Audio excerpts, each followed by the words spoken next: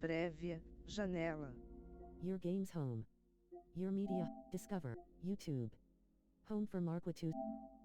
Beleza, galera? Mais um vídeo aqui no canal. Hoje começando assim a etapa, o grande quarto torneio, o quarto torneio da Liga Major.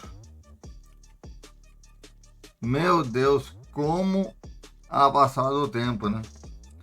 Ontem terminamos o grande torneio do Major Week 3. Incrível! Já estamos já Major Week 4 começando hoje. Lembrando, vamos ter hoje, dia 9. Era ter sido dia 10. Vou explicar para vocês. Dia 7 tivemos um dia. Hoje tivemos a grande final. Hoje, dia 9, começamos para valer a Major Week 4. Então 10 e 11. 9, 10 e 11. A Major Week 4 aqui no canal. E dia 12, Mortal Kombat. Tá bom?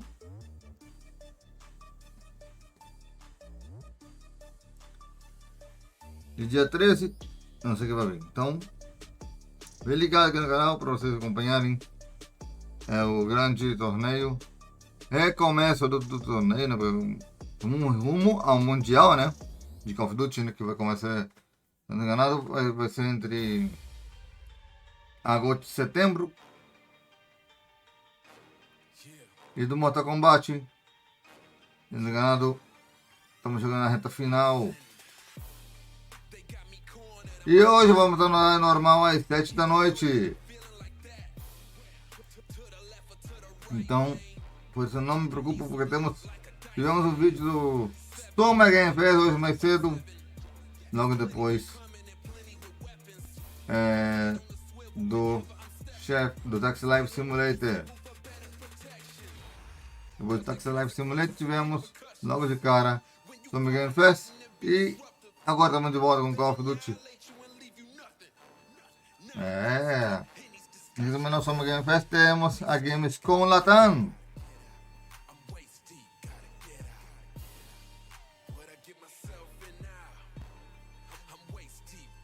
Evo.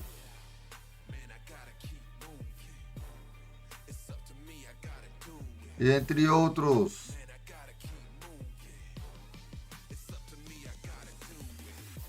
O da Evo dura 11 horas, galera. É o mais complicado de gravar. Claro, dava pensando, o da Warner direto, né? É complicado. Mas vamos falar aqui agora do resto do ano, né? Que falta pouco para terminar o ano, né? É dia... Aqui, ó.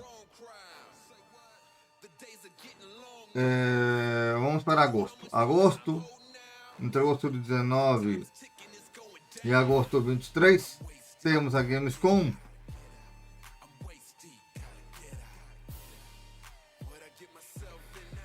E ainda teremos a PAX West entre dia 25 e 30 e 25 e 1 de setembro.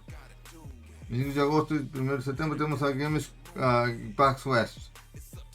Depois da PAX West, temos alguns dias para prepararmos para gravar a Tokyo Game Show. Lembrando, de todos os eventos que eu mencionei, sempre vai haver um Future Game Show, sempre vai ter um evento assim.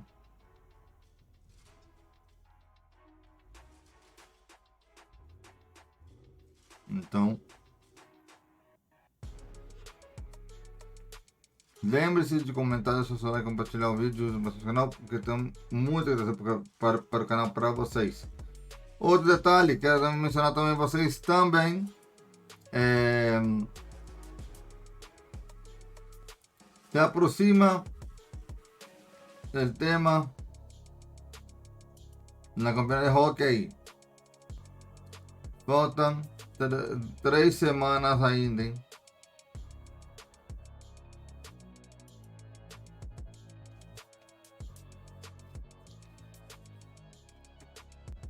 Acompanha a playlist do meu amor Maria Toda Gavelotti.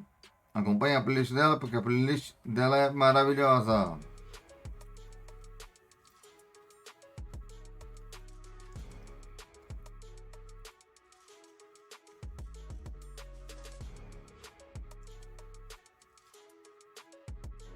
Então, lembrando, temos muitas colaborações, meu amor e eu. Eu vou trazer para vocês essa entrevista que tocamos em dezembro no canal do YouTube, no TikTok. Então, fiquem ligados aqui no canal.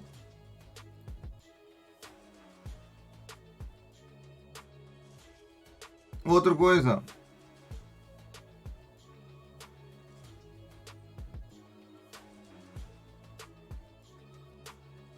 teremos de tudo um pouco aqui também no canal.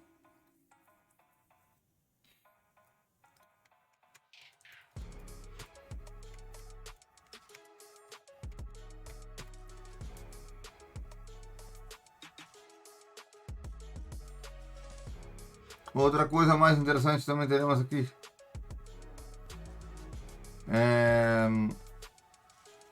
Em Departamento Game Show temos o evento de Halloween em outubro. E depois temos o evento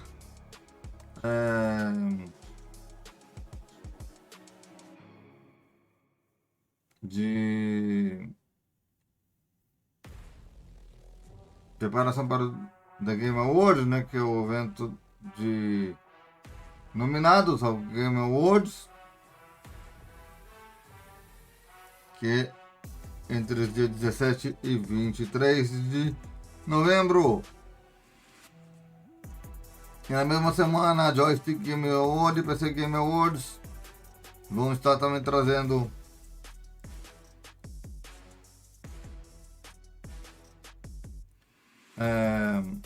também as premiações.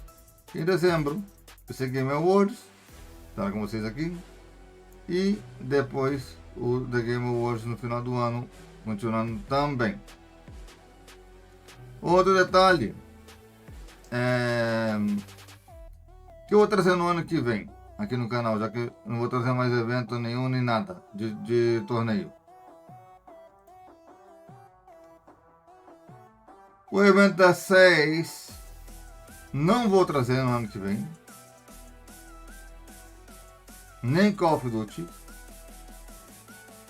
Midweek 1 2027, 2026 não vou trazer, 2027, em dezembro não vou trazer, senão vou ter que começar a fazer a temporada até final de 2027 para 2028, daí vai me relatar, vai me confundir tudo o calendário. Mas terminar a temporada 2025-2026, vamos a trazer para vocês só os eventos de games normais. Como assim? Future Game Show, PlayStation, Microsoft,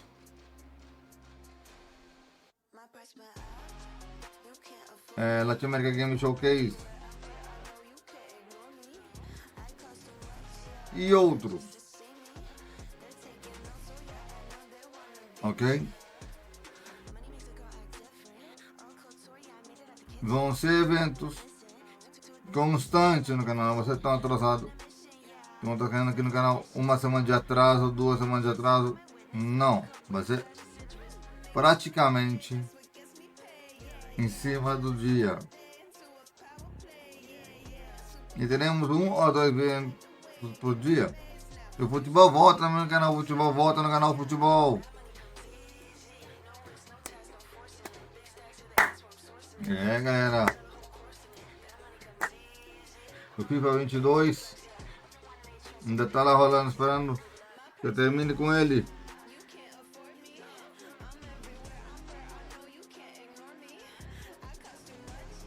E nem comecei o 23 ainda, né? E vou pegar o 24. Na Plus já tenho. Então falta só 25 só para completar. Então, depois eu comprei o UFC 25. Aqui me falta para completar aqui a liga de futebol.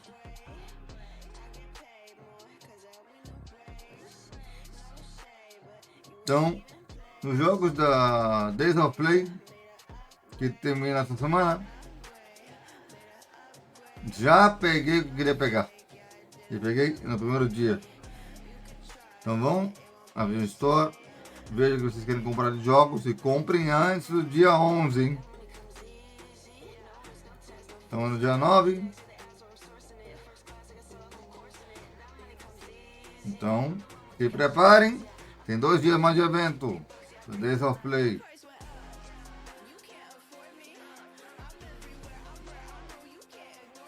E sobre o do Summer Game Pass, não me chamou muita atenção, hein?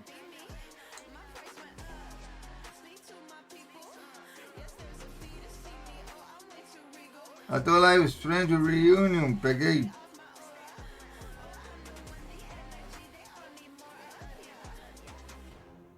Então, vamos ver no que dá, né? Agora em julho, teria que eu vou pegar um ou outro jogo, né? Não todos. Outro detalhe, quero lembrar vocês também que vamos trazer assuntos de games aqui no canal. Notícias de games de volta no canal em breve.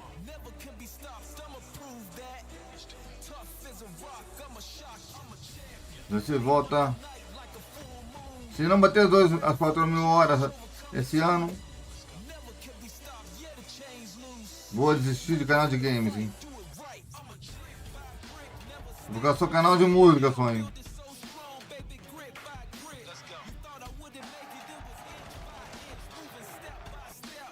Porque games tá caindo para trás, tá caindo na decadência.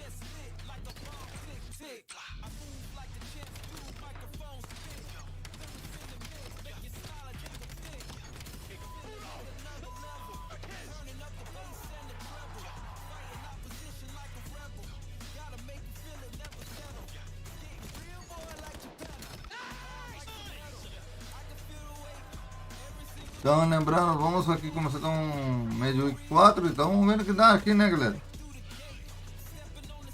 Tem muita coisa para rolar no canal. Aí só vai rolar se bater as 4.000 horas e 50 horas, hein?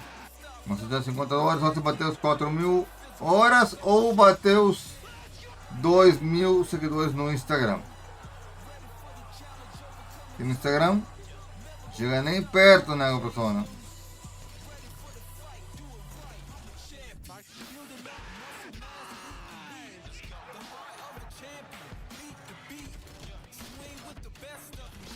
E lembrando a todos vocês, dia 1º de julho, mais merengues também. Dia 23, agora em junho, temos um bônus track.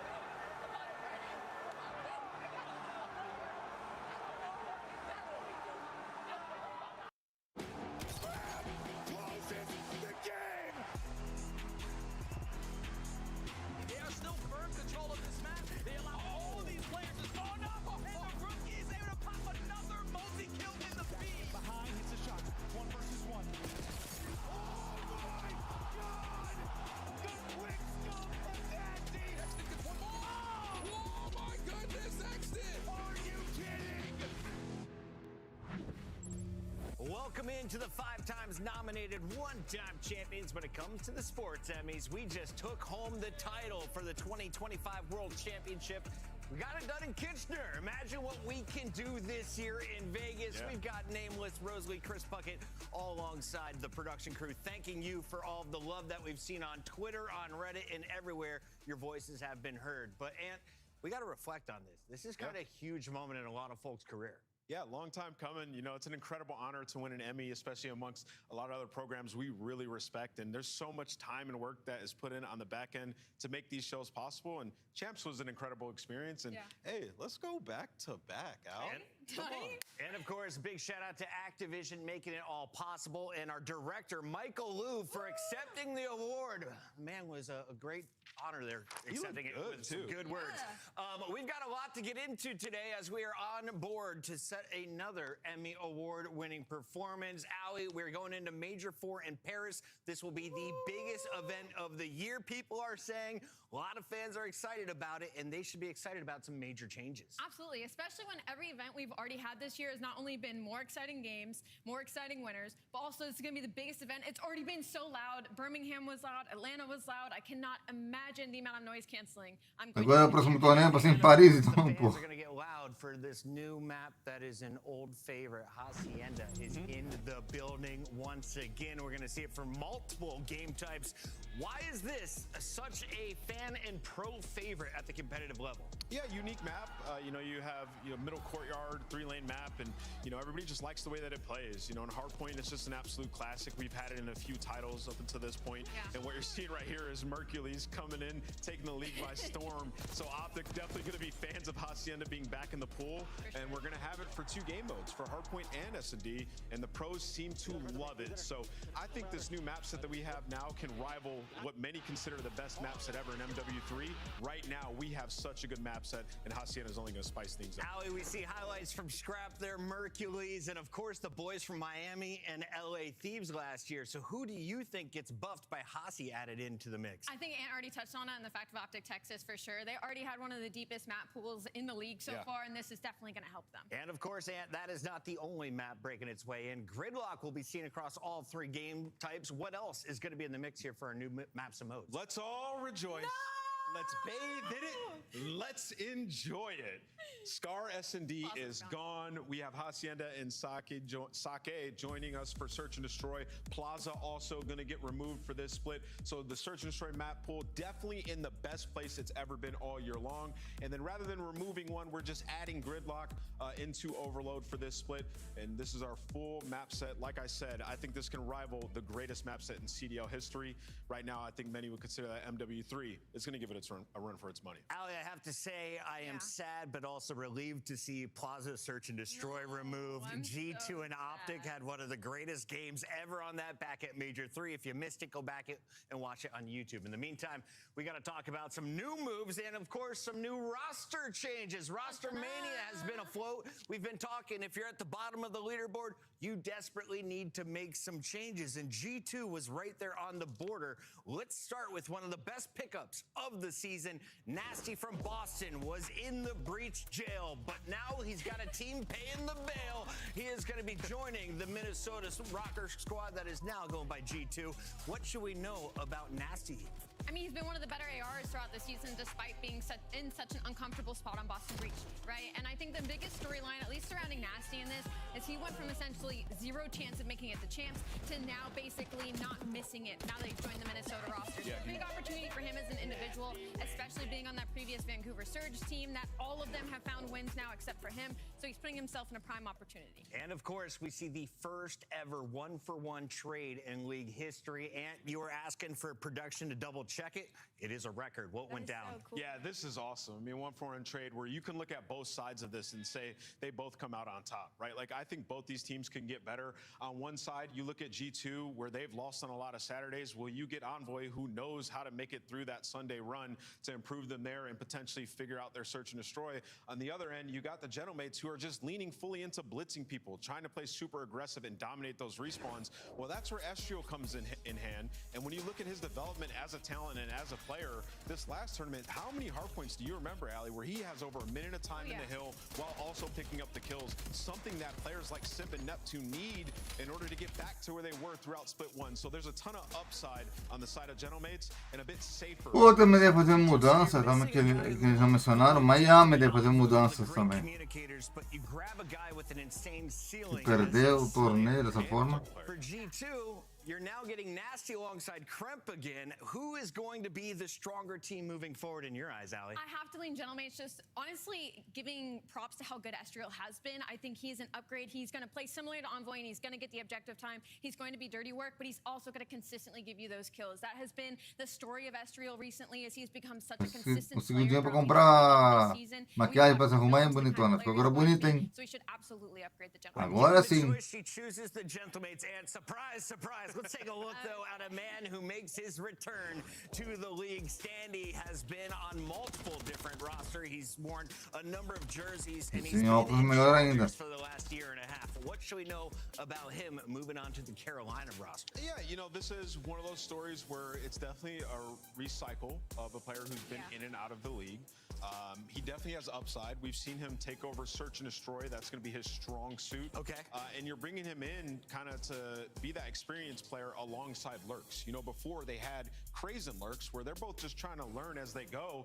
Lurks has developed into this electrifying Slayer, so you want somebody next to him who can help him develop an S&D. That's where Lurks has been struggling the most. So Standy maybe can answer some questions there for them. You're bringing in a vet, a sixth stint into the CDL you saw there, and he has won a major before in the past. On the other side, you got to take a look here at some big pickups. Ali, talk me through the expectations. We've got Standy, of course, going to Carolina, but that means that Craze is no longer in that position. He is going to be playing alongside Mamba in the Surge, right? Yes, so they get to be rejoined, which is kind of like a really happy moment for some of us. They got to play together. They won this tournament together, and so for them, there's already some chemistry there, right? Alongside of Vivid and Mac. The question is kind of just like, what is Surge hoping for right now? And maybe some investment. This is probably one of the best moves they could make at this point, basically guaranteed not to make it to Champs Ant. I 100% agree with you, Ali. These guys had so much success, and we were thinking they would both be candidates for, you know, Rookie of the Year coming into this year. And they were, you know, an amazing duo that won Challengers Champs,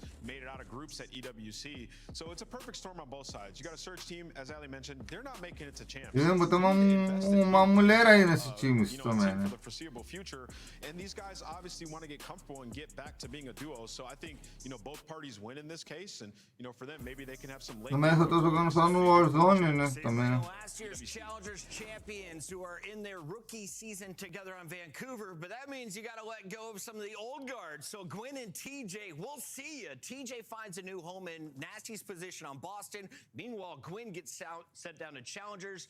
And we've got some changes here for Cloud9. They were at the bottom of the leaderboard. You can't get worse. What are they looking to do here with the new pickup? I mean, they're just trying to find somebody that works, a piece to a puzzle, something to invest in. Okis, we saw his ceiling, and we saw his floor more often than not, so that doesn't surprise me. I think the biggest one on this screen is going to be Gwyn going back down to Challengers. I think with the numbers he was able to put up, the expectations a lot of us put on him, it is a little bit of a shock at this point in the season to see him go back down there. We want to remind you all this schedule was decided before the season kicked off. It is Carolina Royal Ravens versus Toronto Koi. We've got Cloud9 versus G2 and Optic. Your Silver Surfers take on the former Silver Surfers in Vancouver Surge at 6 p.m. Lock in. It's the Major 4 qualifiers at the CDL.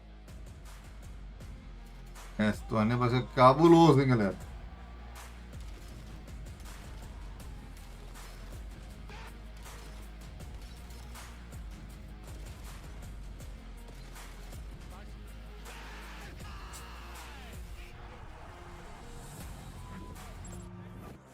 Champs tickets are on sale now. Come see the best teams lock in for this season's grand finale in fabulous Las Vegas. All 4-day passes come with early venue access. Head to phasevegas.com or scan the QR code to get your tickets now. Scuff, official controller of the CDL. Monster Energy, the official energy drink of the CDL.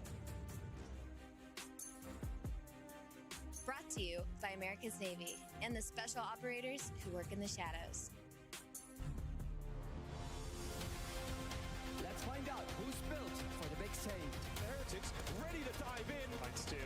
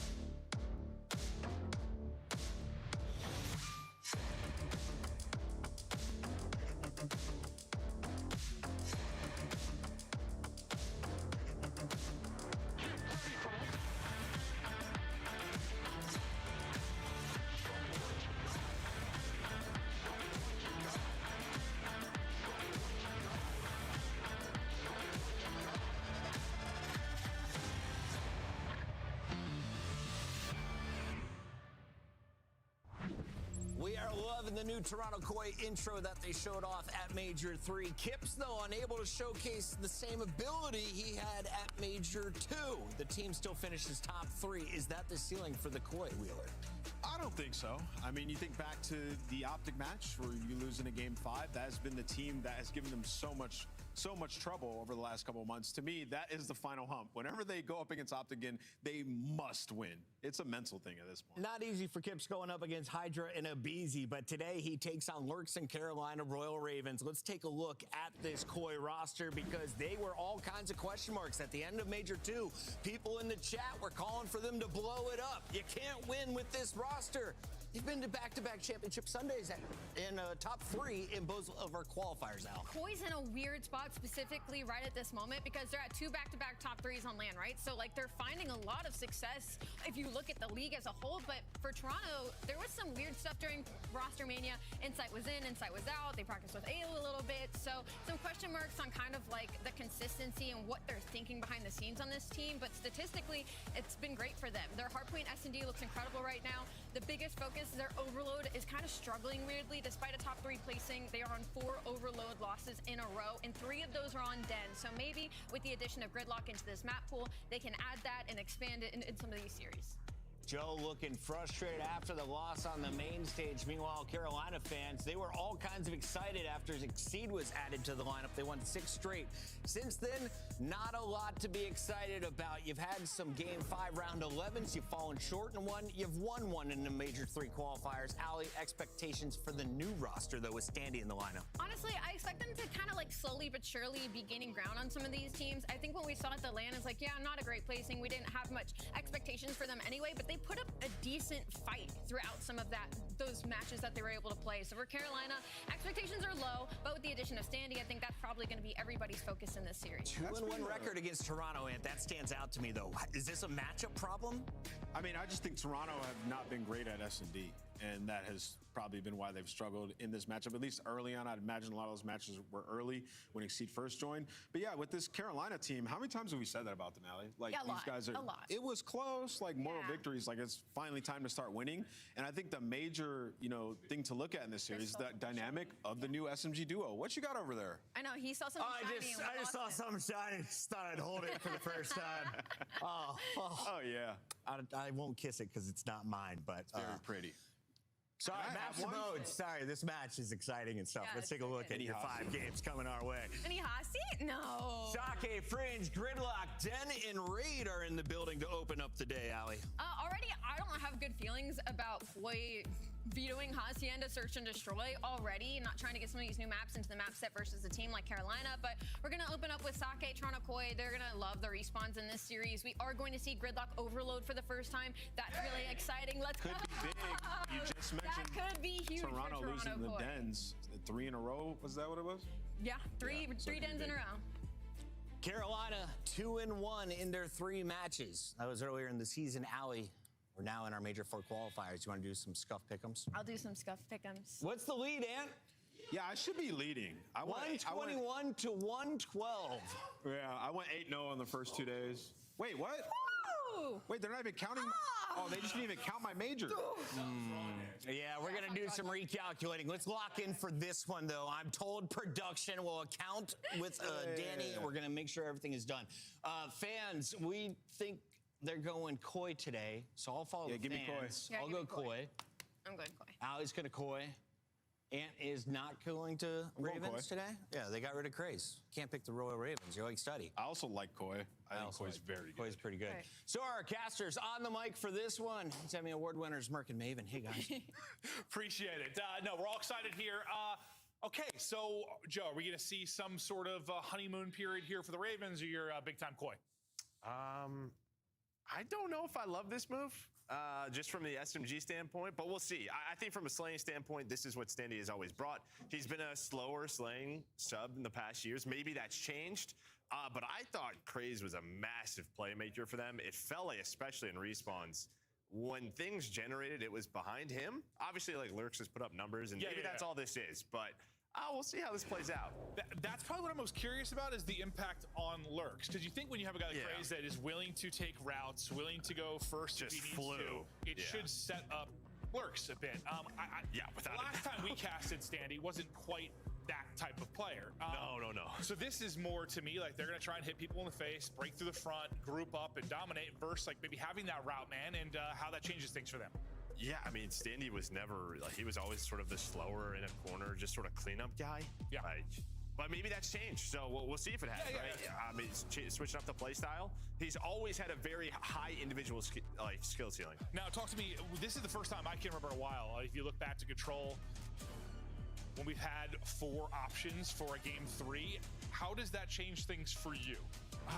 Yeah, I mean, it's always been sort of like tic-tac-toe when it comes to that map number 3. Like, you just never want to really have a bad map because it puts you in a bad spot. Now you can maybe have one bad one, but in terms of the impact, I think you're looking at grand finals, like the best of 7s. The team who gets to pick, you know, those 2 overloads could have a massive advantage. Okay. So for our top teams, you cannot have 2 bad maps. All right.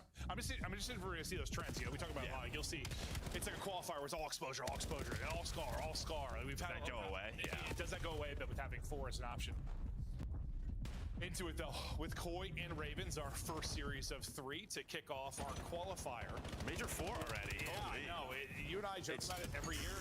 It's like the season starts and we're laughing. Okay, well, Lurks apparently is just fine. Yeah, he's fine. As he dials in a triple, Kid is twisted early on, so he's already into the upcoming hard point. We'll see if he can play his life or win a gunfight. Well, he'll win a gunfight.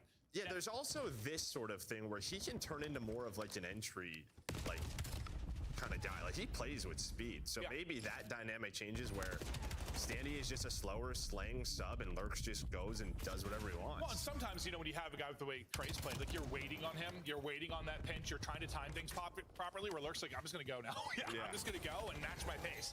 We'll see if that's the case, but into it on 5 straight to start us off, up and over, and it leads to a team kill, but there's literally numbers here as Joe deceives. Well, kills a teammate, but gets 1, and we'll get the hard point and the back spawns now for Koi. With 30 or so remaining, a good chunk of time they can try to get. Yeah, I mean, obviously, this is another interesting one, right? Every qualifier in between roster mania period, Koi's always thrown out there. Obviously, Insight is still on this roster. And you know, the team, the organization is backing him. It just kind of felt like he was just sort of like, all right, I'm done with all this noise. Like, find somebody else. I'm cool with this, whatever. Like, let the boys do what they have to do. But, I mean, listen, that's a couple of championship Sundays in a row. They're hoping to build off of that. And I just think sometimes when you talk about players that are around for a long time, it's a mental battle more than a skill one.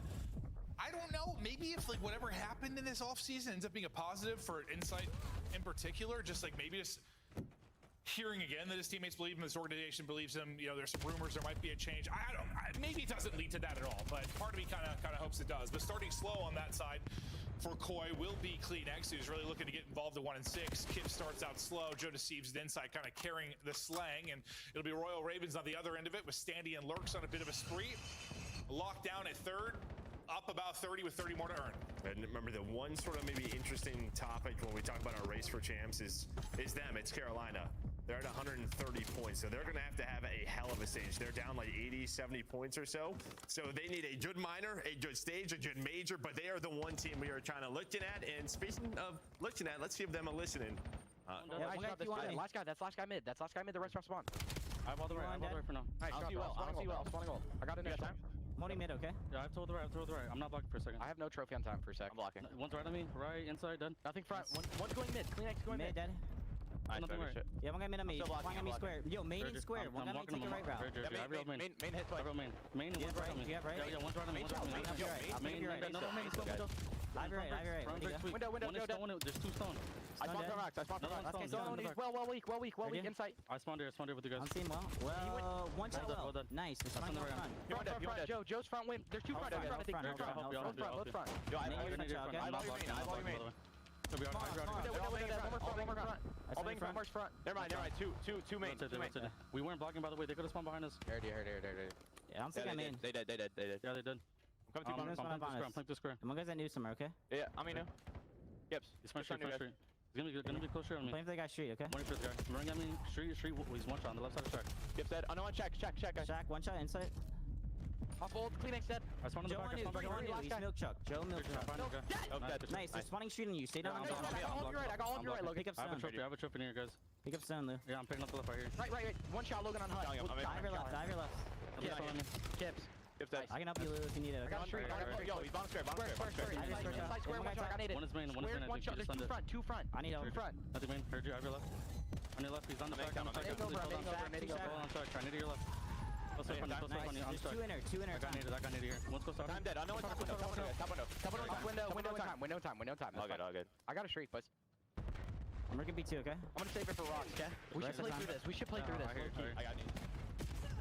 I think one thing we try to key on after a team change is how the comms sound. Solid, yeah? Yeah, I mean, Standy sounds great. I think he's got a bit of a different mic. It sounds the top quality, but you can hear his voice just very calm, cool, collected, and yeah, I mean, a great first set for them. I think they pretty much out-rotated Toronto to every single hill. So Koi, obviously, slaying-wise, you know, Clinic's not having a great map. The other guys, but they didn't win a single rotation, so it just have to be better here.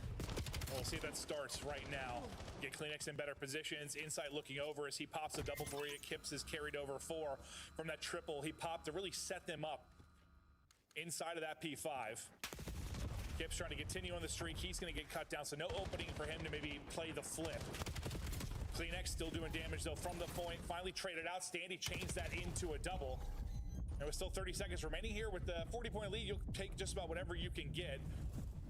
Keep an eye on spawns now, but Joe Deceives kind of in behind enemy lines. They want to worry about the hard point, but also worry about Joe Deceives. It looks like the spawns for Koi, for the most part, still coming in top left, so nobody can bless maybe the spawn near Joe Deceives. He's going to be on an island for now, but everyone racing across P5 to get to him. Yeah, Exceed and Lurks are trying to hunt him down. They're still playing a little bit of hide and go seek, but you pretty much have a 4-on-4 for this P2 rotation.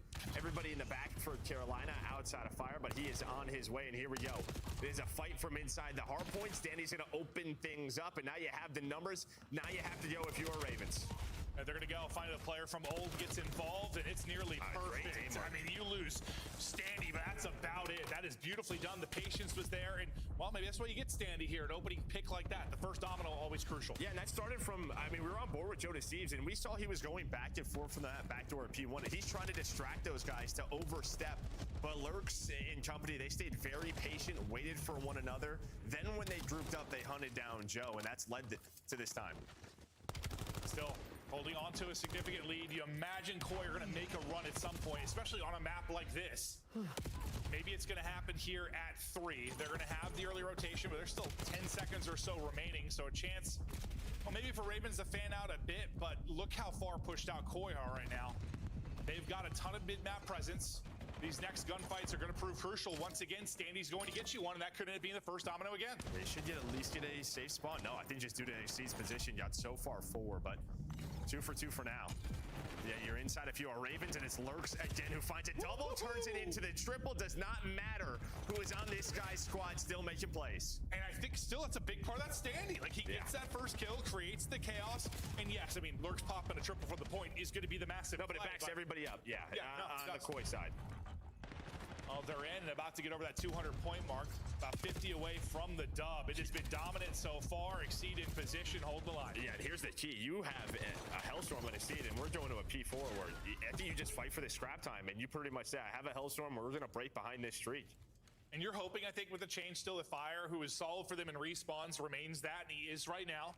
It was with Search, he really struggled. We'll see if Standy can be a difference in Search, because I don't know, I feel like they relied a lot on Craze sometimes to make plays. Yeah, was Exceed's a sniper or him or Craze, kind of opening things out. Yeah, I'm thinking of Den. I feel like he's cast them a lot on Den, but still, just in general, it relied on him to make a play. Streak is in. Everyone tucked away for Koi, trying to avoid it. They're going to have to mount a massive comeback here to bring it back. If it's going to happen, maybe it starts now.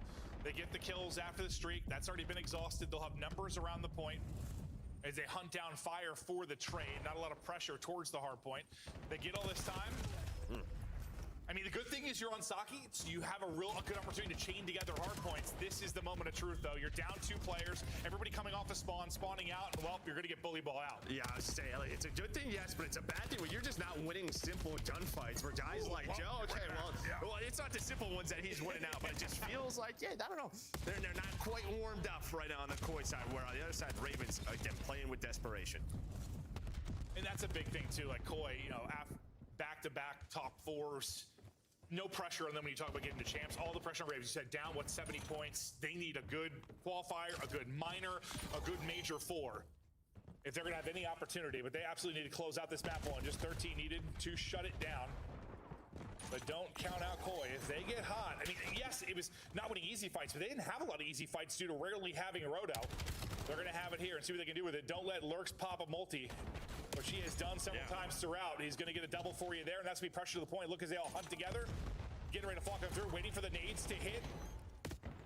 Timing was there, I thought, but maybe a nade does connect or just sets up Kleenex with the shots over the top of Joe Deceives. Well, and I mean, that was your timing. The timing was correct from Carolina, because there were one or two players in insight, and I think Joe coming off a spawn where they thought someone was going all the way around. So there was just one player on the hill. That's when you wanted to go. But everybody gets there. Kleenex now playing his life, and you are still alive if you are Koi. Still alive, just the question is, you go down a little bit too much early on. Not enough time here to close it out for Ravens, but they'll get, what, 5 or 6 seconds off the tail end of that. For Koi, desperation. You got to fight. You got to get towards P1. They win every fight outside of that one. I think Joe Deceives thought he had that, but needed one more bullet to close it out. They're in. They're still battling. Pressure on Ravens now to make a play. Yeah, you gotta wait for each other jumping off a spawn. Standing will get you one to buy some room, but yeah, you're just going one by one right now. And while you're getting picked apart, is when you're a newer team, you just have to wait for each other, especially on a map like this. Well, who's gonna slow things down? It's gonna be Fire, who gets you two. That allows Standy to take the one-on-one, and that should be enough. What a play out of Fire. Yeah, he's the last guy up. Yeah. The fact he walks away with 2 for you there. Excellent. Exceed is fired up. And that's one of those maps, like, you just have to close out. You give up. I mean, you went up as much as 100.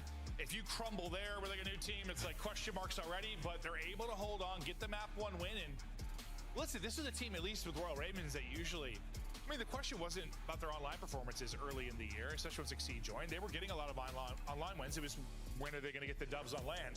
They need to, at the very least, be the online Reapers, because you have to, I mean, go close to perfect throughout this qualifier. You need to have an insane minor 2. But this would be one of your toughest matches over this stretch. That'd be an amazing win if they could walk away with it. Yeah, we have to look at like their exact schedule. But Lurks puts up a 30 bomb. You get a solid performance out of Fire. Standy Exceed a ton of time to earn that Hellstorm. It was just a solid team effort. But I think you just look at the first set, the first 4 hills. I think they won every single rotation. I'm trying to remember, dude. I just saw this in the schedule thing yesterday. I swear to God, they were either at the top or the bottom. I mean, no, it was like they were either the hardest or the easiest. I can't remember. I just looked at it yesterday, but we'll look through some of the highlights now as we get ready. Koi maybe came alive a little too slow, or just a little bit of a honeymoon period here for Ravens, but you liked what you heard from Standy's comms. In a couple situations where they weren't ahead on Roto, which they were more often than not, Standy got some big picks, just found 1 kill that put him into a place for success where they would have numbers, and Lurk still, well, doing his thing. Yeah, doing his thing. And yeah, it was just sort of a question around the sub duo. That's what we're gonna lock in on, and this is a map that played well for them. But yeah, you should just sort of see Lurks taking space, taking those routes, being quick, and then Standy finding openings just right from the get-go. But yeah, just solid team effort, I think, they're out of Carolina. Yeah, it's a tough SMG test. If you just look back, listen, I know Kleenex has had different roles this year. He hasn't always been. Well, his Sunday was insane. Yes, no, this past major, Tobias was back on his bullshit. Like, he was absolutely frying. I mean, they are an exposure overload fiesta away from being in the final. Yeah, right? They probably should have won that versus Alti, but that might have been the craziest map. Yeah, the map of the tournament. That was a wild one. Fact is, though, Ravens close it out. Ends up being what, like a 70-point victory. They got out to an early lead. Exceed was fired up. We liked what we heard in the listen-in as well. And it was just a slow start for several Koi players, but you can put a lot, as you said, it might not be guns hot. It's just when you're not winning rotation, yeah, it's just a lot of difficult gunfights. Yeah, I mean, listen, I was a vet after a tournament for a long time. Like, dude, sometimes you just need to get your ass kicked a bit. Map number 1, just kind of get you locked back in. Yeah. I'm not making excuses for them, but listen, we're all humans. It happens. So I'll give them a map. We'll see what happens in map number 2. And listen, we don't know. Top 3 might not be their highest ceiling. It kind of feels like it could be, just with how tough. Yeah, I think the only reason we're saying maybe it's not is because they went to 5 with Optic this time, but with the way Thieves are looking, Faves have made to every Sunday. Optic, obviously, like, 3rd might be just good for them this year. And I don't mean that as like a negative. It's just there's a lot of It's hard to win. It's hard to win. Well, yeah. As Optic have learned very much this year. Yeah. It is very, very difficult to win in this league, and we'll see. Maybe Koi will sneak one away, but they're going to have to first win this series. Down 0-1, they'll try to bring it back to the search and destroy. I think for S&D, for us mostly, I kind of want to see what it looks like for this Ravens team. Because when Fire came in, I mean, I remember we cast like the first 3 searches for him. Did not be comfortable. He Was might have not had 2 or comfortable. 3 kills combined, and obviously that improved, but still the search wasn't their best mode by any stretch. We'll see what Standy does for them here. Yeah, I just think when you look at sort of Carolina on the year, there were like 2 search and destroy in particular. There were like 2 talking points. There was Exceed Sniper and then like Craze running through smokes. Yeah, like, getting first bloods for Yeah, so just as a team, production has to go up. Yeah. And we'll see if that starts. And, you know, with the team change, it's probably going to be a work in progress in the search and destroy. Hardpoint will click a little bit quicker, more than likely. And while it did at least in that map 1. The boys in purple now try to talk things through and bounce back. It's a match, obviously, everyone thinks they're going to win, one that they should win. But, you know, I said I hope whatever happened in their little... Yeah, I mean... In those couple weeks leading into this with a potential, maybe they were going to change, maybe they weren't. From a camera, I don't know if the flu's in the room. It could be, but if you look at these 4 cameras, I think they had a long week. Yeah. I'm being serious. We're taking a look. It is not the vibey Koi crew that we know. Yeah, that could be down. Yeah, so maybe, who knows? Flu. Someone could be sick, or it could be with like the team change and stuff. The rumors. If that. Now I'm seeing a smirk, but that shot of like them for that time was just like. Well, maybe it's like we just lost a map to these guys. What are we doing? But a stat for the most plants, Joe Deceives. He's got you the most. We'll see if he can take advantage here and how they're going to do in the post plant. You know, part of me is sad Plaza's gone. Plaza was horrendous. It was awful. But I think just that one cast we had, the one night, Bravo stream on Saturday at the Major was one of the funniest maps I've ever cast. Optic G2? Yeah, Optic G2. Was it Friday night? Was it Friday night or Saturday night? Friday night? Well, whatever. One of those nights. Yeah. Some of the most fun I've had casting. So part of me will miss it, Joe. But it was not good. That map will live in infamy? Yeah, well, especially that one in particular. We'll download that one, make sure we keep it. No, that one was special. But I'm very happy to have Hacienda back. Yeah, no, Hasi is just a solid all-around map. We'll see in 2 out of our 3 game modes. Ravens, you see their S&D ranks in stage 3, and yeah, I mean, that was the one thing you saw in the respawns. Like Fire had immediate impact. You just didn't see it in Search and Destroy. So we'll see if he got a little bit more comfortable. This was one of the first maps we casted when he came into. I think he ended up with like 1. He could not get anything going. See if the change here with Standy is going to provide it. Yeah, I mean, last stage for Carolina, you were 9-7 in hardpoint, but then you were just awful in 2-3-5. So like you were competitive in maps 1 and 4, but it was the others that you struggled. And there was a stretch, you know, I think pre-fire where their overload was really, really solid. Need to get back to that at least. Like, you can't just be good at hardpoint. Like, you can be a weakish search team, sure, if the other respawns are good, but not just one. Exceed. We'll find you the blood with the pick. Joe Deceives, the plant master.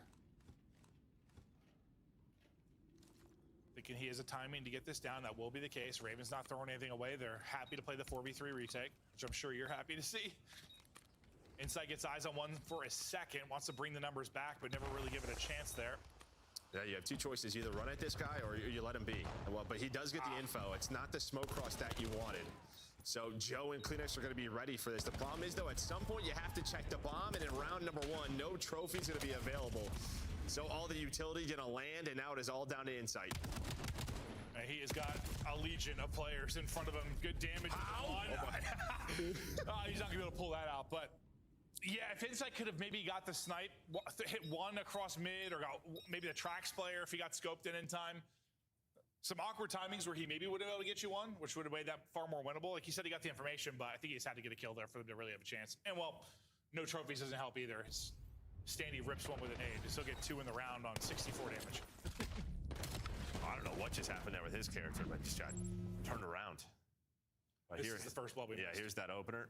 Oh, well, that's the slowest peak I've ever seen. And well, I guess you're just hoping a sniper's not holding that angle. He was. Then the circus at the tail end of it. All right, so good for Ravens. Good job playing behind the first blood. Now we're going to look at what they're going to show us here offensively. All right. Exceed gets you a blood again. Well, he's making it easy for him early on. Yeah, that's it. No big tests for this squad to start.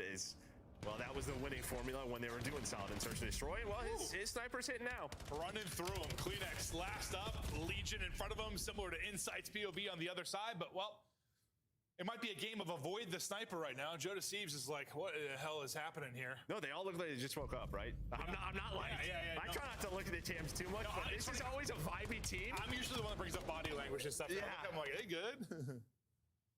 Normally a very vibey team, but again, maybe, I don't know, flu's in the building. They fed him like some bad turkey or tuna salad. Yeah, they're just steaks. Just coming out of both holes.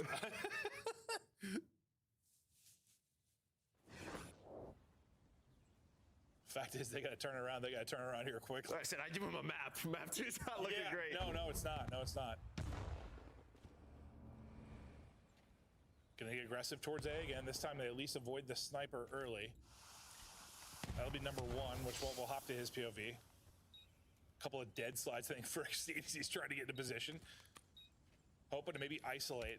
Insight on one side of this. That's an elbow that's a little bit too large. Another first blood for Exceed. 4-0, 3 are first bloods. This guy's getting whatever he wants on the map. The first time you're able to bring it back in numbers that at least even it up for Koi. And Insight, he goes all the way through tracks. I don't know if they saw him. They did not. So Standy was starting to track back. So now with 2 versus 2, 18 seconds, you have to go if you're Ravens. And well, you are just so split up.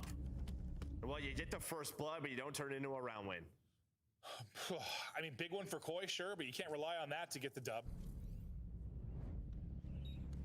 They're going to need to get some kills early. Kleenex got the big one to bring it back into a 3 versus 3, and then Insight with the final 2. Yeah, they're just buying so much time just inside. It's obviously a tough retake inside of A, but they're playing for it. And they just couldn't track Insight. It looked like, yeah, they were looking for him on the flank, but he went into the tracks, and his teammates locked it down. Good route, pays off. And despite how lopsided this search has felt. It's 2-1. Yeah, it's just 2-1. I think it's just you had, what, like 2 kills through the first 2. Like, it did not bode well. Fires angle, because looked like some defensive pressure. I mean, there was over towards A, but they're not going to push their luck too much further. Exceed just holding the window peak for now. Checking top arm for maybe an angle there as well.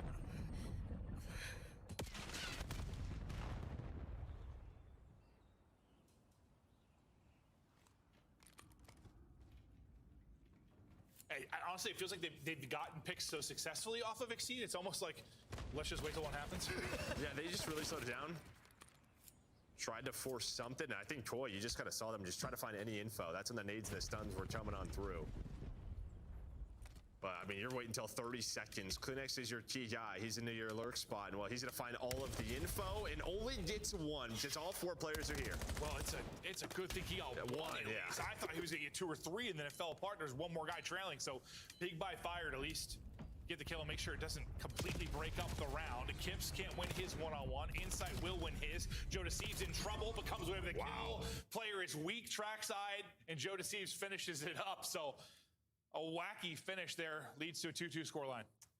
Well, you just waited till the last second, and at some point, someone has to get on that bomb, and the timing was right for Koi when they go to check that. But all the info gained by Kleenex, and yeah, very close.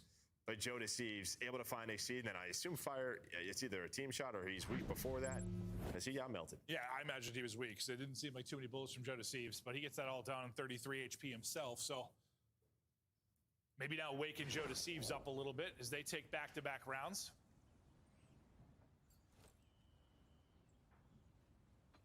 And yeah, no, that literally felt like, let's wait for a seed to get a pick, and he didn't. And yeah, by the time they're going, there's 30 seconds remaining. We'll see if anything changes up. That's how I'd do if I was Koi. Then, all right, just literally don't give it to him. Finally, a first blood coming through for Koi. Kips the kill onto Fire. Lurks melted immediately after that. And, well, strong arm your way on to B. Yeah, I mean, Lurks was lurching, but, I mean, you're just going to check that corner. You throw the shoulder, the Omni movement, and Joe Deceives is going to find you. But that was kind of your one playmaker. Over towards the B site was Lurks. Now it's down to Exceed, and yeah, so much work to do. Oh. Kleenex clotheslines him, doesn't even give him a chance to maybe hit the flick. Stun will connect, so Standy's position given up, and they'll hunt him down. Clean and clinical there out of Koi. And this is a problem. When Exceed Sniper is hitting, he's finding the first bloods, search looks great. When it starts to disappear a little bit, teams play away from it. They just try to spot him, go to other bomb sites. This is what it looks like. Well, I think we've seen the Koi adjustments to deal with the sniper. What do you try to adjust? Just can't have sniper out every round. Try to mix up the beats a little bit. Try to mix it up. Move him around if that's what you want to play off of. It's tough when you have a ton of success behind it, but again, new team. So it's going to take time to adjust if you are Carolina. Just all getting on that same page again.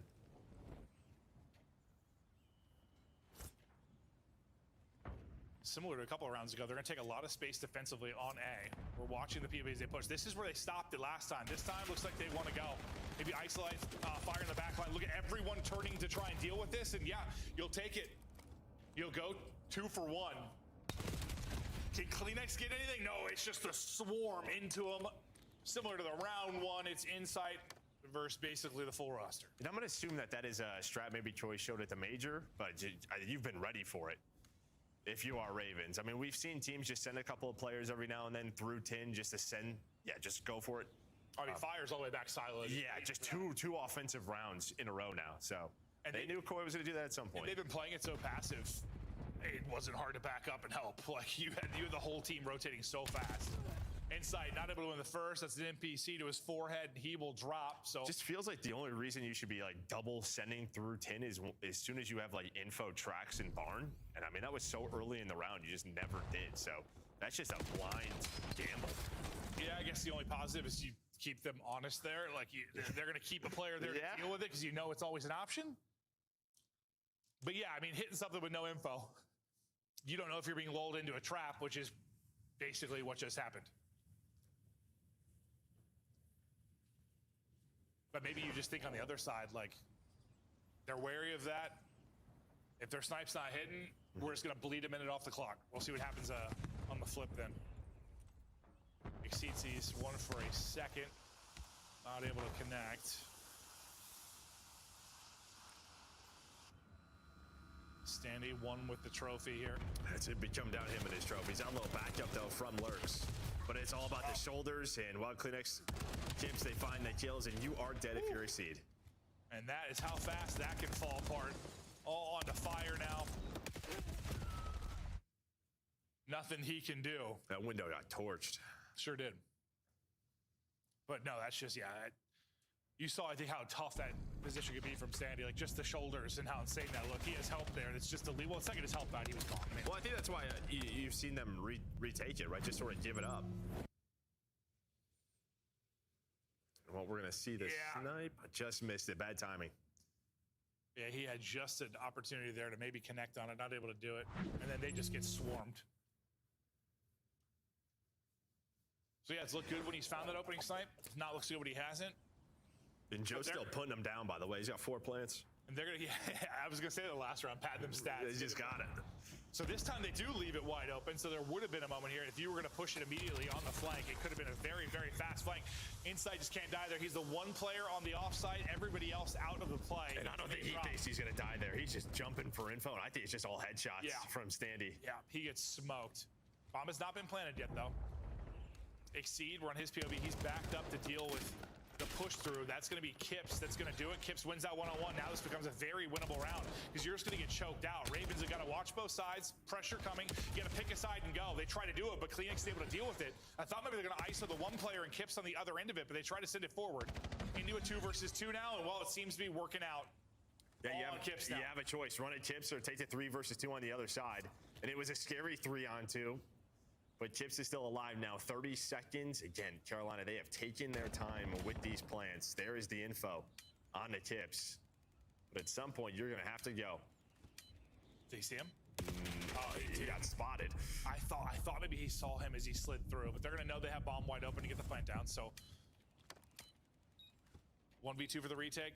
Plant gets away clean. Kips can't quite find the timing he's going to hope for. Tries to hit a little cheeky pre-fire, but nobody home. He's got to rip somebody.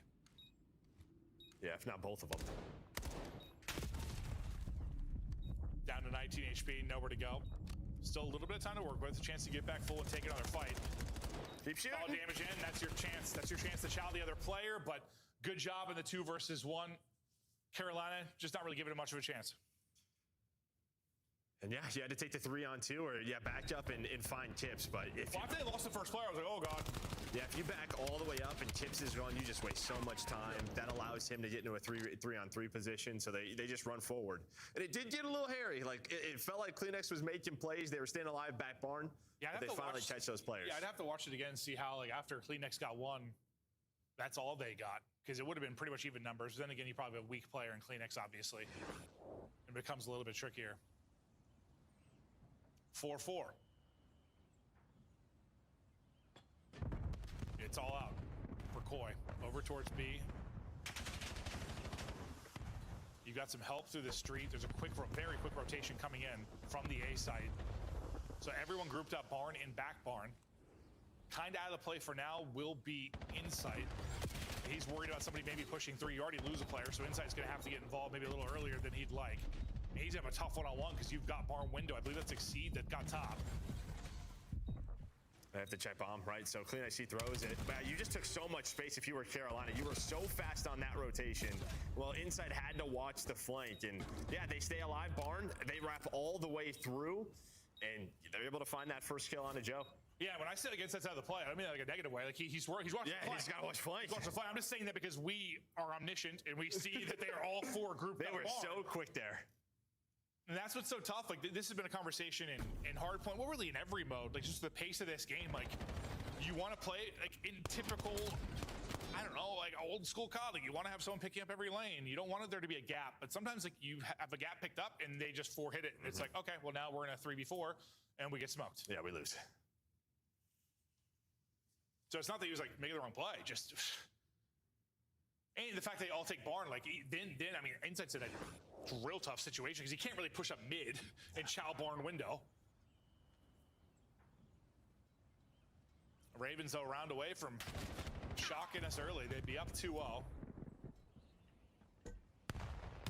It's so funny. Like, you have 5 plants for Joe Deceives. You got 1 plant on the other side. Get it done through the kills.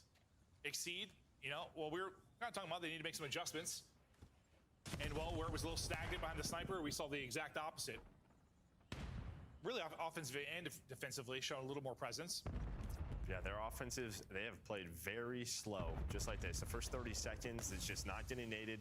We'll see if Exceed can find anything. If not, see if we can find someone overstepping it. Now it is go time with 40 seconds to plant. Yeah, it's like just play. Don't get picked. Don't scam. Play for info. Win a 1-on-1. Or just take down 2. Thinks he has to reload. Gets back up. We're going to lose his teammate, though. Good damage in. They'll slide out Chow. Now it's going to be all on Inside. He's going to be dropped. Ravens take it 6-4. And, well, all right. Liking what we're seeing out of this new squad. Fire looks improved in Search and Destroy. Standy's making some plays for you. Exceed Snipe is still hitting, and they're up 2-0. Yeah, I mean, honestly, just a solid game plan, I think, from Carolina. The way they played that, they were all on the same page. I mean, you started to make a bit of a comeback if you were Koi after Exceed slowed down, but then you started to group up. You see Exceed there with 4 first bloods. A lot of those were early. A lot of first deaths on the side of Koi. He had like 4 straight or 33 straight to start it off. Yeah, just nice adjustments, being on the same page. Offensively, very sort of just slow, patient, and it has worked out so far. I feel like they've done their homework a little bit this particular matchup as well. And listen, there is part of this to say, I'm not saying you should ever take like online matches and CDL points lightly, but yes, you are coming off a 3rd place finish for Koi, and this is a team in Ravens that is fighting for their lives. I mean, we talk about the players kind of fighting for their lives in this league, fighting for maybe a chance in the top 8 at champs. They certainly have more to play for, and just the human nature of it. Like they're coming out and they're on fire. Yeah, they're on fire, and yeah, just not sure what's going on the Koi camp. Yeah, we'll see if. Who knows? You didn't love the body language. No, I did not. Did not look good. Koi in trouble here early, down 0-2. We'll be back after a quick break.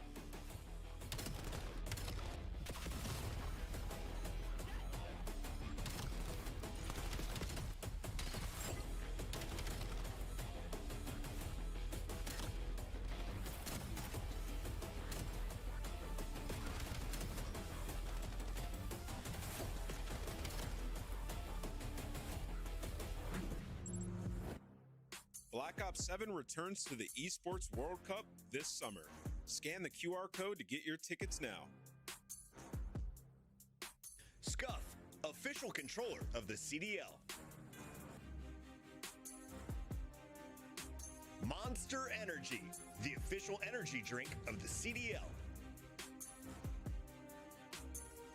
Brought to you by America's Navy and the special operators who work in the shadows.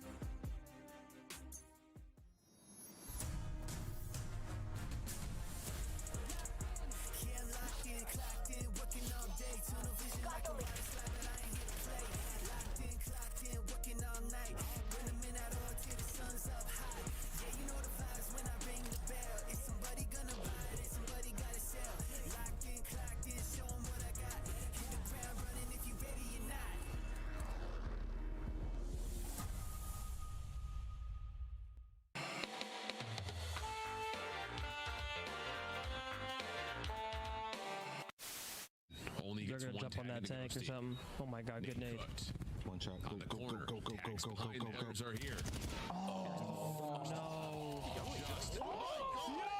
Oh my god, you gotta go forward. You gotta go forward quick. 18 seconds. Wall bounced up and killed him. Ghosty. Oh my god.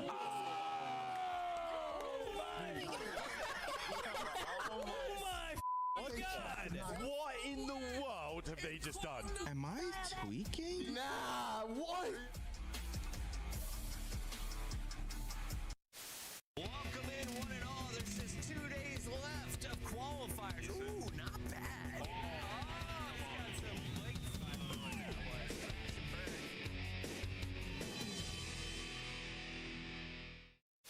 Leave him on the right somewhere for sure. He's car minus. Back right, back right. Office, and outer, last guy, last guy. Bomb, one shot. Yeah, my bad, bro. He's absolutely on me. He's running. He's running. I feel like I, Chris. I grabbed him. Yeah, you took me again, bro. He's weak to an 8 though. I don't see the gun. He's outer tower. What's the top light? Slide. Nero dead. Astro this time. No. Yeah, What the hell? Let go of me. It's gonna be a play over towards tunnel. I don't mind this. This is a good play. Making the play. Phaser all just made the play. Long range shots are good for Zip. FaZe is gonna lose. FaZe has lost. Back to the grab. Brother, that was catastrophic. That is unacceptable. Brother. That one is bad. Wow. That is as bad as it gets. It does not get worse. You were up 5-2 versus Neptune 1v3s and then 1v2s. Hello, everybody. Welcome back. All right, so while we get into this, we're waiting for the next map to start. We're taking a look at the overall standings. We've been talking a lot about where Carolina are, the fact they're trying to get to the top 8, get a chance for champs. So, Joe, with the 3 teams at 200, you've got G2 after the team change, Heretics, and Falcons. If Ravens are going to hop someone, where do you think it would come from? And maybe you don't think they're going to, but like if you had to pick somebody. If I had to pick one, just we haven't seen the new G2 team? Yeah, that'd probably be, I think they're going to be good, but like that would probably be the safest answer. Like, yeah, maybe the change doesn't work out. Falcons just felt like that last major finally got it going. Yeah. Heretics, like, maybe is the one team trending in the downward direction over the last couple majors, but I just feel like they're a good enough team. They're good enough to like place top 6. Yeah, they'll go 3-2 in a qualifier or something. Yes, you would think so. So but it's a tough one. Maybe just put on the team change. Well, if you're Carolina, you're hoping that team change just does not pan out. I'm not convinced. I'm not convinced G2 won't end up being better than Paris after the change. I think that they could end up good. We'll see. Yeah, we'll see. Yeah, that's a bigger conversation. Yeah. No, it is. But I think we both agree it's gonna be hard for Carolina. It is. We were talking about this. Like normally there's a fight. It's just our league is like an 8-team league now. Yeah. It is, which is a good thing, but not for sort of the story of this. No, yeah. It's gonna be difficult. Great. It's deep. I feel like not anybody has a chance to beat anybody, but at least amongst the top 8, it kind of feels like you can have like an upset just about anywhere. This is how our match sits after 2. If you joined us a little bit late, probably not what you expected. Fans picked Koi. Our whole desk picked Koi. We picked Koi. I mean, hard not to. I think Joe and I had questions after. We don't know the exact details of what went on in the Koi camp. I also just didn't. I don't know. I feel like they've had so many of these where it's just like, yeah, whatever. Yeah, it's like whatever. But maybe this one is just a little bit different. Yeah. Than ones in the past. And maybe in this map, or if we go 4, we can get a listen in with them and hear how the comms sound. I'm kind of curious if they. Well, it's just tough with them. Their comms always kind of chill, but. Well, Joe Deceives, who has the ability to go nuclear at any moment, hasn't really had that impact yet. A couple of gross plays, but this is a matchup where you think he'd be able to dissect this team in the respawns. And our first look at Gridlock.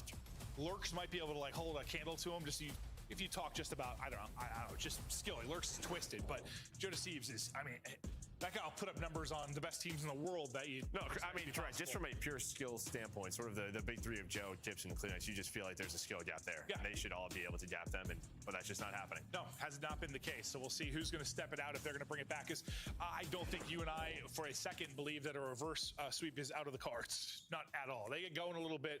There's a team that just got third place. No reason they can't bring this back. Yeah. You're still hung up on what you saw in the body language. I am. It's just. It's funny because you're not usually that big on it, but yeah, they did look. It's just these guys. Like I feel like every time we look at the cams with like Joe, he's always jiggling. Even Tip, since he's joined this team, like there's always just chatter.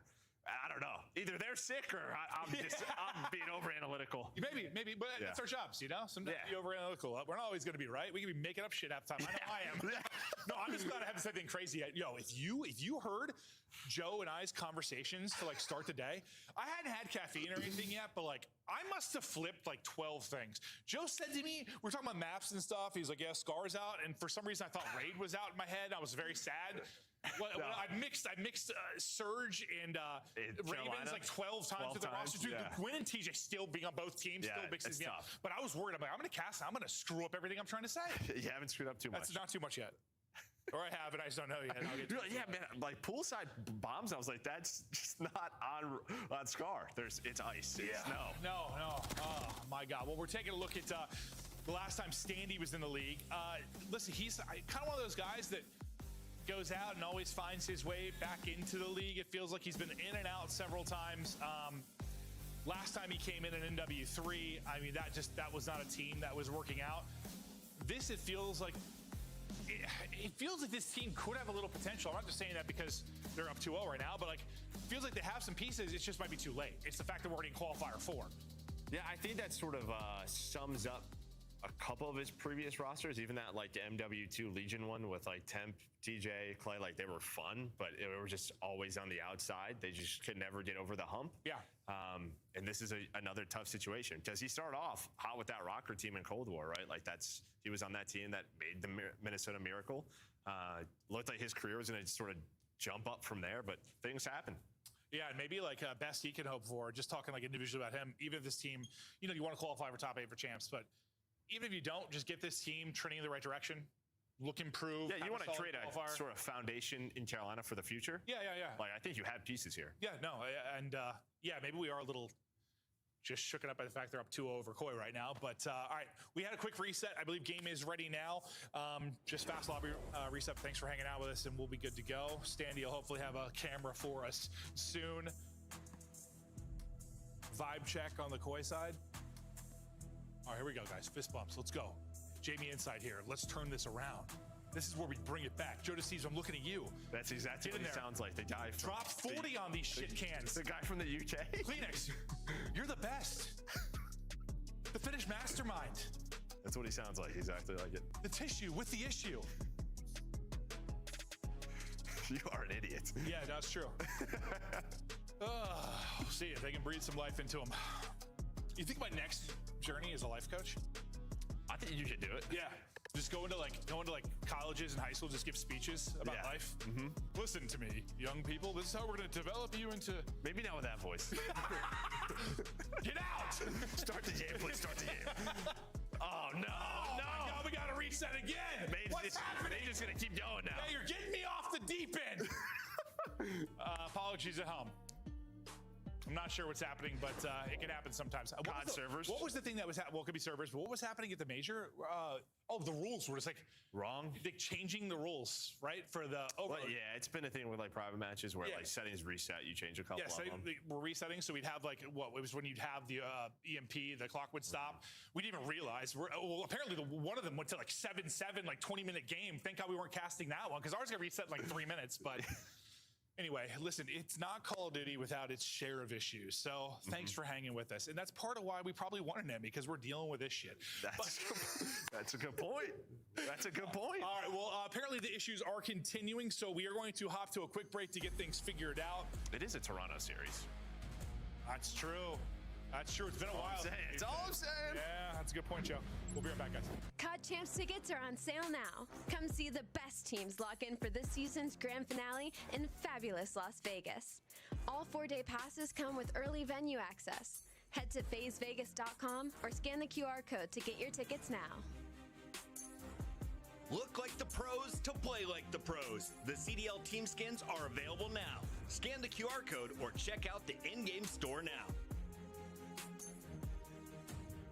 Scuff, official controller of the CDL.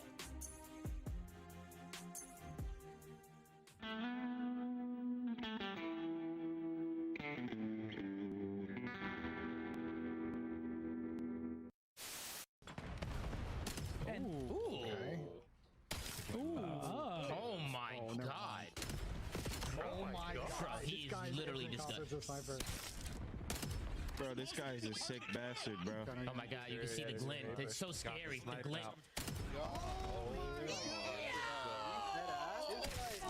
what are they doing? What do they keep telling it? In honor of our Father's Day, we're going to have a friendly competition amongst the dads on this show. How many dad jokes can we fit in? Well, I have the opportunity to go first. So, Allie, let's take the lead right now. Why can't bikes stand up on their own? Why? Because they're too tired. Got her! All right, let's keep this moving, Nameless, because we got a lot to talk about starting here with the standings. Can't win it on the point. Scrap and the boys get it done. Back on the fucking desk, play. Back on the fucking desk. You're dog kid. What do they have to give yourself a fighting chance here in the series? Real. Ruthless aggression. Another upstairs. Can't get it. It's Kremp with 2. It's now down to Lucky. And will he be that in this 1v2 situation? Here they come. Finds the first. Oh my God! Lucky! Dios mio, how has he done that? Where's this? On the top. He's got to be backside. Dead. Maybe backside side. Try side. Nice! Come on! Get up! Hey, we got Warwick challenge, bro. You go. Let's go. Holy shit. Oh, he's got a clutch up there. Boys. My fault.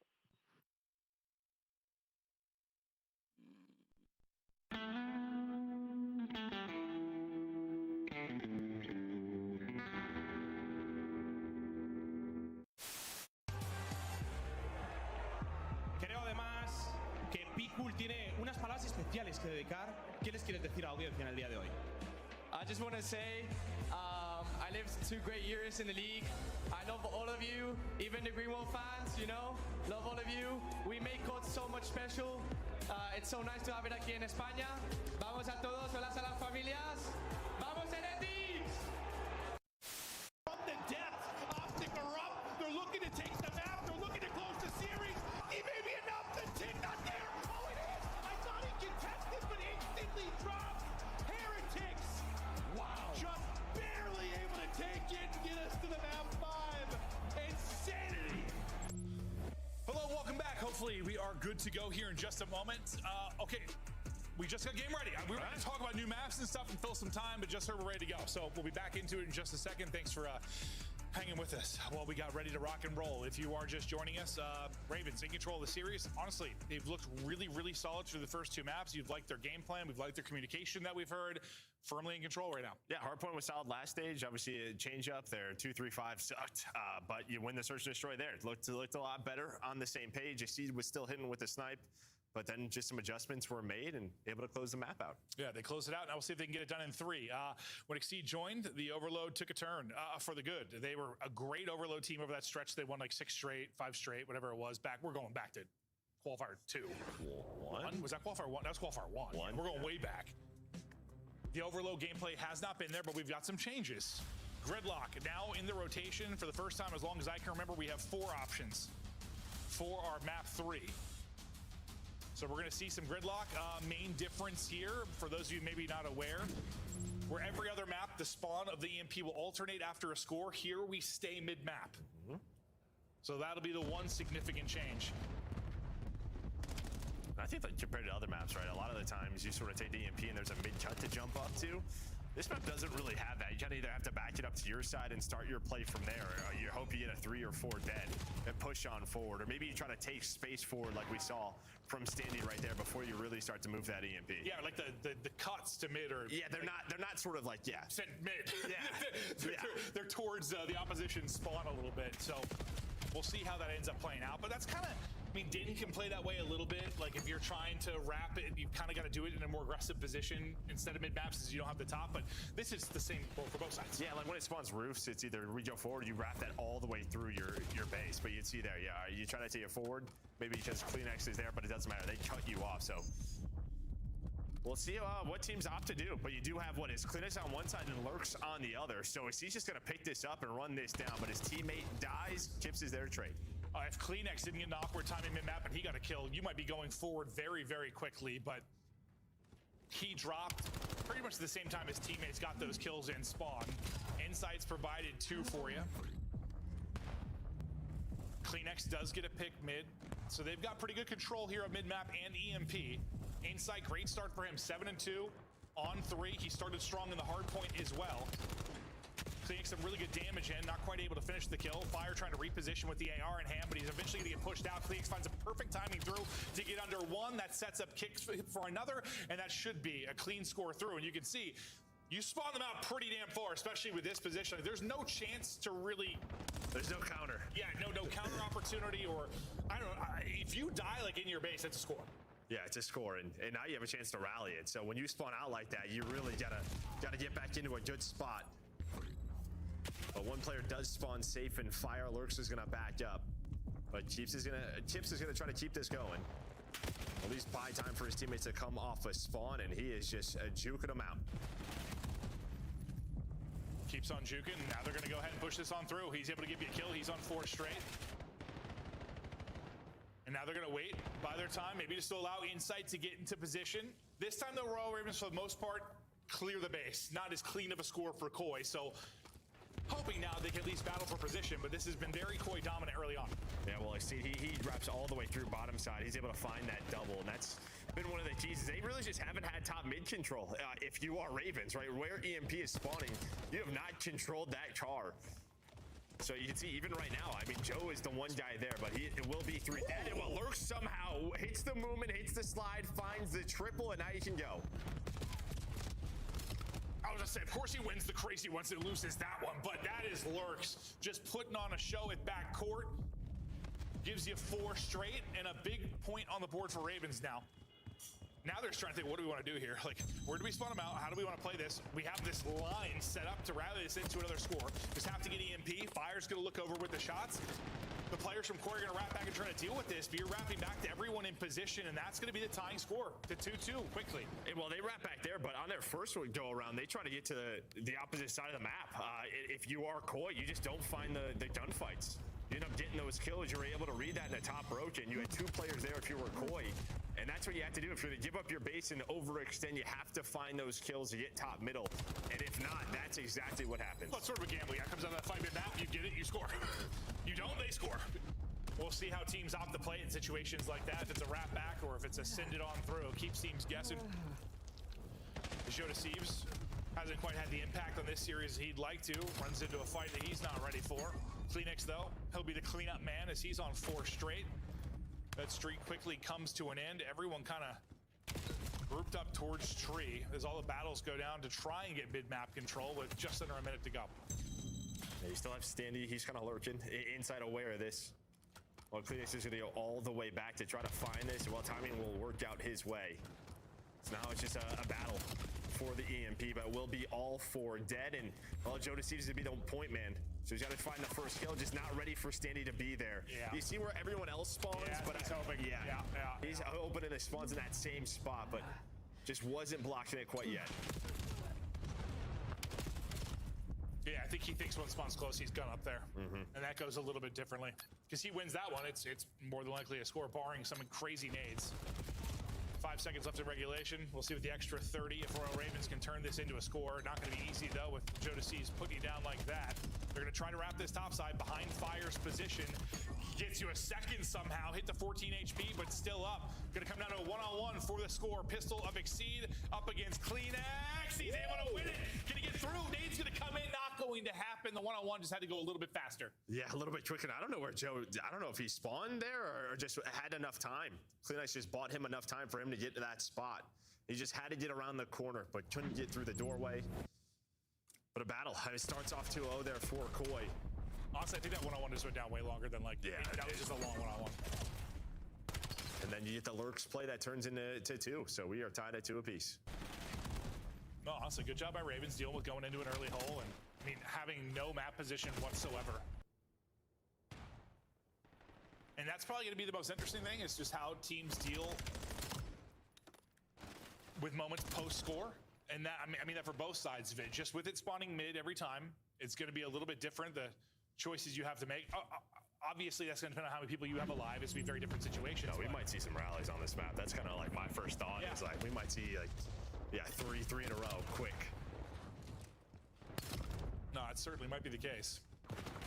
Ravens just trying to maybe start a little bit hotter. Didn't have quite the break off that they would have liked and gotten to that early hole. Just can't quite get up and scoop EMP. Lurks, doing his thing, lurking. Well, he's not able to win that. Kips will catch him as he slides on through. Possession game right now for Ravens, though. Exceed just patrolling mid-map. He'll have a one-on-one. We hopped off it. I'm not sure if he was able to get the kill. Oh, you got the nade. Yeah, Nade was able to hit, and now he wants to pressure the flank, but his teammates die around the EMP, so he's got to get back to the EMP. He doesn't want Koi to pick that up and go for a score, but Fire's able to win the gunfight. But you're pretty much back to square one for both sides. Yeah, no, it seems like we might be fighting in this area for a moment. Until you get like a clean 3-4 dead scenario. Maybe Kleenex's double. Well, that's actually all it took. The double there before the reinforcements can come in for Ravens. Point man on the bottom side of the map is Kips. You're just waiting for Joe here. They don't know he's there. Now they're going to know. He's going to put some shots in, and there's only a couple of players, but it's Lurks and it's Exceed, and they find 3. And I can't believe it just came down to basically 2 players remaining there. What an insane sequence. And that's just, well, a matter of seconds, how different it can be. So we went to the stall out for the stall out, basically top side of the map. Now we're at the bottom side, and there's a reset actually going to come in. Koi are there for the scoop. Everyone, though, in position for the most part for Ravens defensively. It looks like Koi, you want to get a kill or 2 before you scoop this thing. Enough time has passed. See Kleenex kind of worried about maybe a play on the flank. But they've lost basically everyone. Good patience there by Royal Ravens. You don't have mid-map control, but you don't necessarily need it. Just don't get caught sprinting. Win a couple of gunfights, and now you layer the map. They've been able to push up. Kips just murders you. He gets everybody, and he is out. Sliding off to the races. Insight's going to get the last player. He'll have a trophy in for coverage right after the stun hits, so it gets slow here for a moment. They're going to more than likely have to win one more fight at least. Yeah, you get three players who get close spawns. You just didn't have enough forward pressure, but you're all here, and now it's down to a 1 versus 1. Kleenex, well, he's going to lose to Exceed. I mean, Kleenex found a triple. But yeah, maybe if that trophy is there, but I think it still would have just been tough. Yeah, no, he wouldn't have got it through. Like, maybe he would have been in the play a little bit faster, but another crazy situation that basically comes down to a 1 versus 1. Numbers here for Koi for another moment. Shouldn't have got low, yeah. Gonna wrap it low, and you can see all the blue arrows trying to get back into position, but the problem is they're already gonna have Kleenex on a heady, trying to put in damage. They deal with him beautifully, though. Yeah, they're just not getting that first kill. It just feels like all of these offensive pushes that you've had if you are Koi. You've had chances, but not finding that first one to give you the numbers. That's gonna allow Ravens now to maybe go on a counter. It's looking that way. Big gunfight upcoming. Kips wins the first one. He got damage into another one. He's going to go ahead and flank that and let his teammates pick up the rest on spawn. So you're just going to get trapped in right now. Ravens really nowhere to go. Lurks, well, he'll just get one, but that's going to stall out completely. And that's those. If Kips drops, if he loses that fight, maybe a good opportunity for Ravens. Oh, that timing. Well, it is the perfect timing there for Standy. Koi were so ready to go. They found a couple of kills. They were ready to go up that A street, all 4, and you saw from that player's POV. He was turning towards Standy, but he picked up the EMP, only has the pistol, and Standy just stalls this out. I mean, the first half, a lot of scores. Throughout these first 4 minutes, a couple of chances. Yeah. But it's just been this mid-map battle. Just a minute to go. I want to take it to the other end. Big win from Exceed. You've got numbers here to go, but you got to go quickly. They were worried about the flank. They dealt with that. Now maybe just wait for your teammates because you've got a 2-on-2 here. Okay, or Standy just goes in and smokes them. Drops a little bit short. Still a presence here. Should be a score. Tip's got another one, but okay, I was going to say one player spawns with them in Joe. You saw the stuns and nades start to hit, but you just had the numbers. And now Carolina pitching the players up off spawn. And what we thought was a Koi 3-0 is looking like a Ravens 3-0. Just 30 seconds to go. Everyone on Koi basically has got sent back to spawn. You still have 2 players in your spawn. They want to track back because the only way you lose this is just leaving a wide open lane through mid. Big kill there from Fire to just delay it. The more time they're searching for him, the better. He repositions and gives you a second. That is beautiful from Fire. Honestly, similar late game clutch type play like we saw in the hard point. He gets a rock solid respawn from you again. And have one chance at this. Oh, and you had to read if you were Kleenex. He was watching the full flight, but Exceed's gonna get through now. This might be the end of the game. And while Kleenex is gonna die, Exceed is there, and that is just COD timing at its finest. And not the result we expected at I thought 3-3 goes today, but not this one. Yeah, no, not this one. In that fashion. No. A beautiful win there from Ravens, and well, listen, we like what we saw. We're just gonna have to wait and see, like, is this a little bit of like a honeymoon period, a post-event syndrome for Koi, or is this a new and improved roster? It's the start of the run, baby. It's the run to champs for Carolina. Let's see it. Honestly, I kind of hope they make it interesting. Yeah. Give us something around the bubble. Every year we have something to talk about with regards to the top 8. Now we're going to start talking about it. Yeah, they're the team that's going to maybe make it interesting, but they're going to have a tough schedule. This is a massive win for them and one that they, well, we thought were going to lose. Everyone, analysts, fans at home thought they were going to lose. Who put up numbers, though, for them? You get a great, well, honestly, 2 really solid respawns out of Fire. Exceed's been a big inclusion for them, well, ever since he came in. Again, we'll talk over and over about his place in Overload, but Fire was better in search. He's been good in the respawns. Sure, why not? All right, I think, so far. You know, where you obviously talk about Toronto, like, you always just assume that Joe and Kleenex are going to have the advantage over a lot of teams, and right there, Joe struggled. No, he did. And we don't really talk about Joe struggling too often. I don't know if that's a playing down the competition thing, a little lag after a major. I don't know. That's what's so tough. We saw 3 maps. We'll see if that's just an off day for Koi or if this Ravens team's really something. I mean, I hope they're improved just to make the storylines interesting. No, I think they've. In terms of like the listening, it just seems like they're all on the same page. So far, so good. Yep, so far, so good. Des, bring it down for us. Uh-oh, Toronto. That's a bad look. Yeah, not good. Carolina, congratulations. You are now 60 points behind the rest of the pack. There are 3 teams sitting at 200, so they've got an opportunity to knock off one of those horses on the race to champs. And this is a great start. Standy now 1-0 on the lineup, and last time they made a big team change like this, Allie. Exceed led a 6-0 lead.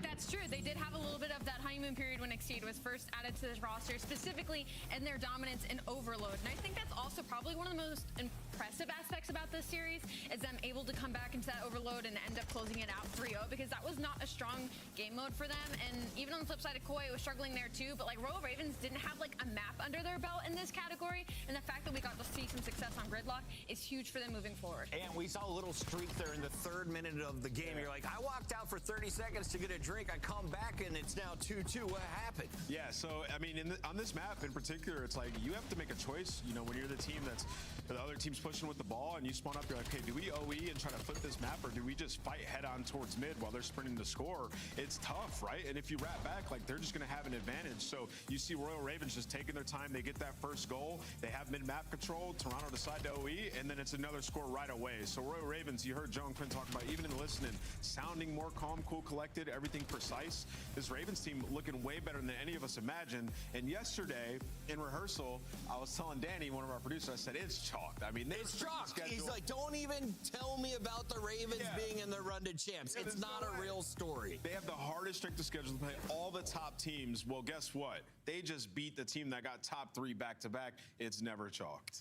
We've got your Scuff play of the game. Let's take a look at some of the biggest moments that lead to an upset victory. No one saw Carolina winning except Lurks and friends. Allie, how'd they get it done? Yeah, it's a new duo in Lurks and Sandy. And I mean, we opened up this Sake a very special way. I mean, Lurks doing Lurks things. He goes up like 5 or 6 and 1 right off the bat, which just sets up Carolina Royal Ravens for so much success in the first half of these rotations. And from then on, Toronto Boy just couldn't fight back in it. It's like they lost their fundamentals. They weren't winning any of the rotations. You heard Joe and Clint kind of touch on it during it. Lurks ends up with 30 kills. Standy, he's just doing what he needed to do. He ends up, I think, like 23 and 25. Yeah. So shout out to him. He was positive or around there for all 3 games. And if you're looking at Standy's gameplay, how does it differ from Craze's? Yeah, so with Craze, and I talked about this a lot, it's not a bad play style because it can work in a lot of teams, but he takes a lot of very long routes. And in those moments, if he takes those long routes, if he doesn't find those kills, it's going to be tough on the rest of the team. And so with Standy, plays a bit different than that. He'll entry, he'll push up with the team. You saw it even in the S&D. You know, Craze will try to get lost, make his own plays. Standy flying up through trains, finding the first kill up top into Barn. Not saying one play style is better than the other, but seemingly right now feels better for this. More cohesion, it looks like, for Carolina, at least for now, through 3 games. We welcome Exceed to the show in our Monster Winner Spotlight. Exceed, no one expected you to be here. All 3 of us on the desk, the fans, everyone thought we had to go with Toronto after back-to-back top 3s. But you guys are now 3-1 against Toronto on the season. What is it about this matchup? I want to say it, but I'm not gonna. Name them. You know, I think, I don't know. I think we just match up well against them personally, so I don't know. Okay, your search and destroy was very clean. We talked about your sniper kind of being the way this map is going to be dictated on Fringe. How comfortable are you on Fringe, and with Standy now in the lineup, how does that change your game, if at all? A lot. You know, with our old team, we didn't really have the ability to play spreads and be able to like let me work for a pick, and so you kind of saw towards the last like stage, like the amount of snipes that I was hitting dip and stuff, and it's just the way that we were playing it. So bringing in Eli allows us to, you know, spread the map, play the map slow, play it kind of how like you can work the map better as a team, like slowly, where you don't have to run it down every life. And I think it shows with me being able to hit snipes. We've seen it. So that's kind of what I was going to focus on in this question, but more on the respawn. So like Craze, he's the route man. He'll take a lot of those deep routes. And I'm not saying one play style is better than the other, but what's different about Standy, in which the respawn was so clean here? I mean, you're talking the overload, the 2 scores, and then you guys won almost every rotation in hardpoint. Yeah, I mean, I think it's kind of like the same thing. You know, I love Jay so much. He's a great teammate, and I have nothing but positive words to say about him. He's a great player, and he'll be, you know, in the league for a long time. But I think on our team, I think Standy just kind of fit the system better, where, you know, I think we're more well-rounded now, like fundamentally sound. And, you know, it's the best we've looked all year. And I just attribute it to, you know, Standy coming in and like I said, like it just feels more like a cohesion of a unit and fundamentally correct. How'd that move go down? Sorry, how'd that move go down? Because Standy wasn't like exactly at the top of the list for the guys that were next up or to get brought back. This is a Brian maneuver. I can see it.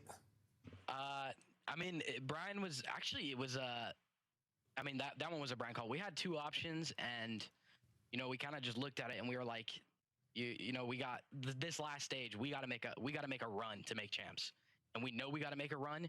So the last thing that we wanted to do was bring in a player where we didn't think what it's going to have to take time to develop and kind of fit into a system. And with Eli, we kind of knew like he's been playing for a long time.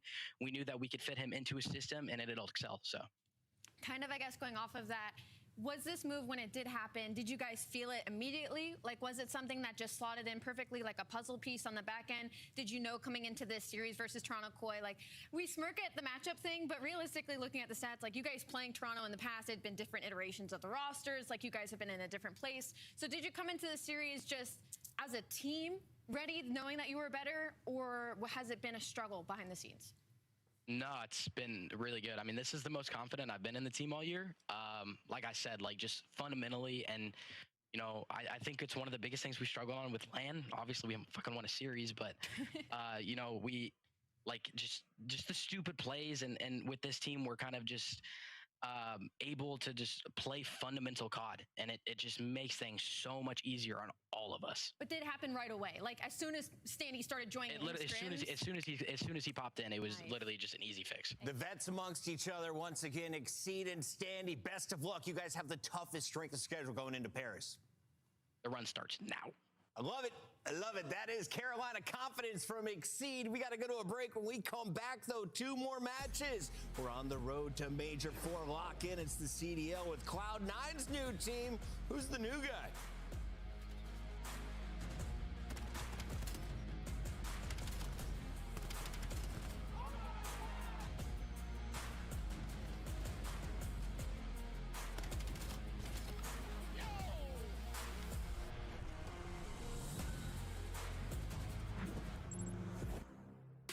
Dominate the competition on main stage with the CDL Major Hunter Tracer Pack.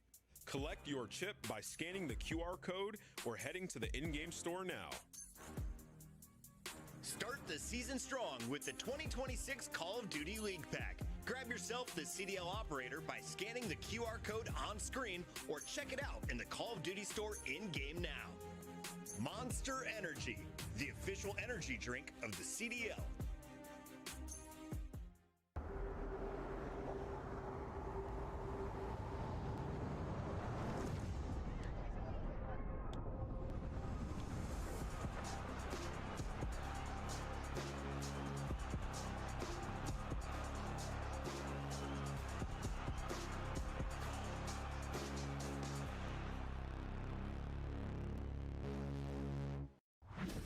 Which just got done roasting Study or time to roast some more teams. We got Cloud9 taking on G2, and G2 is looking beefy. How is Cloud9 looking? Well, Rosalie, yet to be known. I'm about to say, as the counterpart to Beefy, very, very slim. But for them, they do have a new player, so that is going to be the big story of what he's able to do. A newer 18-year-old, I believe, is what Ant told me earlier. Yeah. Let's take a look at our rosters for the day, and of course, talk about what we expect to see from G2 because they lose Estriel. They gain a world champ in Envoy. We don't have a picture of Envoy yet in a G2 uniform. He's underneath the suit. And then, of course, Skies keeps his spot, and Nasty now joins him in the AR role. You were saying this could be a huge boon. Why, Ant? Yeah, so when we were talking about the 1-for-1 this morning and like who got better, I don't think it's the best way to phrase it because I think the biggest buff is Nasty coming into this team. Mamba, a wildly inconsistent player. He had some very high highs, but some low lows as well. It's like Craze. Exactly. Both rookies. Exactly. But Nasty has the experience. He has the experience with Kremp as well. A couple of Sundays made in MW3, and this guy can take over a game, and he could take over a series. So that is huge for them, getting some AR strength. And Kremp is the SMG strength on this team. So you complement that with Envoy in a new environment. He's going to be super excited, bringing over all his experience and thoughts into this new team. There is Dylan in his new uniform for the first time in the top left. Envoy, congratulations. I know a lot of Minnesota fans are excited to have you back in the States. And he, of course, is now going into enemy territory in Paris, where he once thought would be home. But on the other side of this matchup, you got to think he is going to be the heavy favorite because Cloud9 has had no success on the season. No, Cloud9, they haven't even reached double-digit wins in Hardpoint or Overload in the entire season. So wait, Hardpoint, the one I get 2 every games 1 through 4? So listen, for Cloud9, it's just not great. But they do have 17 Search and Destroy wins, so they do have a game mode that they're at least slightly comfortable in. I mean, this is just kind of like a rookie showcase team, right? So now you bring in Webby. He's the youngest CDL player to ever debut at 18 years old and 17 days. So yes, he's fresh. Just turned 18. So that's going to be where your eyes are at, the new fresh talent, and seeing what they're able to do against some of the professionals.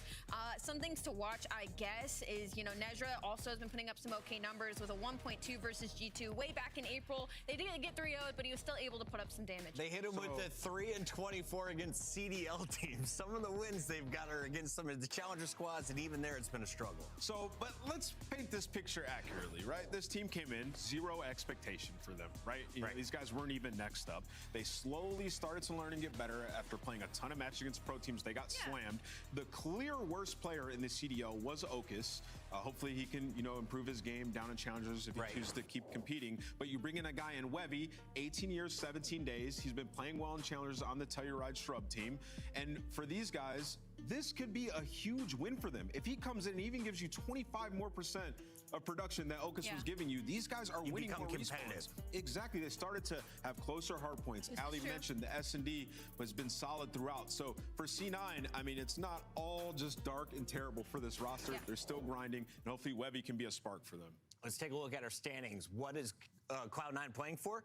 Spots in future seasons. They're not making it to champs with their current record. 30 points, a 4-24 record through their first 28 matches. It's been a brutal ride, but now you've got a new piece. You've got a fresh start potentially, and you're taking on a new team on some new maps and modes. Did any of them make it in here, Ali, as we take a look at the best of 5? Unfortunately, no. We're going to be sticking with our traditional map set here as Hacienda gets banned on inside of Cloud9. They're not here to play any of the new maps. I will say for the side of G2, though, their S&D has been really, really bad. And so they're hoping to get a couple of maps under their belt here. Fringe and Gridlock are going to be the two to make it in this series. And this isn't a bad matchup, at least in that category, versus Cloud9. They're going to get some good reps against this team in those modes. Yeah, that's shocking. I just looked down at their S&D after Ali said that. 1-9 in their last 10. When G2 was at their best, it was when they were winning S&Ds in stage 1. So bringing in Envoy, you got to hope that that gets better, and maybe they'll have a chance. So far, everyone has been terribly wrong with our prediction. It was a 3-0 upset to start the day. Do we see a second upset? Ali, it's time for your Scuff Pick'em. Absolutely not. Crump and Nasty have a 1.4 and a 1.6 in this specific matchup versus Cloud9 in S&D. I'm going to go with G2. They fixed my predictions. That's what we like to see. Ooh! And I'm going to go with G. I wonder why I'm in this. G. Wait, how do you do a G? Yeah, like that, too. You should keep practicing. You are in first place, though. Like 123 correct picks after the major. Able to focus without the fans. I'm going to lock in with a G2 3-0. Sorry, I think it's going to be a brutal start to the CDL for the new guy. Cloud9 has been riding the struggle bus. Do they have the firepower? It's time to find out. Miles just had a baby, but we have another beautiful Brit, one of the OGs, Ton, alongside Chance. Hi, Ton. Oh, boy. Hi, boys. Thank you very much. Yeah, no, very much looking forward to this one. Chance Miles, of course, has bigger fish to fry, so to speak. Of course, just welcoming the birth of his daughter. So we're very, very much sending our congratulations over towards Miles. But yeah, slotting in for this one, which should be interesting to say the least. A brand new look on the G2 side of things, going up against Cloud9, who have made their changes as well. Not quite as drastic, but it's one that, I mean, we're leaning in one direction here, but could we see some surprises out of Cloud9? That's what we're wondering.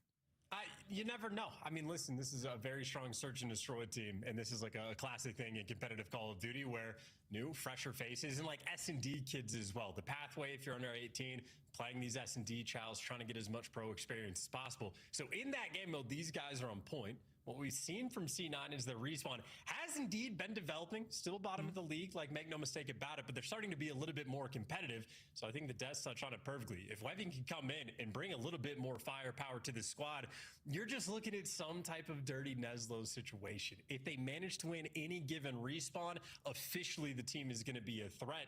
And of course for G2, I mean, half the roster is brand new. This is the time you'd like to take advantage of that fact. So I think we learned enough from the Carolina series.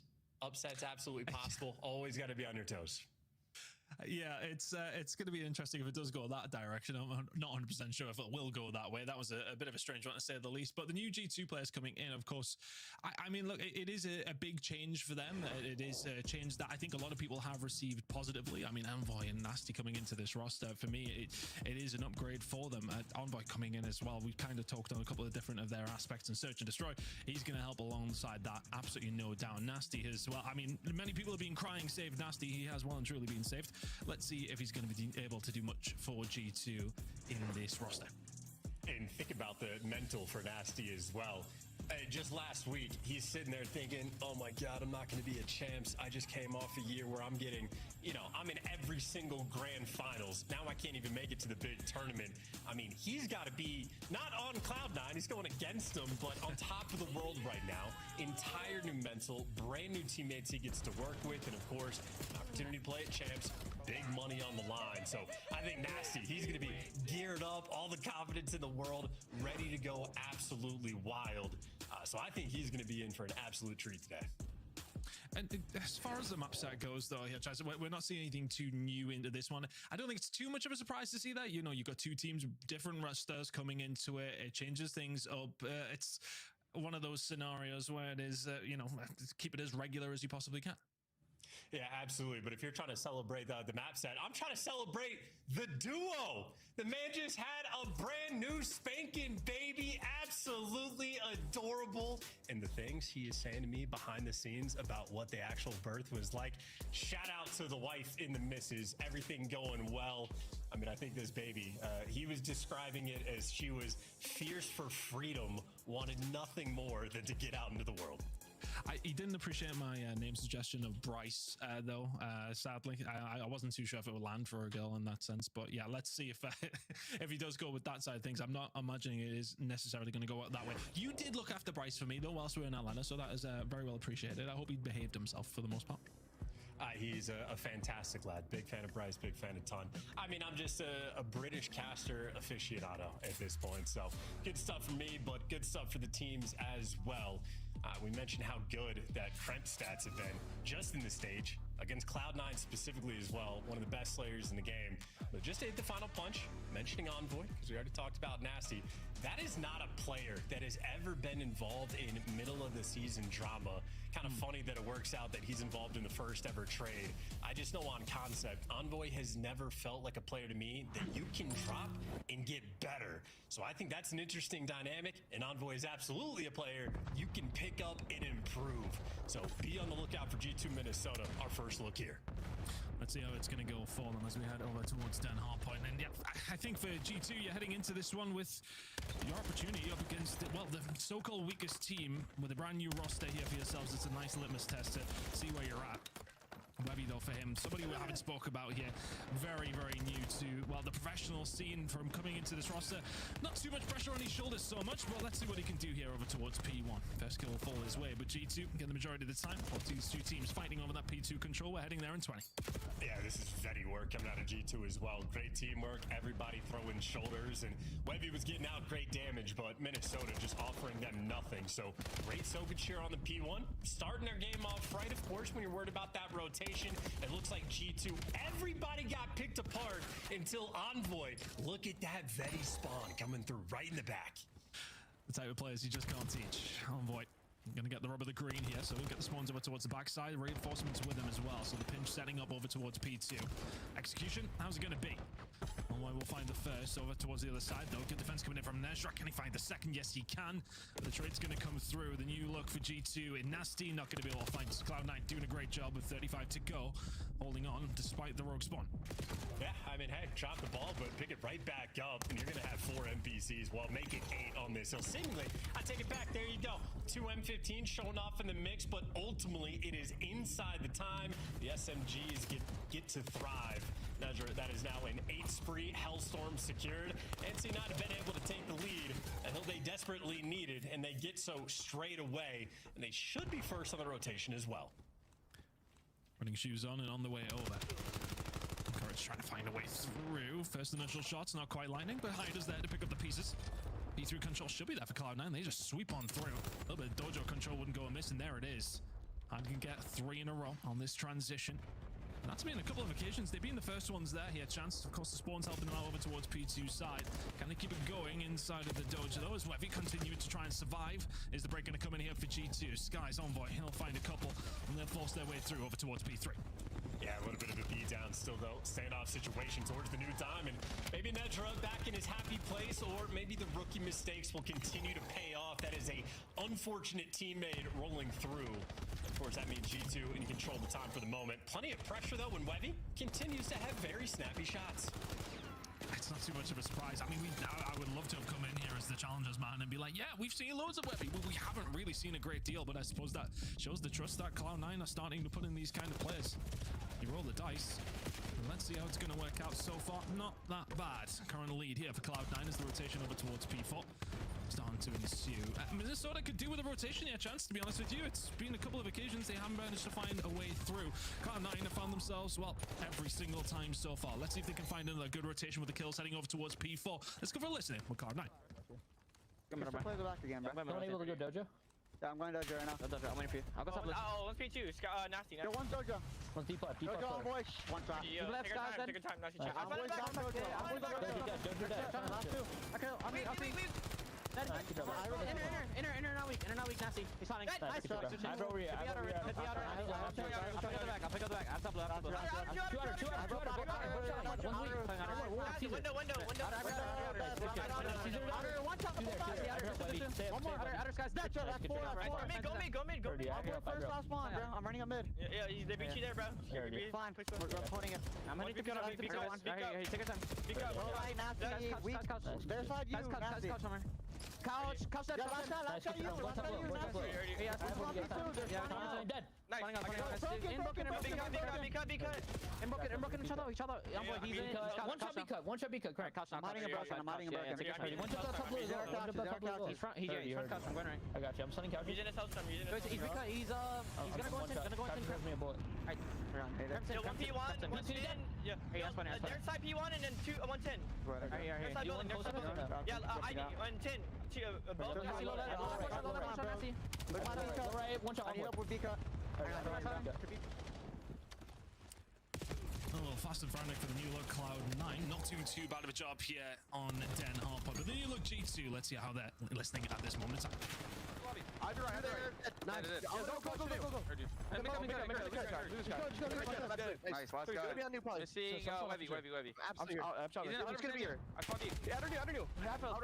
Nothing to be on the front. One kiss on the back, no? No. You're one out of front. Outer, two here. All front. I'm flooding. Outer me. You got me. Outer and inner. Outer in. Outer in. One shot front. Wow. They're gonna push out. In garage. He's gonna go garage, yeah. Waiting. Garage, hide. One shot. Yeah, you're hide. Absolute dead. Nice shot there. Garage, go double lobby. Yeah, I'm here to lobby. Won't give you front side lobby. Bunny hill. And then Bunny hill as well. He's on the pillar jumping. Blow back to the pillar. Trophy's out. Outer encourage weak. I'm waiting. One three sider. Two outer sider. Outer encourage. One shot. Absolute outer.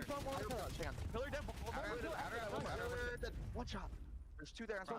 You challenge one more time then. I'll roll spawn down. I will. Inner pillar, encourage. He's going inner time weak. Half health. What he dead? Half health. Ivy inner. He's gonna be shadow corner, I think. Yeah, two lobby ult. Yeah, on the pillar, going right side. I spawn the back a little.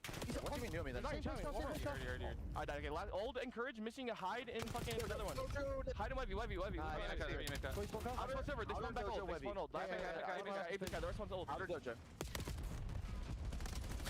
Well, chance we left it around about the same gap as it was. Continued to stay. Cloud9 keeping themselves in the lead by around that 20 or 30. Still a close game, but they're keeping Minnesota just about arm's reach. I mean, making good plays. Gonna have to continue to do so, though. Now it's Kremp inside the time. This is your main hardpoint slayer in the league as well. You get him the comfy spot. You're looking at the kill feed, and now everything is flowing red at G2. Looking to try to crank up the heat. This has been a dominant P3 sequence, and Kremp there to put the stamp on it. And this is the kind of moment where Cloud9 need to not panic.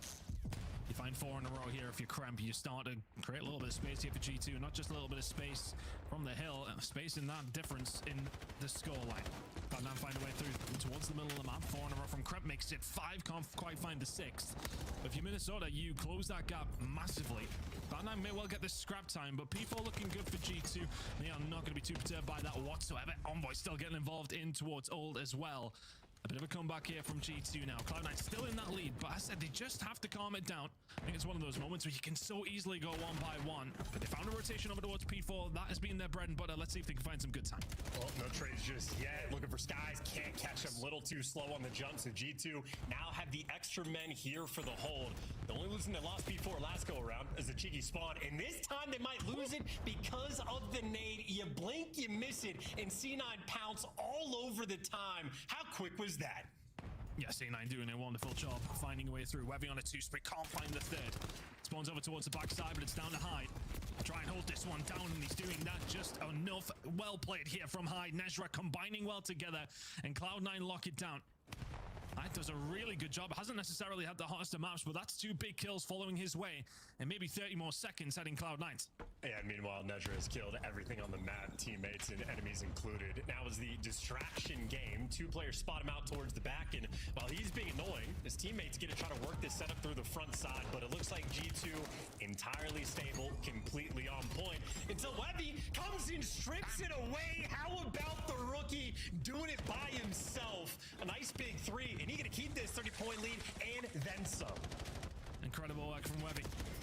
Finds a way through, and what a moment from him to just try and give some confidence back into Cloud9. And the confidence is well and truly going to be flowing. It's about a 50-point lead with 30 seconds to go. G2 trying to find a way through here over towards P1. Webby once again can't shoot in 3 different directions. G2 finding a way through. Encouraged he can find 2 though from the side. Over towards Dojo. Zed's going to be there as well. Cloud9 still getting this time. G2 now going to get in the realms of, well, being extremely worried at what's happening over towards P2. This needs to be a good rotation. We're heading in there in 10, but Cloud9's lead has grown significantly. Yeah, I mean, listen, their game to lose. And wow, maybe this is time for G2 to take over. That is a clean 4-man wipe right as the noon time pops. So Minnesota, it's the dream situation. Everybody gets to be in prime position. See if Nasty can keep this up. Will eventually fall, but Kremp over towards his backside, but look at where Cloud9 are. They've meticulously found their way through. And all of a sudden, it's defensive sides coming in from the rooftops. You got to get their way over if you are Skies. You found 2. So Hyde will have to take his time. You can find 1. Just try and butter them up here as G2 have managed to find 30 seconds pretty much uncontested. Nitro will get taken down. The nades over the top. The utility working out well. The gunfight's just about in their favor, but Webby with the snapper. And it's currently a 1 versus 2 on the site. C9 find a way through. They're 35 away.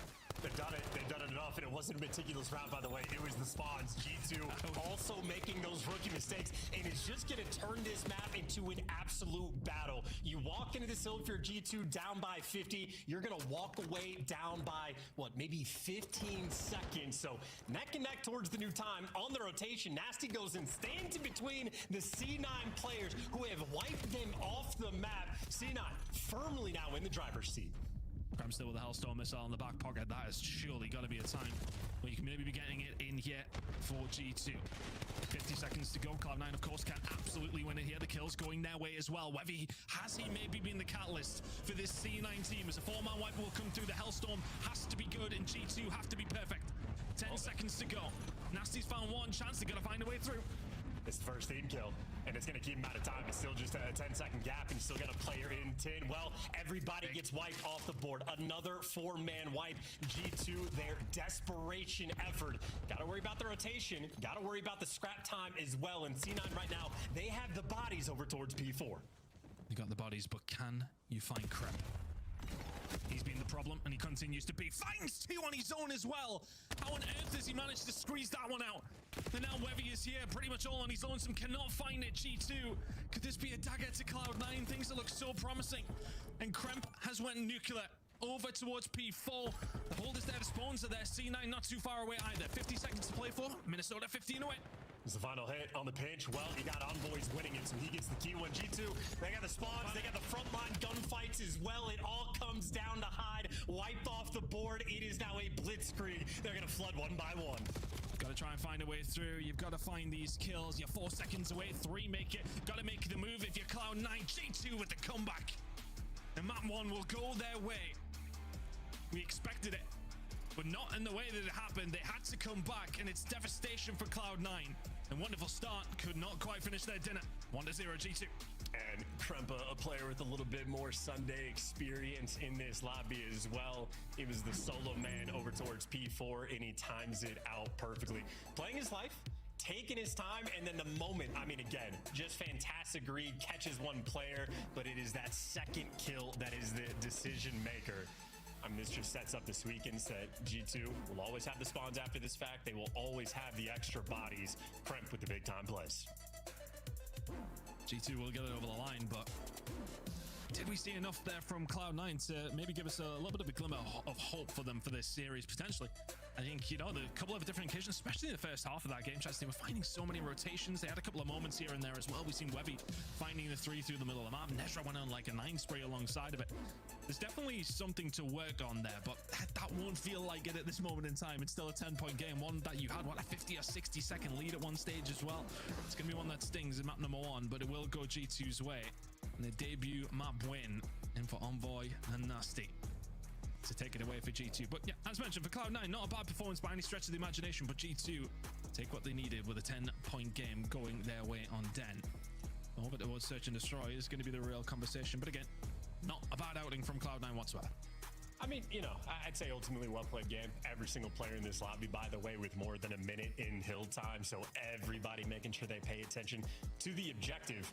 I think maybe some sloppy mistakes from both teams, but they're both brand new rosters, so those things are always going to take time. if you're really a C9 fan, or at least a fan of these individual players, I think you're probably appreciative of what you saw out of Webby. I mean, Ton, at one point you said he can't shoot 3 things at once. Well, he damn near tried. Like, he has a snappy shot. Clearly, a mechanical talent there is Webby. Great damage output as well. So his first look playing against a pair of world champions on the flip side, not too shabby, only being a 10-point deficit. I think if I'm C9, I'd be happy with that performance.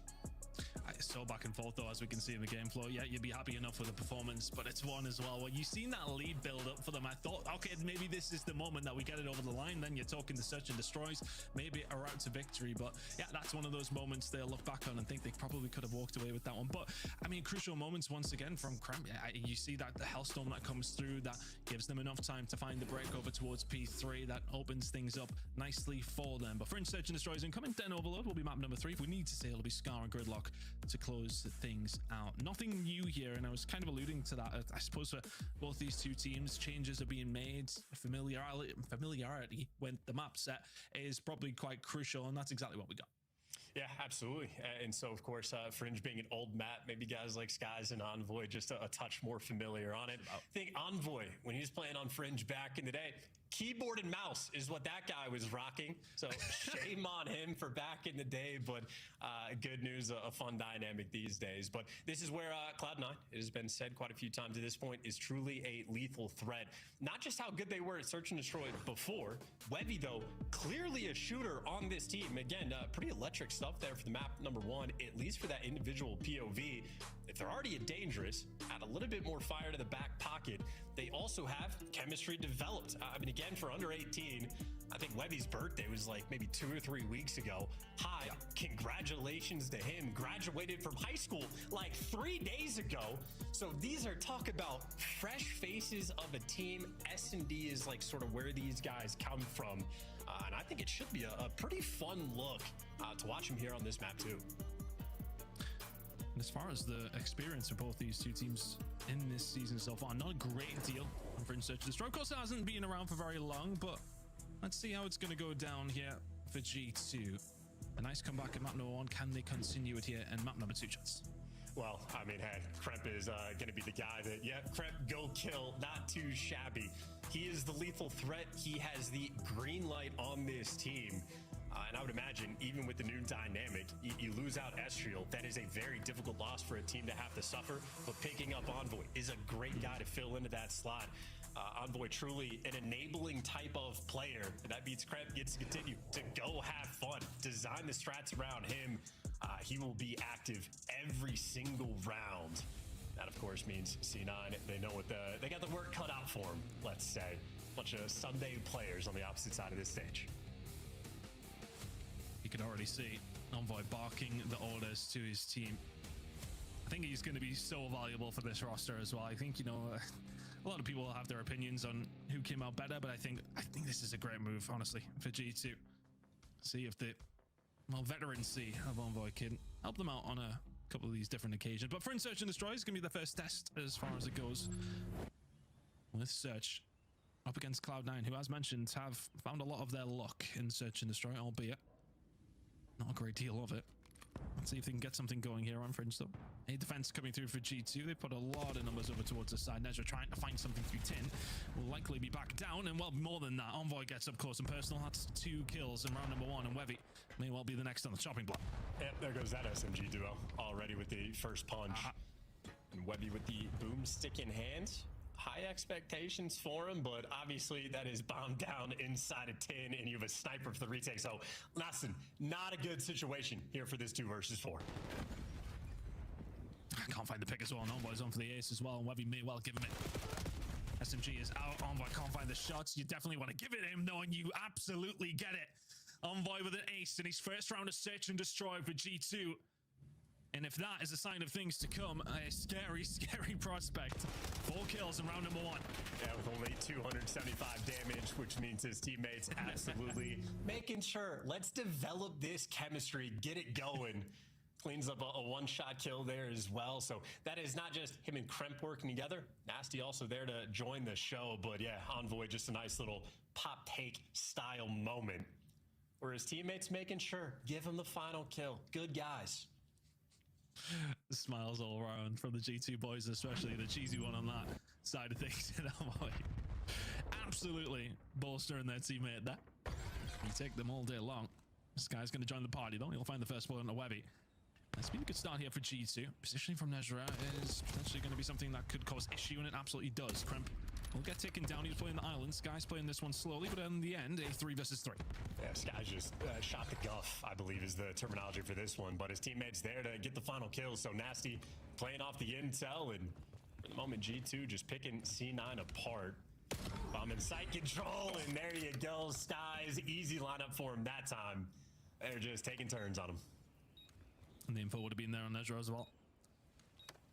So now this is a very difficult position to be in this 1 versus 3. Shots into Skies. You wouldn't mind getting a bomb boy if you can as well on that 4 spree.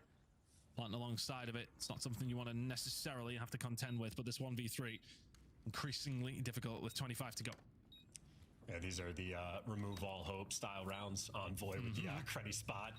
I mean, no avenues of escape here. Nezra getting spotted no matter where he goes, and Skies gets to send him to the grave.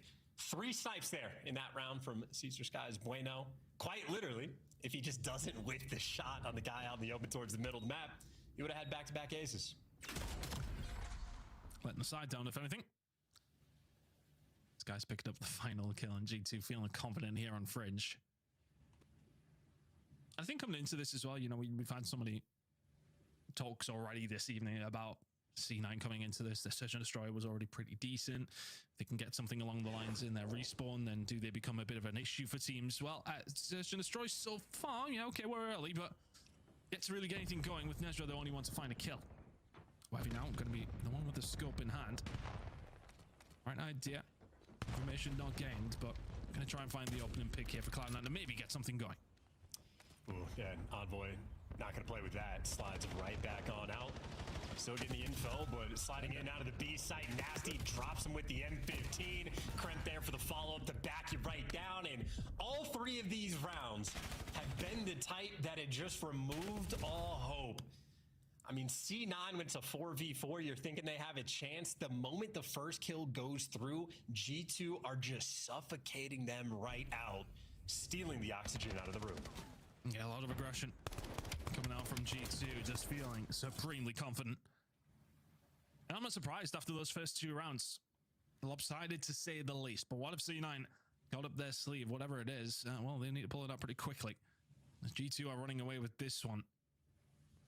I wonder if it's just maybe a bit of a hangover from map number 1 and the disappointing loss, as it may be continued into the Search and Destroy here on Fringe. 3-0 now to G2, and as mentioned, only 1 kill to speak of from Cloud9 over the 3 rounds now. Could do with the first blood very, very quickly. Yeah, they just need someone to get a first blood, step up to the plate, and help out the squad just a little bit. 2-2 split here on the defensive setup, and through the middle of the map, you run past the paparazzi, and Webby doesn't even take the shot. G2, now they're all over A. Oh, Krem tries to find a way through, and there is the first blood. Falling Cloud9's way. Envoy still after the 4 kills that he found in round number 1, yet to get himself involved here. In round number 4. Another one found here by Had. This is a little bit better. A lot of controlling over towards his sight works out, but the snap from Webby will be the cherry on top. Hyde with 3. And he's the man that'll get all the plaudits. But what about that from the young gun? Everybody, again, you need someone on the team to step up. Hyde does so. Gives you not just the first blood, not just the second kill as well, but finishes off the last guy. So Hyde steps up to the plate, and now you get Webby off the donut cam. Gets to hit the nice shot as well. Try to get everybody start to flowing. That is Webby doing that to a world champion as well. Not a shabby start. So we go. Cena now on the board. It was keeping things rolling. It's those kind of rounds that you absolutely need. I think if it goes 4-0 at the G2, we're kind of writing their obituary, but we may well still be doing that here with guys finding the opening blood. Had done 3 spree. We'll back this one down. Smokes out just for a little bit of cover. Still over towards B. G2 have sent a lot of players over towards this side. Complete mid-map control. Cloud9 are kind of stuck in between a rock and a hard place.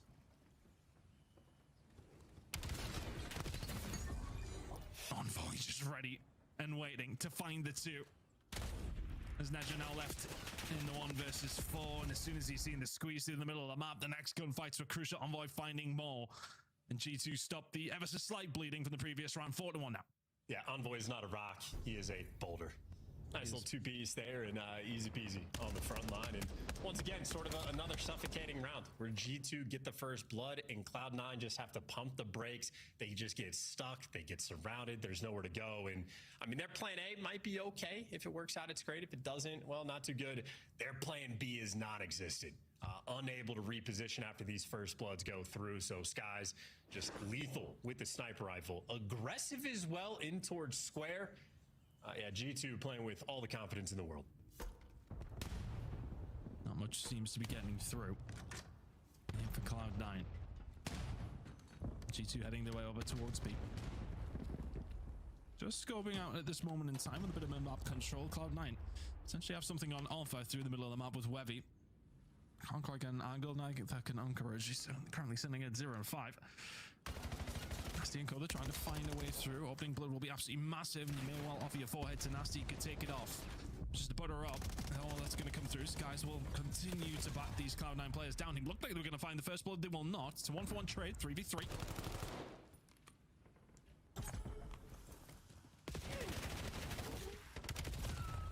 I'm trying to find a way through. Wevy will shut it down again. That's a big kill.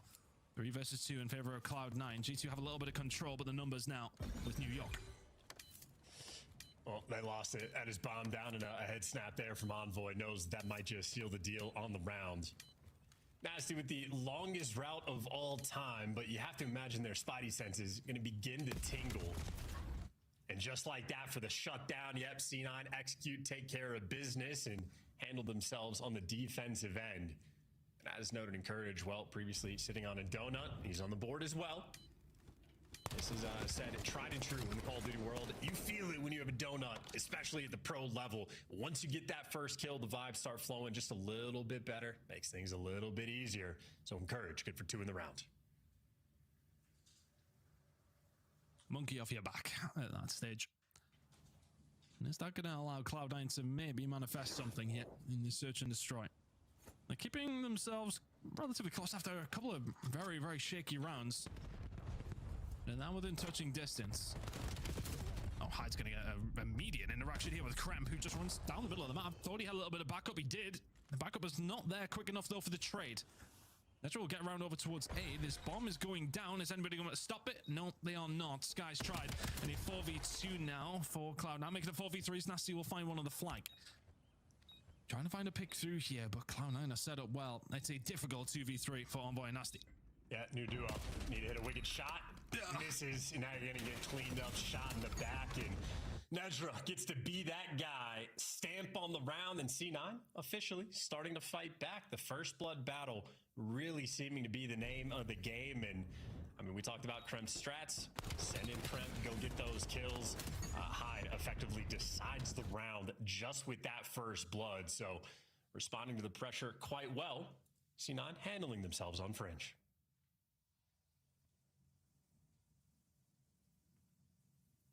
See how things continue, because now it's going to be getting into G2's head. So, well, we're all quite smiley a couple of rounds ago.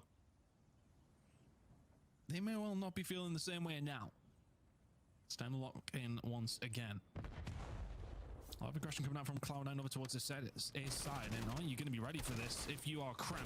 Well, you got some backup now as well. Oh, Cloud9 have tried to get aggressive, and Envoy again. Same spot, same outcome. Finds 2 on a Hyde and Nedra. As you will get taken down if you're Nasty, but a 3v1 now as Wevy will be left all on his lonesome. And that's one of those moments Cloud9 get aggressive and they get punished for it. The callouts come through, fist bumps all around, and G2 on that point. That's the happiest Nasty I've seen in a year. His eyes full of elation, impressed by his teammates. I don't know exactly what intel Envoy got, but you saw the counter strat rolling through. C9 put on that pressure through 10. Envoy called in for the reinforcements, in the entire squad of Minnesota there and ready for the fight. Overwhelming. You know, as C9 effectively attempting to throw a punch on the defensive end, while Envoy with the counter takes care of business. The slip and the hook back, no problem. The quick 1-2 from Envoy, sitting at 9-3 now. As Cloud9 still looking for a way back into this series. You thought the search and destroy could be it. But now some aggression coming up from G2 over towards Train's side. Hyde can find one. Crib is there for the trade. And that will suit him as Webby now going to try and get himself involved. Unfortunately, you're getting yourself involved with Kremp. The snap comes through, and Webby has dealt with. 2 players left now from Cloud9, trying to make something work over towards the safe side, but the immediate flank coming through here from G2. Nasty playing a little bit of information. We'll have to back on down, but he's just playing time. He's waiting because the reinforcements are very much here. Nezra can find one, trying to run away, but the inevitable will happen. And G2 find map number 2. It's all going their way now, as they are cruising through this series up against the new look Cloud9. Yeah, teamwork on point. And if you were paying attention to Sky's POV as well, didn't have an impact on the round, but just sort of these high-level ideas that happen, at least at the pro level in COD. He shows himself on the cross-top barn and does the army crawl back to the other side. Just a situation of if the other team spots me, they're going to be thinking X, and really, he's going to be able to cover that angle towards square. G2 Minnesota are breaking out those types of ideas at all times. Vetty plays coming through, and ultimately comfort there against C9 on Fringe. Obviously, shout out to Envoy with the 9 kills, the ace in round 1, but maybe just even the teamwork. Kremp had 7 with 5 assists, so a couple new men come onto the roster for G2, and Kremp's out there throwing up high fives, throwing out fist bumps, dishing out some extra kills for his teammates as well. They're trying to get the vibes flowing as quick as they can. Yeah, incredible work from G2, 2-0 up in this series in the blink of an eye. We're going to take a break, and hopefully Cloud9 can maybe muster something up. But G2 looking good. See you on the other side.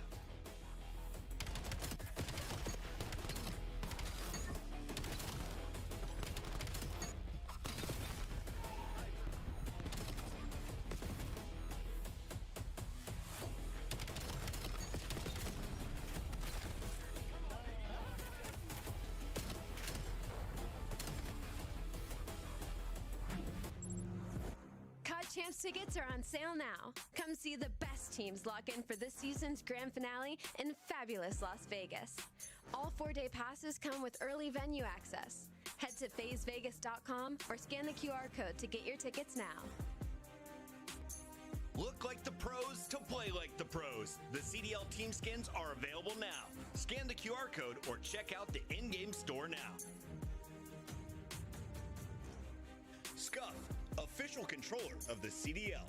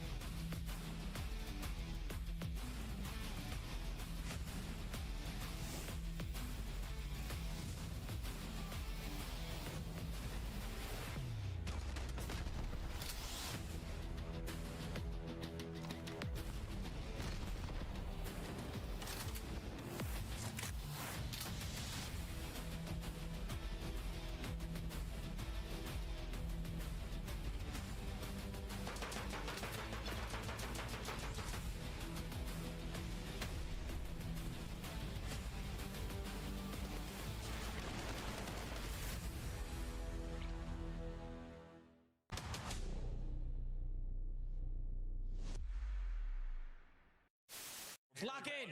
Oh my god, it's a bang out! And that's the round. Nice job. Cracked. Bro, that completely whiffed in the first. Again. Well, I had he gets to. 2. And that's the beauty. And I had 3 people one shot, so like, nice one, That's Joe. good Joe, right yeah? there. Go one by one. You gotta This is not how you play the game. AG hit front by himself. That's the How many times did we praise Optic for their ability early on in this game to understand how to Challenge the good from inside on the cross as well. Keeps him alive now. The regen. Look at the battle for Just don't even chop, man. I'm one shot. Nice. Last KD left. That's just don't even chop, then. Look up.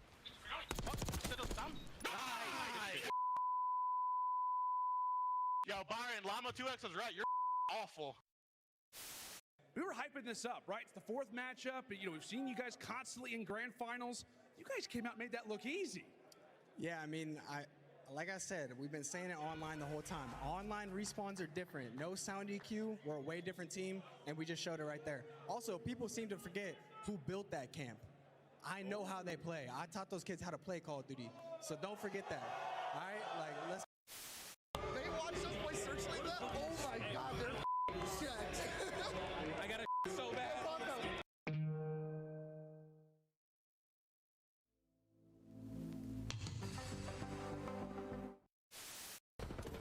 All right. Well, I look at it. It's Gary. Well, actually, that's well. Talk about things that are easy to do. If you're having a knife holding, that's unstoppable. Well, there we go. G2 absolutely cruising. The two debutants, and Envoy and Nasty. Here up against C9. Webby in his first game, and sadly, I'm learning what it's like in this CDL when you go up against some world champions. Right now, C9 find themselves 2-0 down in this series. But is there potentially a way back in map number 3? I'm not necessarily enthused by the idea here, Chance, but so far so good for G2. Well, ultimately, the painful thing for C9 is that they're in a situation where they really need to win that search and destroy just to create the opportunity, because they are a threat in Overload. They absolutely do have the potential, and it'll be fun to see how Webby slits into the roster as well. But all that said and done, G2 on point, on form, vibes are flowing, everybody's getting aces, Skies is popping up with a sniper rifle, and it seems like they're really like going out of their way to take their turns to like give each other the space to grow, get the vibes going, and feel a little bit more natural. Because even after Skies is popping off the first 3 rounds with a sniper, all of a sudden Nasty's pulling it out on an attacking run. So hey, give him a shot. Kremp really almost taking the back seat just a little bit. He showed up exactly when he needed to at the end of the hard point, but I think for the most part, these guys really just trying to find themselves, and so far, so good. No problem doing that so far. Minor scare at map number 1, but we revisit the scene of the crime net for the Overload, which is looking pretty good as far as the previous 5 or 6 games goes here for the side of G2. But for Cloud9, it has been a problem over the entirety of this season. And, well, has Webby fixed it in the space of a week? Well, we'll certainly find out. Yes, we do head over towards Den. A little bit of map control here for the Cloud9 as they try to find a way through. But it's a tough route back into this series. You would like to think G2, as you say, they do seem to be vibing right now, but maybe not this second. They'll lose a couple of bodies. Sky will answer back with a couple on the other side. Cloud9 with that initial control. Yeah, tough moment. Finally get big 2 kills, and Skies just punches right back. Maybe the counters from Minnesota have been the theme so far today. And now you got Nedra really trying to show off a mid-map hit, but that's not the ultimate play. He's wrapping back towards the middle of the cut now. And for the moment, G2, at least one player sort of out of position, and Hyde does get the frontline kills. And there you go. Is that going to be enough to set something off here? We're the first one to fall. Big kill going to have to come on through. Nedra with some good shots. Beautiful. Courage going to get it over the line. Yeah, nicely done. Meticulously like this time. No spawns helping them out whatsoever. And Encourage keeping this on board as well. Can't find the kills through the middle of the map though. Grandma Envoy will help shut that one down, but nice job from Cloud9. They just slowly made their way through, found those kills, picked them apart, and G2 could do very little about that.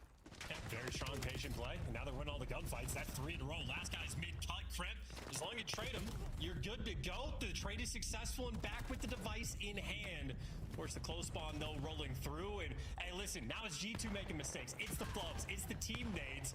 That's maybe a little bit too fast, but you got a 3-on-3 to try to send this bad boy through. Robbie some good shots. Has the rest of the team that help him out, but Kremp finds 2 when he needed to. Is it going to be enough, though? Can Encourage get this over the line? Yes, he can. Skies nearly shuts it down in time, but Cloud9 out of absolute nowhere. Being picking apart G2 here, who, as you said, have been making mistakes, and all of a sudden, the win seems to be beneath Cloud9's sails as they start to get something going over towards the rooftop side here as well. 2-0 up, and, well, quite literally cruising. Still nervy, though, right? You can see these guys are twisted. Everybody turning to watch the flank. We are spinning in circles rather than being confident about the direction we need to look, but now it is Hyde with the device in hand, bringing it back to their sweet spot. Question is, do you check the corners and get the trades? Envoy, not good for any. 2 there in the feed. They have the extra men. No, Nasty from behind. 1, 2. Is that the 3? Not going to follow. They'll slow things down massively here now for the side of G2. They can maybe start countering back as they so often have done throughout this series. A little bit of pressure still here from Cloud9 though. A little bit of Dojo spawn going to help them out. Absolutely. Nezra will find 2, and that's 4 dead. Unfortunately for them, EMP just resets at the wrong time, and now they will have to transfer themselves over towards this rooftop side. And that is a blessing for G2, because that one could have been an easy run home, because Nezra's still here on a 3 spree. And as it goes, Cloud9 not able to execute quite well enough, and the team nade coming through as well is going to stink. Yeah, C9, they're really struggling to sort of recognize the situation, but if you're getting the kills, it doesn't matter. But yeah, not entirely sure what direction they were looking there. A little moments of mishap, a little bit of confusion. But now things are nice and stable. You know exactly where the device is. You know exactly where it's going. Great damage being done.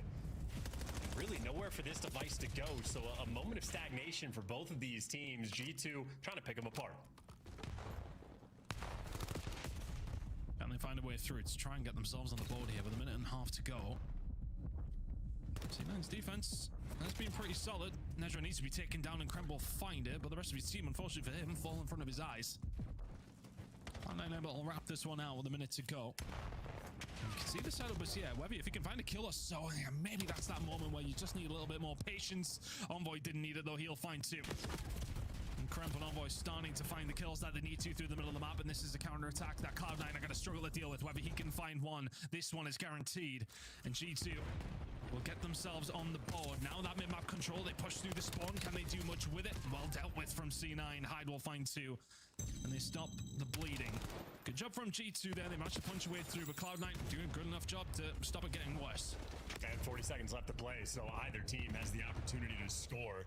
If anybody for the moment, looking like C9, they certainly have the pressure. They got the device in hand as well, and they're taking it straight up into the fight, and they just deliver it right in front of Nasty, who gets to collect it himself. Now head on a swivel, looking for the third, and can't quite get it, but I don't think that device is going anywhere just yet. Envoy drops it barely with enough time. Good pressure, though, from Cloud9. Trying to push forward, trying to create something. With 9 seconds to go. The ball will be in their court. 4 seconds into overtime we go, although we may well not with Kremp and Nasty finding those kills. You're going to have to back it up here if you're Webby, but the opportunity will still be there for Cloud9, albeit from a, well, much further back position they would have possibly liked. 15 seconds to go. This is difficult to convert, but they may well have this opportunity here, Chance. I mean, sprint in, full sense. That hope for the best. Yeah, nowhere to go. Just too many corners to check, but ultimately not too shabby there out of C9. You know, when we had the listening in map number 1, there was a bit of a dynamic with the team of, I think it was Nedra in the comms, just consistently, hey guys, take your time, trying to slow the energy down, trying to slow down the pace. And for these early captures, they were in complete control. Very patient on their approach, sort of, you know, throwing the jukes with the vision on the device, leaving it towards the middle of the map, dragging that pressure on the defensive end the wrong direction. And C9 really just executing well. And then maybe halfway through the map, they really started to lose the thread.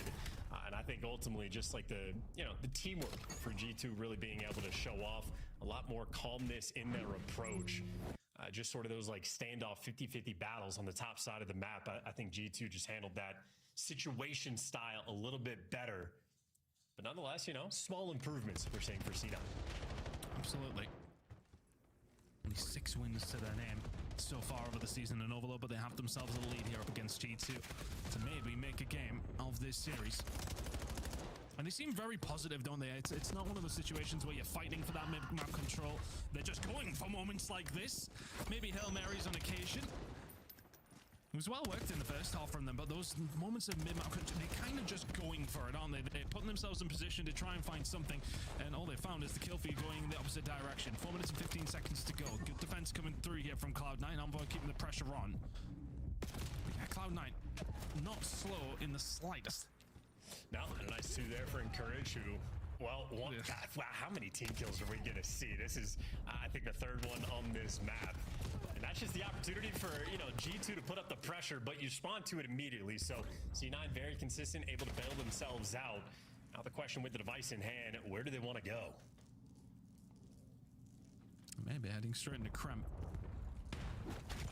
Just trying to trick it out, but a push through Dojo is looking most likely.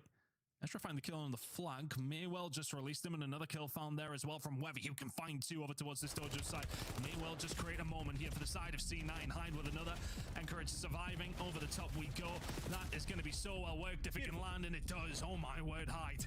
That's 3 in a row. Now they can set themselves up here. Next couple of kills are crucial, and they all fall C9's way. Now they can keep that pressure on. And G2 need to fight their way out somehow, some way, but that kill feed is only going in one direction. Hyde for 4 in a row. They keep the pressure on. The relay comes in, and Cloud9 have got some breathing room now. Like Lambs the slaughter, and they can try to keep this flowing. You got 3 guys in your spawn.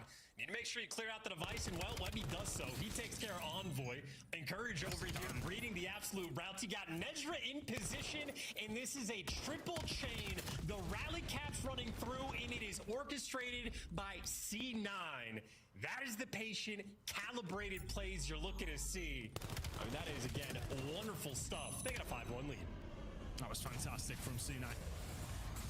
Webby getting himself excited. Calling your first Hellstorm here in the CDL. Why not? Let's keep this pressure on. C9 keeping this one moving. It's another cap going through. They have got complete control. And this series looks more and more likely to be heading to map number 4. C9 though, I mean, Den for them has been a fantastic showing so far. We've still got 2 more minutes to go, but G2 have not necessarily looked like putting too much up, and there's another one stopped entirely in its tracks. And G2 cannot deal with C9 here. They've been just dealing blows left and right, and it's just been a complete disaster the past minute or so for G2. C9 have got this one done. Yeah, now Encourage knows he just needs to play protection over the device. Well, it does get traded out, but for a minute and 50 to 5-score game, G2, no stranger to comebacks this year. They have a couple spectacles, but the way C9 are playing, I don't think they're going to give it to him. To be honest, yeah, you're just running out of time, and Hyde continues to be a menace. 26 kills to his name, and he is slowing G2 right down. And just fantastic play. They were in this position before with EMP in hand, and they just picked G2 apart, and they're trying to do the same thing here. Kills going the way though of G2. They will black Cloud9 down, but honestly, Cloud9 don't need to necessarily do a great deal here. Could do with finding a couple of kills, absolutely. You don't want to dangle that carrot, because now one will go in, but still you need 4 here if you're G2. You have to be absolutely perfect, and that 3 down may well seal the deal. Nezra trying to push forward. C9 trying to keep this pressure on, but all they need to do is waste time when they are doing just that. Yeah, and Hyde, the fresh graduate, 27 kills, great stun, great nades, great follow-up, everything. I mean, this is flow state. C9 on this map has found their flow state. It was scattered in the second half of the first round. Well, in the second half, they have just been absolutely on fire. And again, I think the teamwork being the most important thing as well. I mean, hats off to them. Just played a fantastic map of Call of Duty. Wonderful work from C9 with 30 seconds to go. The victory parade is in full flow. Maybe thoughts will go back to that map number 1, a 10-point difference, and all of a sudden you're heading into a map 4 to try and seal the deal in this series. Oh my word, if Webby is shooting like that, by the time we head into the hard point, we may well have a series on our hands. We certainly do. At least anyway here between these 2 squads. G2, I mean, they were skipping through the first 2 maps. They are heading into map number 4 in the most unlikely of circumstances. Cloud9, a dominant showing in map number 3 on Den. And they will be feeling supremely confident heading into map number 4. That was a lot more like it. Yeah, and congrats to Webby as well. First map, always a fun thing to get at the pro level, and he does so against a pair of world champions on the other side of the stage. So not too shabby there. I gotta stop saying shabby, maybe change it to Shrubby, the team that he came from to join this new roster, but on point on the overload. And I think that's a very rare, like, triple rally cap going through. Exposure, I think at the pro level, a lot of teams have really dialed in. And on Den, maybe you're able to see a sequence of like 2 rally chaps or captures getting chained through in rapid fire succession. Well, C9 just pushed the envelope a little bit further. So fantastic work through and through, and Encourage not only the hat trick, ended up getting 4 there on that map. Absolutely on form. Hats off. Encourage taking the EMP home with incredible work from Cloud9. And yeah, as you said, when you get that triple cap coming through, I mean, look, outside of that as well, even the first half of them was pretty convincing. You know, the ones that they got a hold of were well worked. But then in that second half, through dodging, you could see they were just kind of posturing up over towards this area of the map, and they just picked them apart. Webby, this was it, wasn't it? Right, he finds two, pushes it through. They land this one pretty easily, and then for G2, it's like, wow, we need to find at least a couple of kills here to stop the inevitable from happening. Another spawn over towards Dojo. You keep it going. 5 in a row from Webby. Was a big catalyst and reason as to why the fourth landed, and then so well worked to push it through, get a hold of the spawns. Your teammates have already wrapped through rooftops, and that is G&G. 3 in a row out of nowhere for Cloud9. And G2, well, we're probably having an opportunity to think about map number 4 for quite some time. That one was done with about 2 minutes to go. Good lord. And I mean, the shots and movement again from Webby. Hey, this is one of those POVs where, like, you know, these wall hops right here. I can't tell if he even meant to do that or if his hands are just hitting every button available to him. But when the shots just do not miss, it looks very ferocious, very difficult to play against. Webby with an absolute blinder there for the map number 3. It's now officially a threat. Again, just because looming in the background, you know, C9 has high-level S&D gameplay. Maybe it didn't show up on the fringe, but if they can get there, it's a little bit scary hours. On that first hard point, 252-40, bit of a nail-biter game. And on the Scar, if anything, you would probably argue has been C9's best hard point map. Not necessarily because they've been getting a lot of wins on it, but a lot of close fights. I mean, we had maybe back-to-back maps from Encourage where he was just utterly dominant as an individual on Scar. Now I think this is a real good opportunity to see, can Webby's presence really make the impact? Scar Hardpoint is going to be a fun look for this team. Let's see how it goes. I think if you're G2, the mindset has changed very, very quickly, hasn't it? From what was an extremely comfortable start, but that start in map number 1, okay, well, maybe it wasn't that comfortable. It was Kremp who took over, but Nezra was there helping that C9 team create what was a very close game and a very good lead at one stage as well until Kremp took over. Is he going to be able to do that on map number 4, though, Chance? That's what we're going to find out. And again, just a situation where G2 at least were forced to have to call the game. Like, Kremp absolutely had to make that pop-off individual hero play on that final rotation and take care of 2, which he turned into maybe 4 or 5 kills on the sequence. So outside of sort of dropping the ball, and, you know, if we want to dial in on the patience for C9, in the first listen-in we had, a little bit scattered, trying to calm each other down. In those final moments is where the nerves really sort of shine through, and that's where G2 able to deliver on that ice. Well, when the entire sequence for the overload got kicked off, it was when Hyde picking up the device by his own overload point, and they were so slow to get grouped together, reading out the pinch from Kremp, but they turned that patience into an absolute explosive performance. So I think C9 really trying to dial in their gameplay and bring this high-level pro style of Call of Duty to the table. And of course, when you're talking about high-level Call of Duty pros, Nasty on this map has always given you the goods. We'll see if C9 can be ready for the fight. Nasty will be ever present, that is of no doubt. But C9, we've seen the hand that they have been able to show. Can they show us something else here on the Scar hard point? Map number 1 on Den was a good one, and the one that they had a lead in. Pretty comfortable on it as well, but G2 turned it around. Can Cloud9 bring that same ferocity when we do head over towards Scar, kicking things off over towards P1? I think for me, Webby was impressive and has grown into this series, if anything, as well. If he can bring some more to the level of what we've seen in map number 3, they have more than enough of a chance here. Yeah, and Sky as well, cleaning up Webby, so no room to breathe on that moment from the opening break. G2 right now just prowling. Doing so from the preferred side of the map, and I think the routes for C9 might pay off long-term. Nedra, nice little pinch through on blue. See, Skies has to keep his head on a swivel. Desperately trying to hold on to this P1, but it looks like C9 have done enough to clear the space, get them away from the time, and start to collect some of their own. Creeping over towards Motel. We'll be there in 10 seconds. 60 seconds of hill time up for offer, but he's going to be squeezed out here. Cloud9 should be able to find the cleanup, and they absolutely do. It's a good back from them. 3 in a row from Encourage. You find yourself now in a situation where you get some time, but we're very early doors, and Envoy does not want to see map number 5. He'll find 2 through the middle of the map, and Webby momentarily on his own. The reinforcements are on their way over the top of Motel. The reinforcements have been dealt with here by Skies. Him and Kremp combining well, and G2 get control of 40 to go. Yeah, and a weird moment there for Hyde where he's trying to spawn trap his own teammates, watching that cross. So yeah, Skies gives you a big 2, and G2 now in firm control. 20-point lead only going to be extended. I think the pace right now really the difference maker. One final hit for C9. It is all 4 players getting grouped up together. Straight to the pre-aim of Skies, but the stuns, the nades, and Encourage on point to get the re-break. So the final 15, C9 looking to make it theirs. Looking to break the duct of what G2 been able to do on Scar Hardpoint. Of course, very different roster to what I'd seen 4 in a row. But that's a nice start for them as well. C9 do well to find the break back to maybe stop the bleeding. G2 will pick up that scrap time, but a nice setup here over towards P3. Good shots coming out from Webby, was ready for it.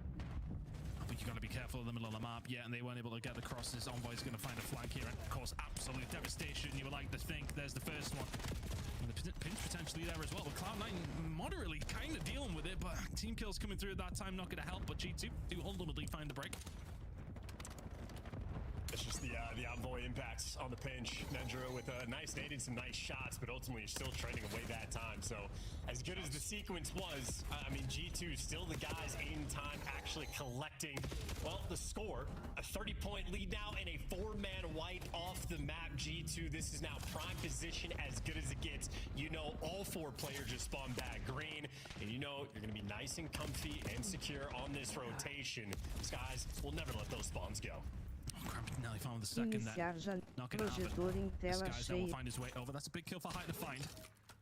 Now he can start getting himself involved as the rest of the team will pick up those final few scrap points. Cloud now inside of the point. Bora do eleitor aí, galera. Bora do eleitor aí. Eleitor, rola sozinho. Tá maluco? Botar essa partida em mais uma, eu acho. Mais uma vai ser, hein? Just going to make it very, very difficult. 14 to play for here. Over towards P4. Yeah, C9, a lot of opportunities, no real execution.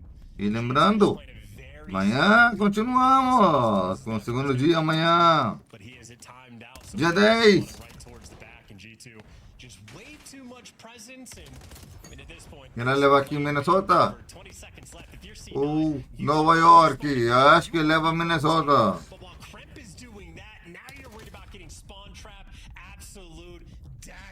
Minnesota já foi segundo já nos campeonatos. Então, Nova York nem perto. What you don't want to happen to you on Scar. G2 manipulate the map so well and are absolutely flying here on Scar. Let's go for a listen with G2. Eu tava mutado, galera, porque minha irmã tava limpando aqui a casa, né? Fazendo barulho. Então eu tava mutado. He's shot. Don't shot. Am I top fire? Make coast over. On me, top green. I have all about. Yeah, I got a streak now. In the back. Back keep. One make cut too. Make cut. That just go about. I spawned back here. I'm making time. You want to get time? Yeah, go. They still do. I have my own green from I have the shot cross too. They're gonna play around you on the right still. Yeah, they're playing the road. They're trying to play the road. I have a streak. I'm one shot. Every go get this one out. No, I'm getting lost, bro. I'm getting lost. Try flip me. That guy flips. You're one. Hide front ult. Hide front ult as well. I'm going somewhere. I'm waiting. Hide it. Don't.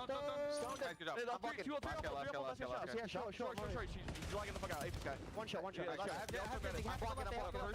First guy cat stairs. I'm gonna streak from right. I'm gonna go to hill. There's one cat stairs in after. Top player. Ivy shot. Every kill we get, they shot left, guys. They're gonna go shove them. Shots open. I'll pick up left mid. On time. Blue in time. Shop and blue. That's left. Slow down. We're like back green. It should be spawning blue. This one blue. I'm playing our left together. I'm gonna need to get top. Hang on, wait 1 second. He's gonna be dated. I'm deep right now. He's on the tank season. I'm taking them back. Oh, he's on the Humvee. Back blue. Humvee tank, nice. No one on. Short half. Nice win. Time last two, okay? Use our nades. I'm re-him playing. Yeah, good play. There's one cat stairs. Cat's on green. I'm getting top blue. Spawning A stairs. Peek out in hit. He's hitting plane. Okay, I'm pitching right. I heard you. Time and I'm being ace blue. Okay, top cat, chop, and I'm ignoring the guy on the pitch. I'm getting cat. I'm trying to top already. Top blue. Weak. They're missing Webby. Stone P1 and their cat. Play for Webby. All dead. Nice. Get me close to me. Chop it on. We'll see. C9 will be begging us to stay in that listening because obviously G2 have let this one, well, not quite slip, but they brought it back in the realms of possibility. Cloud9 with some really good time over towards P1. And a lackluster Hellstorm as well from Skies is not costing G2, but it's giving Cloud9 some opportunity. He struggled a little bit. You had the full setup. There's no need, but, you know, it's as you said, Tug, you're up by 130. You can do whatever you want with the Hellstorm because you believe in Kreb. to go and fly and fight right back. Looks like they're on the P2. It's a bit of a stand-up, square-off battle. Levy trying to play keep away right now, 2 in the feed, and C9, hey, listen, it'd be a slow approach to make this comeback. They were down by 130. They've at least chopped it down to 90. I was about to say, maybe they are sowing the seeds of doubt towards G2. And then Nasty finds 2, then breaks open those final moments of scrap time to go G2's way. And the rotation over towards P3. Yeah, he's got the cuts. Absolutely, he does. Setup was here. It's Kremp & Co trying to get something going, but the gunfights will go Cloud9's way. But we have been here before. They have had some control over towards this side. Can they make the most of it this time? 50 seconds to play for over towards P3, but G2 finding those initial kills. Oh, yeah, and they got, I mean, the full pinch going through. Yeah. They got guys top green, mid cut, 2 over towards Bone. They were ripping as well. I mean, Kremp wins a nutty gunfight downrange. Envoy right now is on a 3 spree. Might get shot in the back, but you assume the trades should be there. And, well, C9 actually come out on top of the chaos with the right side spawns. Problem is, you're still down by 100. Nasty's done well to find a way through 3 in a row from him.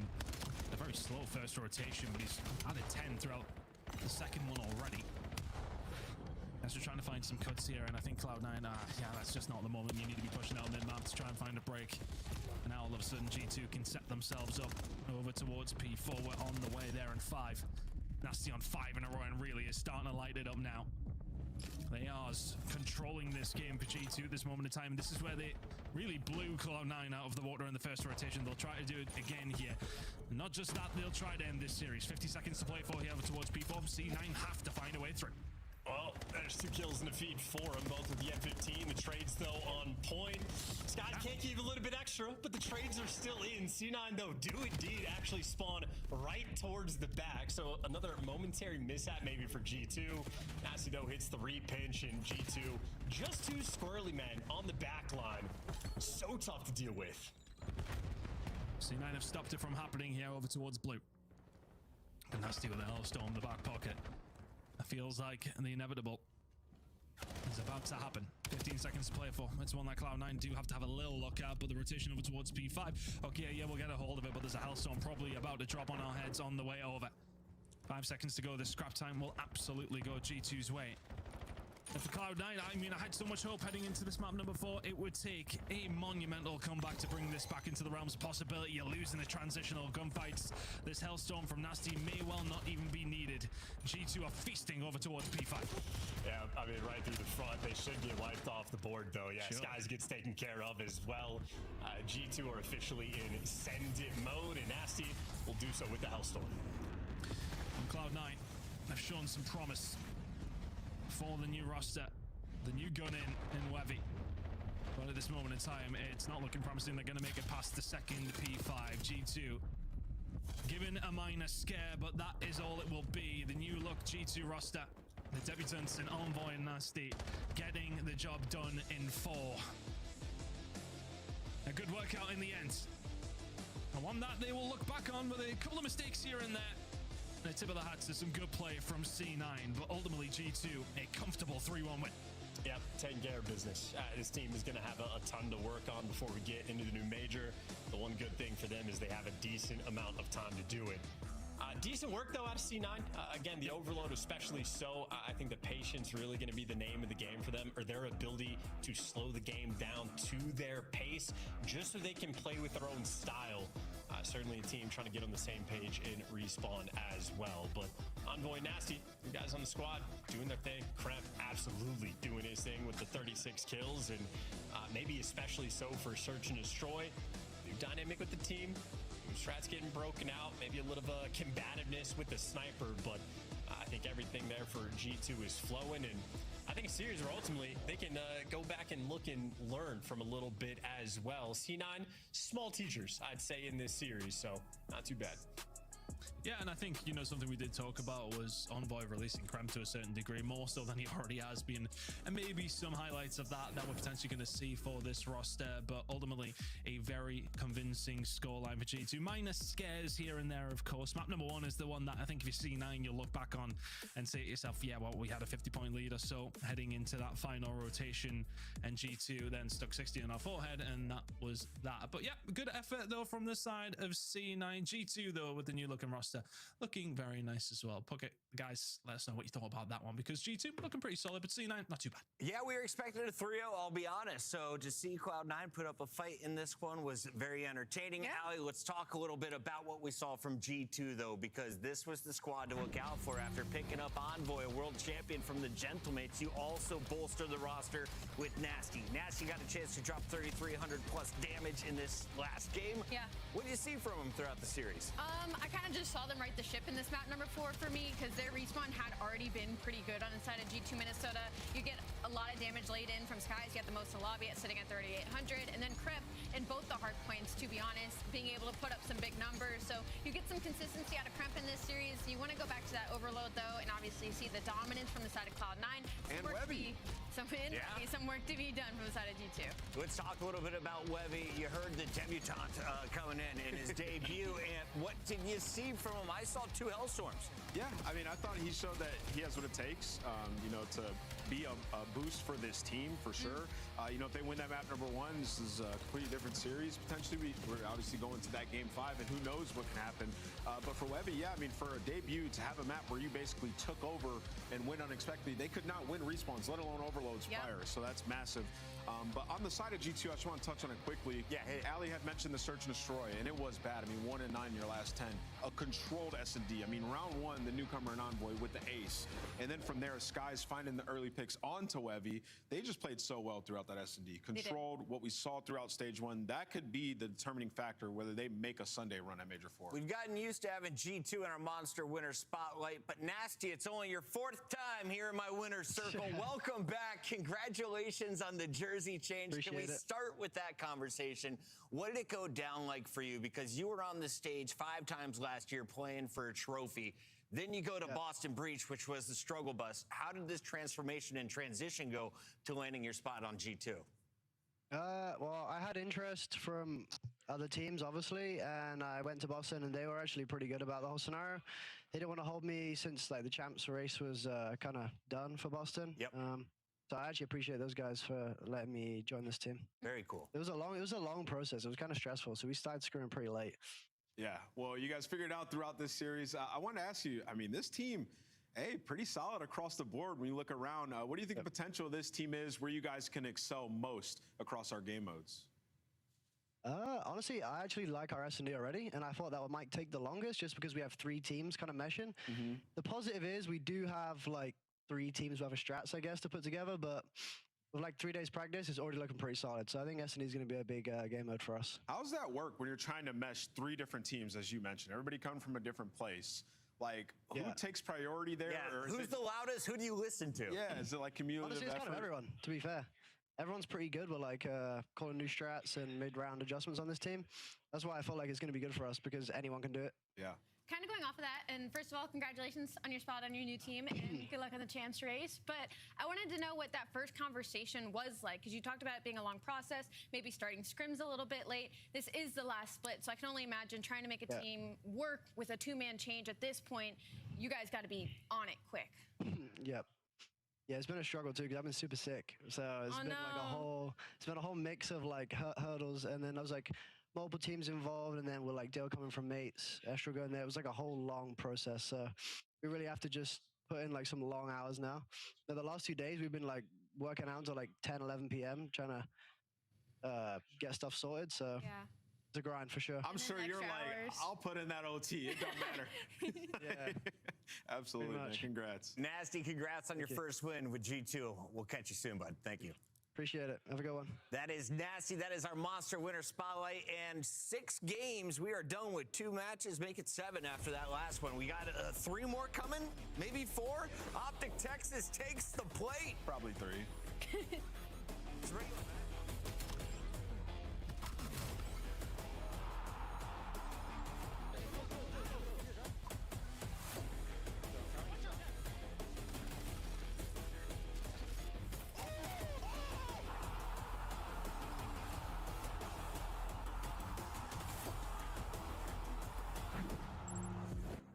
Champs tickets are on sale now. Come see the best teams lock in for this season's grand finale in fabulous Las Vegas.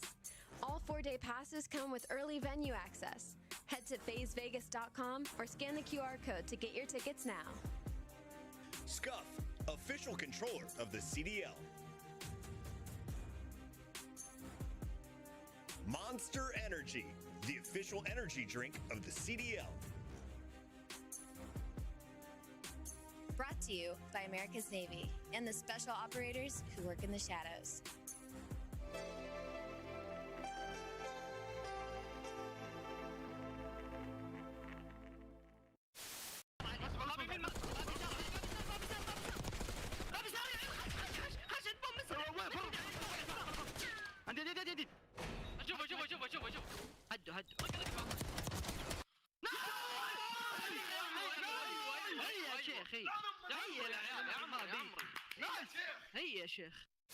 Ghosty doing his best to do it. Oh, here we go. 3 are going to drop. A chance to go. One person is Rods that's got to go clutch. From the position we saw Crip do it, he doesn't do it. Ghosty able to put him down. They get on the point. Everybody's up. That's not going to hit. Second bit of progress done. They got to surge on forward. A BZ with 1. Can't get through. Oh, and Sim connect. But you win it if you're Crip. Of course it's Crip. Time and time again, he wins his one-on-one. One's got front door, you guys. Front door. Hold front. They're back door. One shot. Back right. And inside calls game. Come on, baby! That's what Number 40. Yeah, brother. Done. Hydra. The first win for LA Thieves. God damn it, I love to be a Thieves fan right now, gentlemen. We just hit 10,000 viewers. The boys just got the first win of the 2024-2025 season. Holy shit. We should have won 3-0, but we'll take the 3-1. A win is a win, and boys, we look f***ing dangerous. Stuff there. God, I love this shit. I was like watching.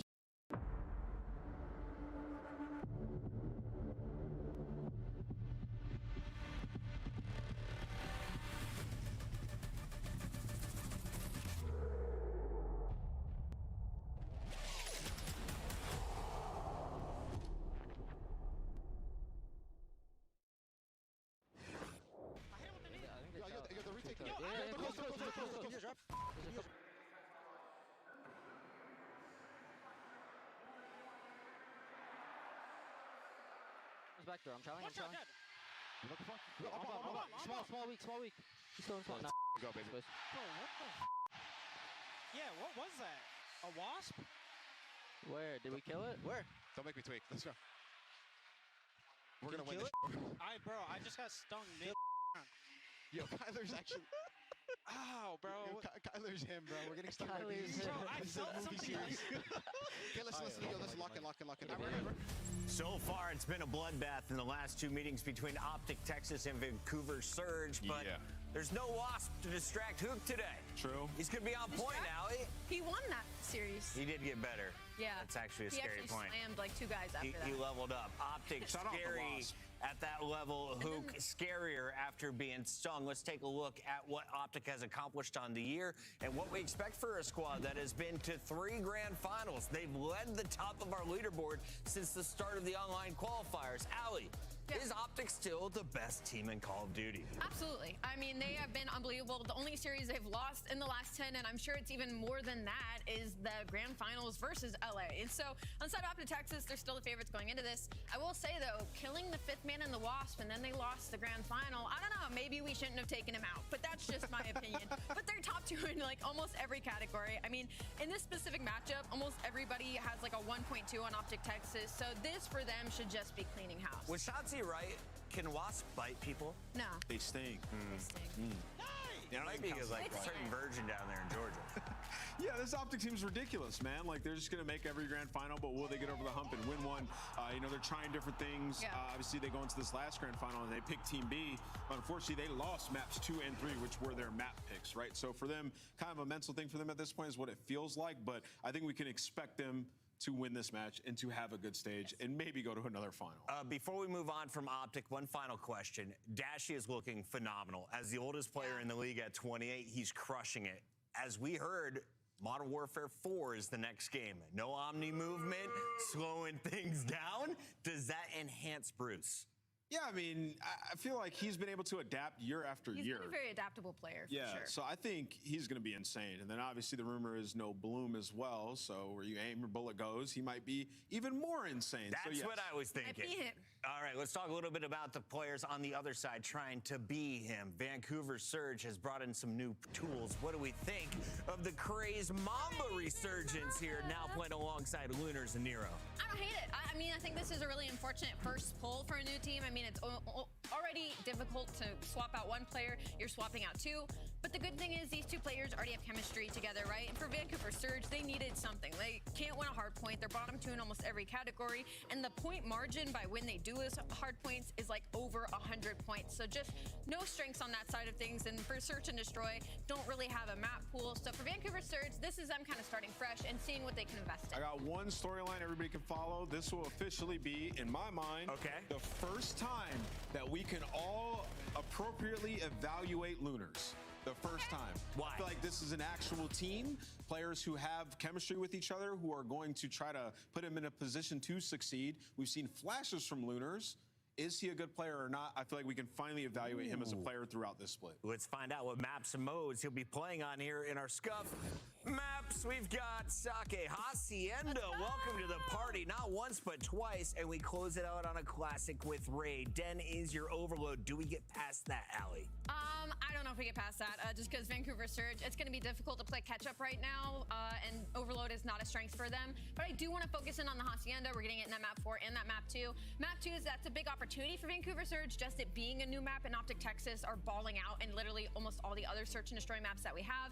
And obviously having it as hard point, seeing if either of these teams are able to put it into their map pool, it's going to be interesting. Wheeler, you get to go first because you are now our Pick'ems champion after watching from home at Major 3.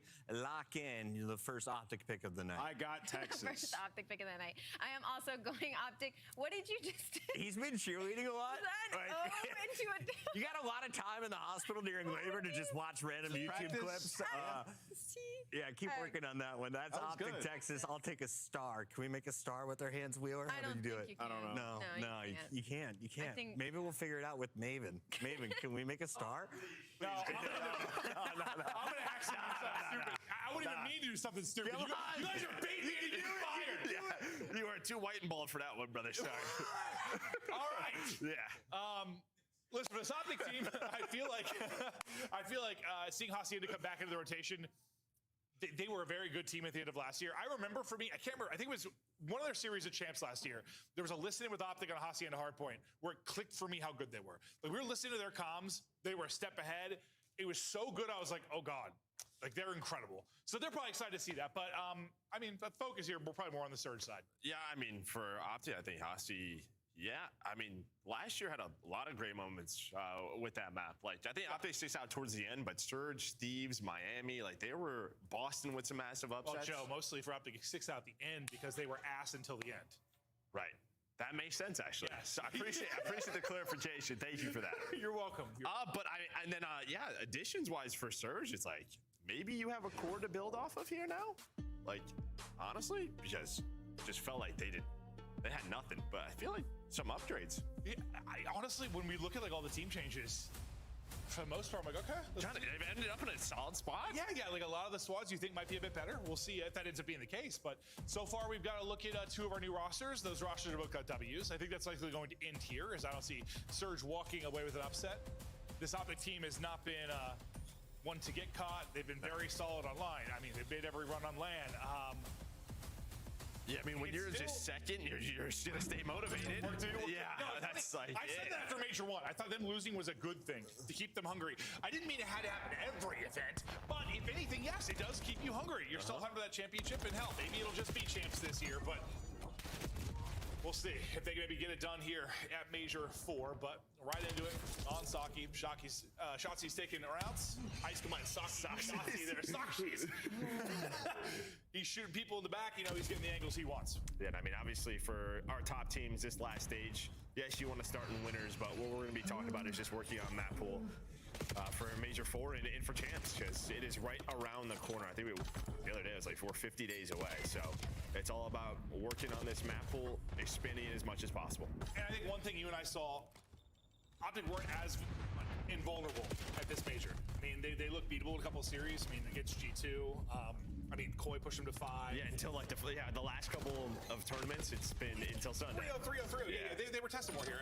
And you and I talked. We casted a lot of them. We talked a lot about just this sort of gamble gameplay. They're playing behind Shotzi, taking a lot of routes, relying on your backline to win it. Like, did you see enough where you think maybe there's some things they need to work on and change how they view it, or you think this is gonna be how they live and die with that type of stuff still? I think it's tough because it's been so successful. No, it has. It's probably game mode dependent. I think we talked a lot about that on Overload. Was massive. Yeah. And I think you keep allowing him to do that, but maybe it's just sort of a couple of situations where, all right, maybe I don't do it this time. Well, that's why I'm not worried about it, because that's been, you and I have had a lot of conversations about Shotzi, and you know, he'll go through these stretches where he struggles, and people like literally joke Botsy. Like he has these stretches where he really is not playing well. But to me, again, it's just risk assessment. Limit testing. Limit testing until the end it clicks for him. So we'll see if that's what's going to happen again this year. But exposed a couple of times, especially in that final. We'll see if any changes are made, or it's going to be take risks and try to punish teams. So far in this one, it's been a punishment. It is 82-5 early. Optic Texas are rolling to the comms right now from Hercules on 5 straight. Nice. Back over now. On time.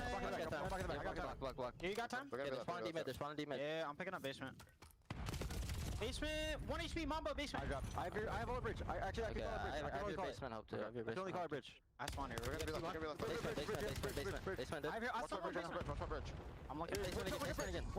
Last guy, left one. I do have pound one. Laying down one. I got time to keep doing above. Okay. Do whatever you want. Nice. You good? I'm heading out the left. L7 sooner. Two. Alright, L7 on bridge. Mama top bridge first guy. I want bridge. It's good. We should go front here. Yeah, he's cutting us. I think that guy went bridge. I don't know where they go. Somewhere. I'm in the back of my dead. I'm living. I'm absolute. I got the cannon. You're missing. Block in the back. I'm staying out. I need your video if possible. I won't go in the back. Yo, go P1 now. Go P1. I got one going P1. Another one P1. Another one P1 on you. Near one shot. Dead. Keep blocking. Another one top. He's P1. First guy. Nice. Block on spawn. The man go front. Playing one dead. I'm playing one dead. Wait, I spawned weird. I'm picking up the back. Oh yeah. Top line. Top line. Okay. In the back, guys. In the back. He spawned in the back. There's 2P1. They're gonna. As Joe just said, that's a good call. Hook says, I spawn weird, I'm checking the back, and sure enough. Yeah, unfortunately dies. So you end up with a break, but fact is, this is a slaughter. I mean, they are just dominating them. This Surge team, I don't even know how much they've practiced. I didn't even know what the Surge roster was until like a couple days ago, so who knows. But this is a tough first match for this squad. And I think you just have to view it that way if you're a Surge. I mean, this is not one you expect to win. You're playing the Titans right now. Learn from this. I just don't expect the situation that we saw with like Ravens versus Koi. It's just not the same. Not whatsoever. No, it's not. Yeah, you're not changing one piece. It's sort of building a system. This is a complete different shift. I don't even know who's the second AR now. Is it Nero? Is it Mamba? Yes, we'll find out because everybody's got the NPC. Yeah, that's true. We're still gonna see a lot of NPCs. There's no change really in the gun department. Optic have been spectacular. You see the 31-8 record there, and 3 of those are losses in finals. They have been sensational. Look to make another run and push this lead up to 100. Nero trying to pounce. Unfortunately, as he pounces, his head gets ripped off by the shots from Shotzi.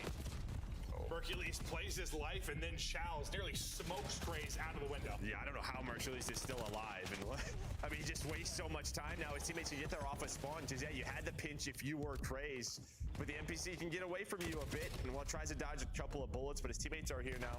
But after this first set, you put up 150 I was going to say, you put up 150 in a rotation. It's pretty good. That's a pretty damn good set of opening hard points.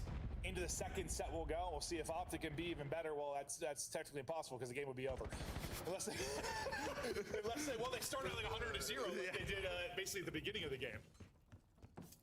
We wouldn't know. We wouldn't know if they did better. Yeah, the map would end. Let's extend the game to see. Yeah. Dashy, movement, tracking, on point again as he wins his fight. He's been the guy in the hard points, so hasn't had to really put up numbers. He's got a minute and a half to go, relying on his teammates to fan out and pick up kills. Still getting damage here. At mid, Hook unfortunately, with a team kill, but still have a presence here with 20 seconds remaining. They've still got right side spawns locked up, trying to make sure nobody sneaks through the cracks. Now they go 3 dead, though, and this can be an interesting scenario. You got to push forward if you're Surge, and Surge will push forward, flip out Optic, and, well, Optic died at the worst possible time. Yeah, they still have like 10 seconds in a cross here. So maybe not the worst possible time, but close to it there. Close to it. Yeah, now is the worst time. As Luna is able to rip a couple. He's on 4 in a row. As well, yeah. I mean, not sure. I have said that. There's like 10 seconds. You could go. Yeah, I forget how fast this game is. Sometimes we're like, okay, well, that's 10 seconds. They've already gotten kills, and they've broken and flipped again. Chance, though, to break. Hook, can he get into his spots? He can be a lethal demon inside of this point. Well, you get everybody inside. They break it through the front. They have position in the back. They now got spawns. They now have the hard point. Can't close it out here, but clinical work still from Optic. Yeah, great teamwork. All being inside at the same time is, yeah, Optic able to find that break and, well, maybe just chow out of it. Oh, Joseph, you are a naughty boy.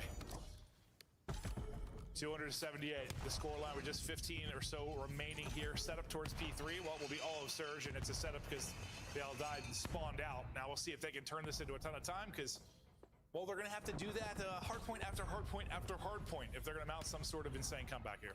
Well, that's just not going to happen. No, Joe, it's not. It's not, but you have to believe, I guess. Yep, hashtag believe. Shout out to Mr. Lasso, who comes back later this fall. I don't know what it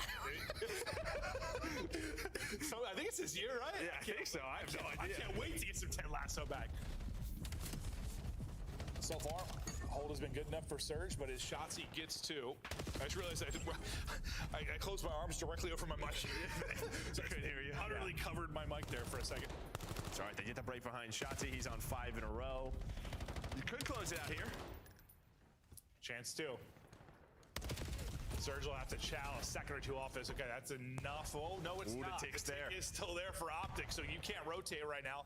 Surge are going to have to try and fight it again, and, well, not in the best position to do so because they have to go through the front line of Shotzi.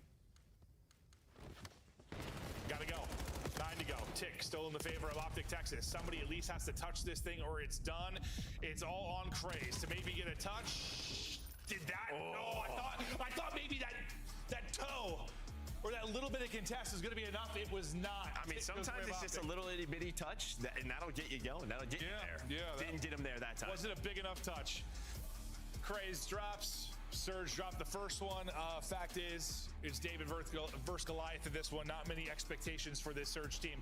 Whereas, like, I think through our first 2 matches, we looked at the matches and thought we'd get like a pretty good idea. I don't know there'll be much to take away from this one for Surge. I don't. Yeah, just don't.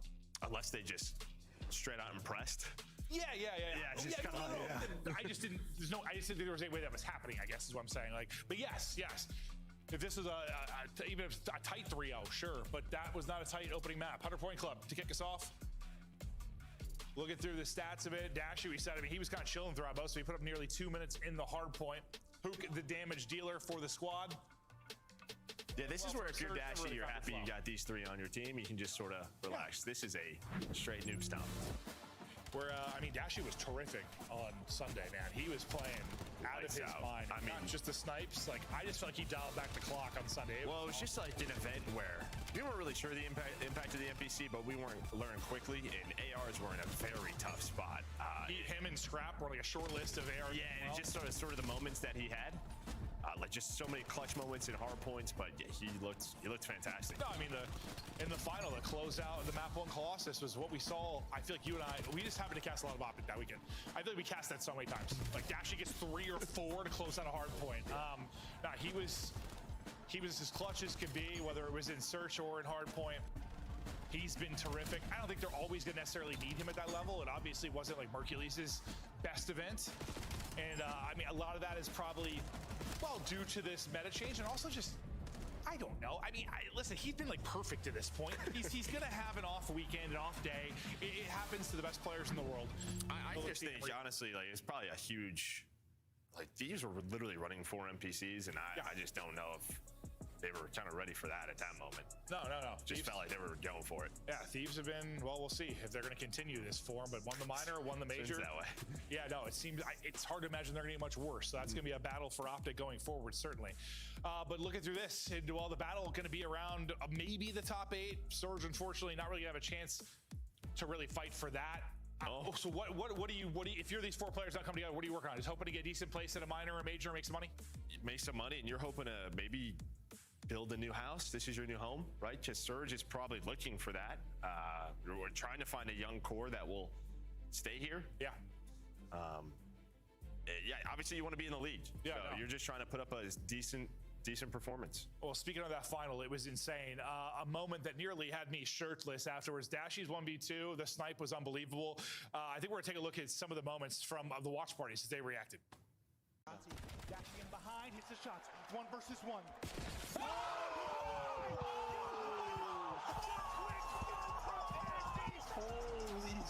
Holy get the out of here. Are you serious? Oh my God. Don't ever disrespect my boy after 1v1. What the Yeah, that was basically my reaction. Nearly dropped my second F-bomb, and the first one was due to a clutch from this player as well several years ago. Yeah.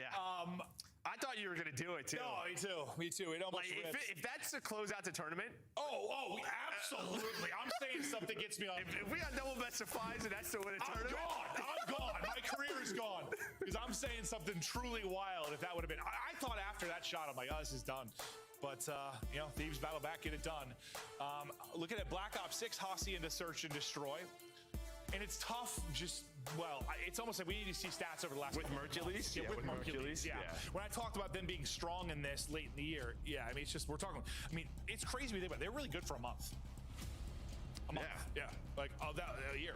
The best time. You would EWC and champs, but I make that point just because that graphic isn't going to tell you a whole lot. It's not going to tell us a lot. When they were really good for 1 month out of that year.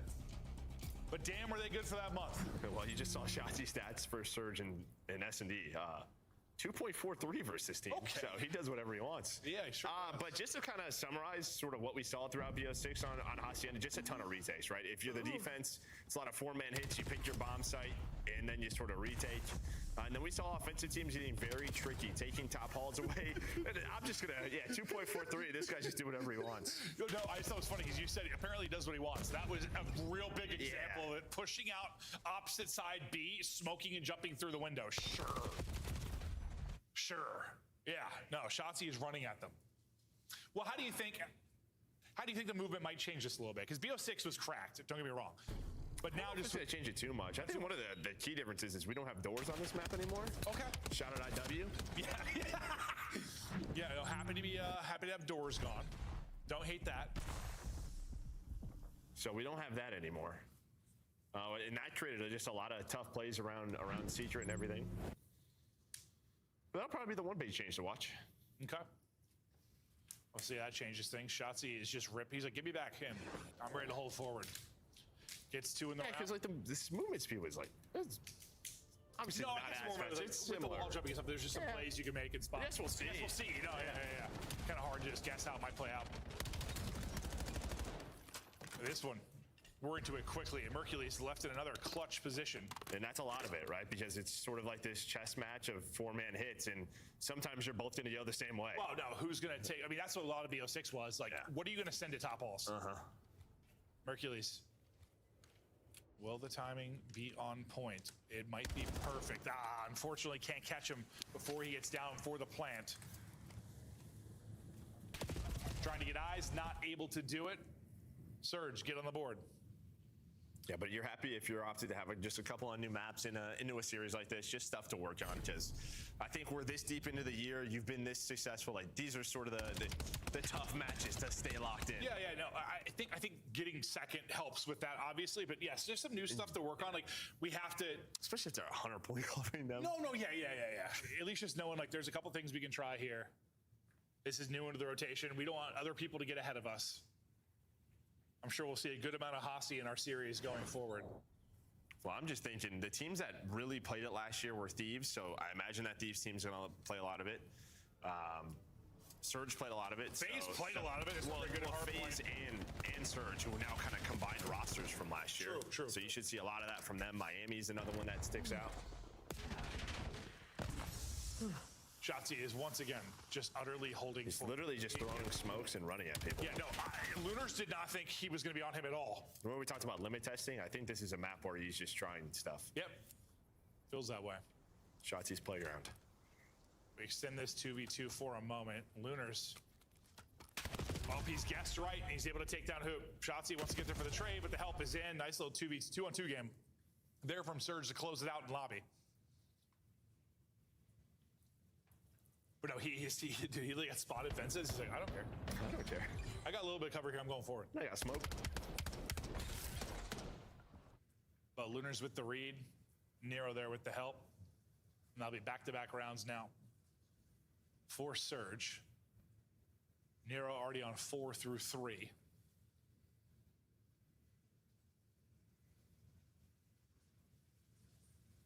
But Optic will continue to limit test and try to add a couple of things into their pool. And I think Bruce is just saying, boys, get me through this one. Just get me through this one. I'm the vet. I'm the oldest in the league. You guys got this. Grandfather needs a day off.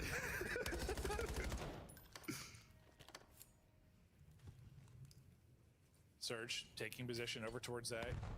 Mercules spotting, staying up, and trying to get Shotzi an angle to make the play.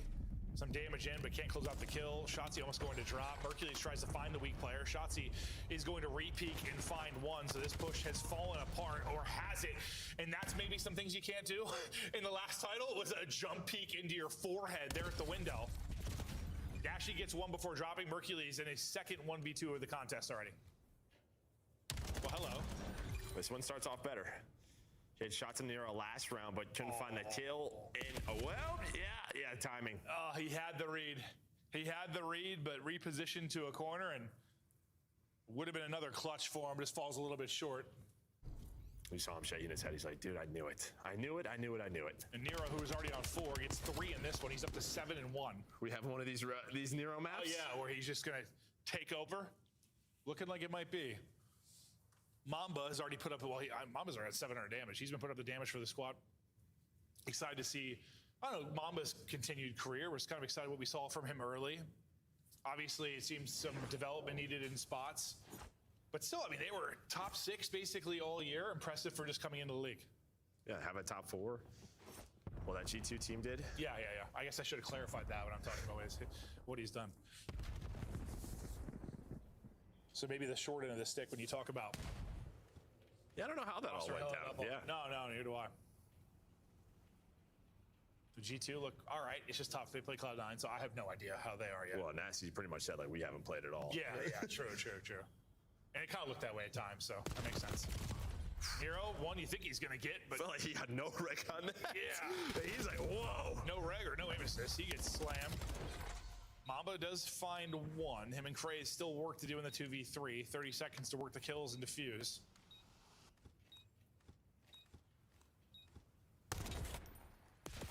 Well, shoot the trophy, and before you can get your smoke out to make a play, you get lined up. He's able to get the smoke in there, creating a bit of chaos. Maybe something happens, but... Yeah, Mercules just lurks in the middle of the map, right? You deal with the first guy who, in Shotzi, who's in top office, but Mercules, you're down in numbers. There's so many different lanes that you can take. So much for them to do with only a little bit of time.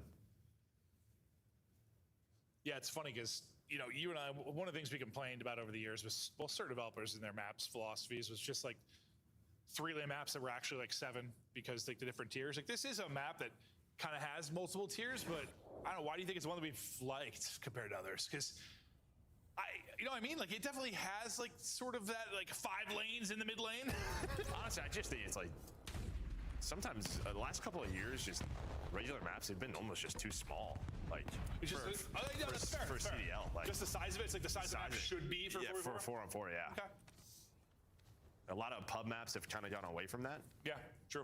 Just constant action, smaller, TikTok, action, spam, action. Yeah.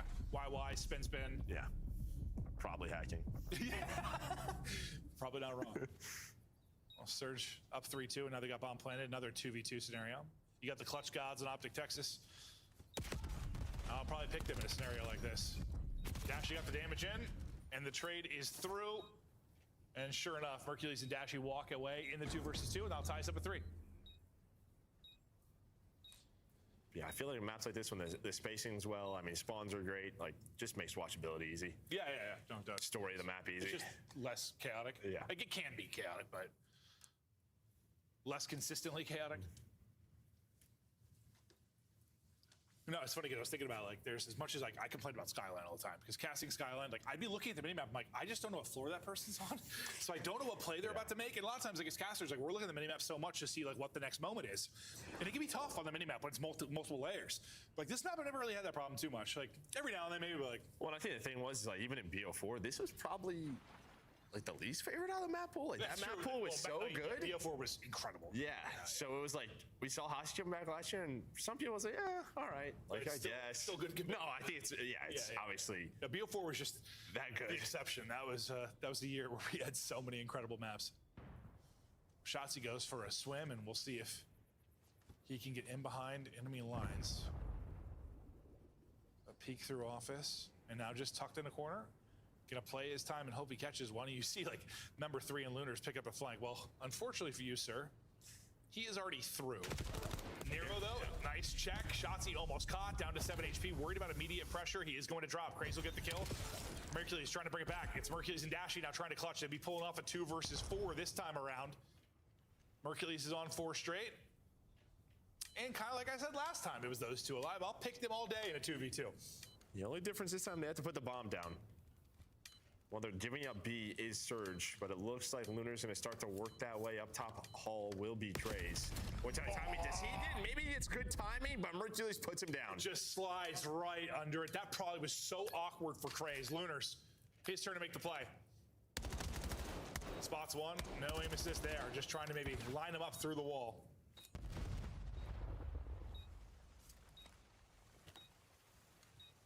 Just hoping they give him a freebie. With these two, though, I doubt that'll be it. Not going to happen. Mercules gets out to 6 straight. For Dashy Mercules, you clutched a 2v2 a couple rounds ago. Now a 2 versus 4 that boils down to a 2v2. You clutched that as well. Yeah, it's just that kill on a Trace, right? I mean, there's 20 seconds left. They're checking one bomb. Just trying to clear it, then start to move the other way. But yeah, you're going to see just this. It's as soon as the slide, Yeah, that's just, it's so awkward. Yeah. Especially like sometimes you're like battling against the aim assist there, and that's a little better in this particular title with like the close range aim assist. Like it's probably a little easier to snap there, but it's just a Falcon punch, just straight to the taint. And like I'm talking about that in slow mo. Like it happens so fast. Yeah, his taint's been obliterated. Mercules, I don't know what objective work. Maybe I'm trying to think if he got a defuse or anything. No. He still got work to do the streak. Okay, so just do the kills. Figured he had to be close. Shotzzy playing so fast. This is just a clutch simulation for him. I think we're just setting up Mercules to see if he can clutch. Yeah. He hasn't been able to walk away with either of his 1v2s. So how do we get Mercules back into form, guys? Let's just put him in clutch positions over and over and over again.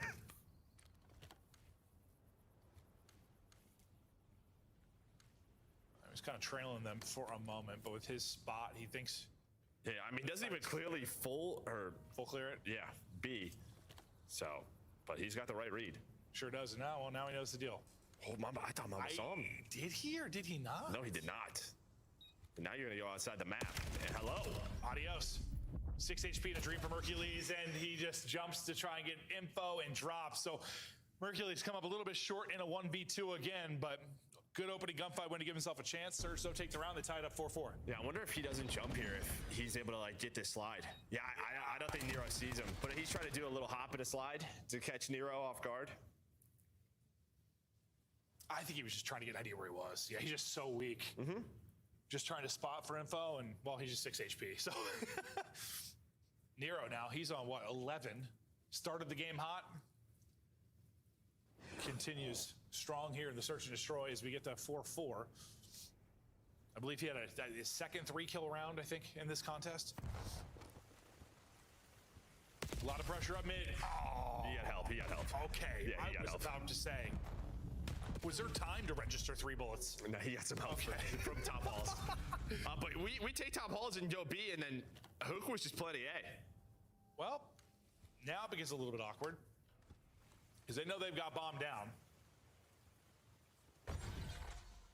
Mercules is going to drop. A Shotzzy, well, a little revenge there for Craze as he's going to have some nice timing on a slide.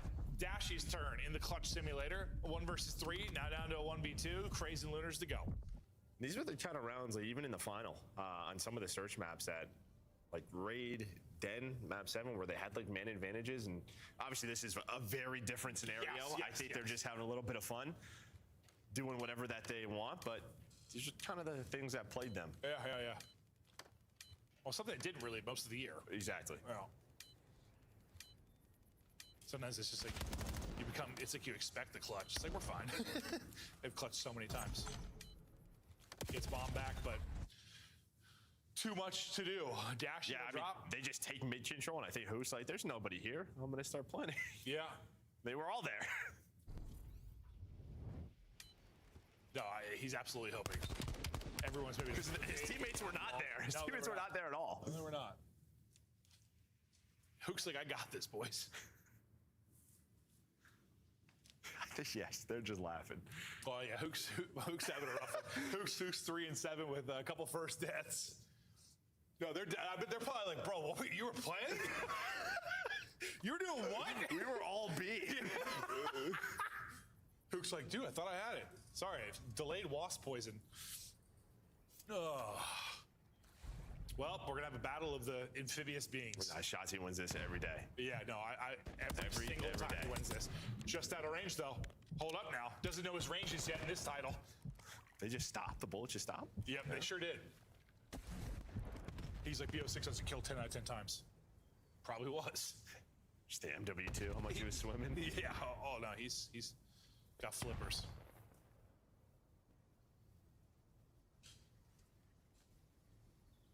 The push starting to develop now for Surge. Mercules, well, he'll be alone on that side. They're grouping up. And Shotzi gets you one. Whoa. No aim assist in that gauge. He's like, I'm back to the water. I saw the range on that. Nero hits an aid, though. Poor Hook, dude. His first death. He's like, I'm here to help you, brother Shotzi. Oh, they're gone. And they're gone. Yeah, he's like, whoa. But now you found the timing right through the middle of the map. Like, you have two players watching the full flank. Nobody watched bottom middle connector. Mamba's still not really activated. Now he's going to go. But you have taken so much space if you are Optic. Now they have a 3 versus 2. 30 seconds to go. Crazy Mamba trying to clutch up. Dashy hunting, tagged up, trying to finesse. Good finesse. Mercury's there on the help. Last guy is in garage, and he is dropped. And that should have been the round to seal the win. That is such a frustration. You are watching everything outside of that, and everyone from Optic runs through connector. Yeah, it's like you're just thinking bomb carrier's going to pop and watch that? I don't know. I'm not sure. They all run through the middle of the map. Well, it's like in a 4v3, you'd think you'd be the team to be able to hold every lane. I know you have a guy on bomb plant, but yeah. Oh, here's it from both POVs. So yeah, nothing connected there. Just outside of the range, folks. That's funny. That's funny. Our first big sea warfare is uninteresting. Round 11, though. Away we go. Nero on 13. Shotzi and Mercules both have 12. Mercules here has some help over the top from Dashy. Now you're just going to wait on Shotzi's all the way through already. Looks like Mamba is watching that, but yep. With the fences, the statue, there can be some timings that don't go his way. And well, this one may not. Okay, well, he spots it. Beautiful. Mamba able to spot it, deals the flank play, and now Shotzi is out of it. Optic gonna try to bring it back. Not having numbers. Nero's gonna get caught. Craze falls as well. Window not being watched. Or just lose a gunfight. How does Hook get a second one? 3. Hook now gets 3. Mamba by himself in a 1 versus 2. Spotted and dropped. Dashy gets the final. And Optic take it in the round 11. I don't know how he just got 3. Yeah, I'm gonna need to see that from Hook's POV. But maybe just catches the timing in the window and beams everyone. Was the first player he killed in window? I'm not sure. I need to see that again, yeah. But that is not what you want after a very clean first blood. You still had a ton of time to work on the clock. I thought, maybe I'm fading. I thought he killed a guy in window and then just like instantly got another kill, which it may be how it played out, but all right. Didn't see it going down that way. Stats. Hook, who had a very frustrating game to that point. Doesn't matter. Ends up clutching up in the final round to give you 3, wins it for you. Yeah, that's the closer right there. But Shotzi and Mercules both put up 12-13. Hell of a map on a Nero on the other side, but does not matter. Yeah, I mean, he was, 7-1 or something to start. Had a couple of 3-kill rounds. He was terrific, but not enough. And well, a search where, I don't know, maybe you could come in and test him, catch him with some surprise rounds in a new map. Took advantage of those to a degree, but you don't get the map win. So now it just gets harder. You go to Overload. Where, well, Optic are be far superior team in that, that's for sure. Yeah, we're doing a den overload, right? So you see the vetoes come through, they veto Gridlock. Maybe this is a map they want to work on with what we talked about that happened at the major. Yeah, no, I think absolutely. We'll talk more about that on the other side of the break.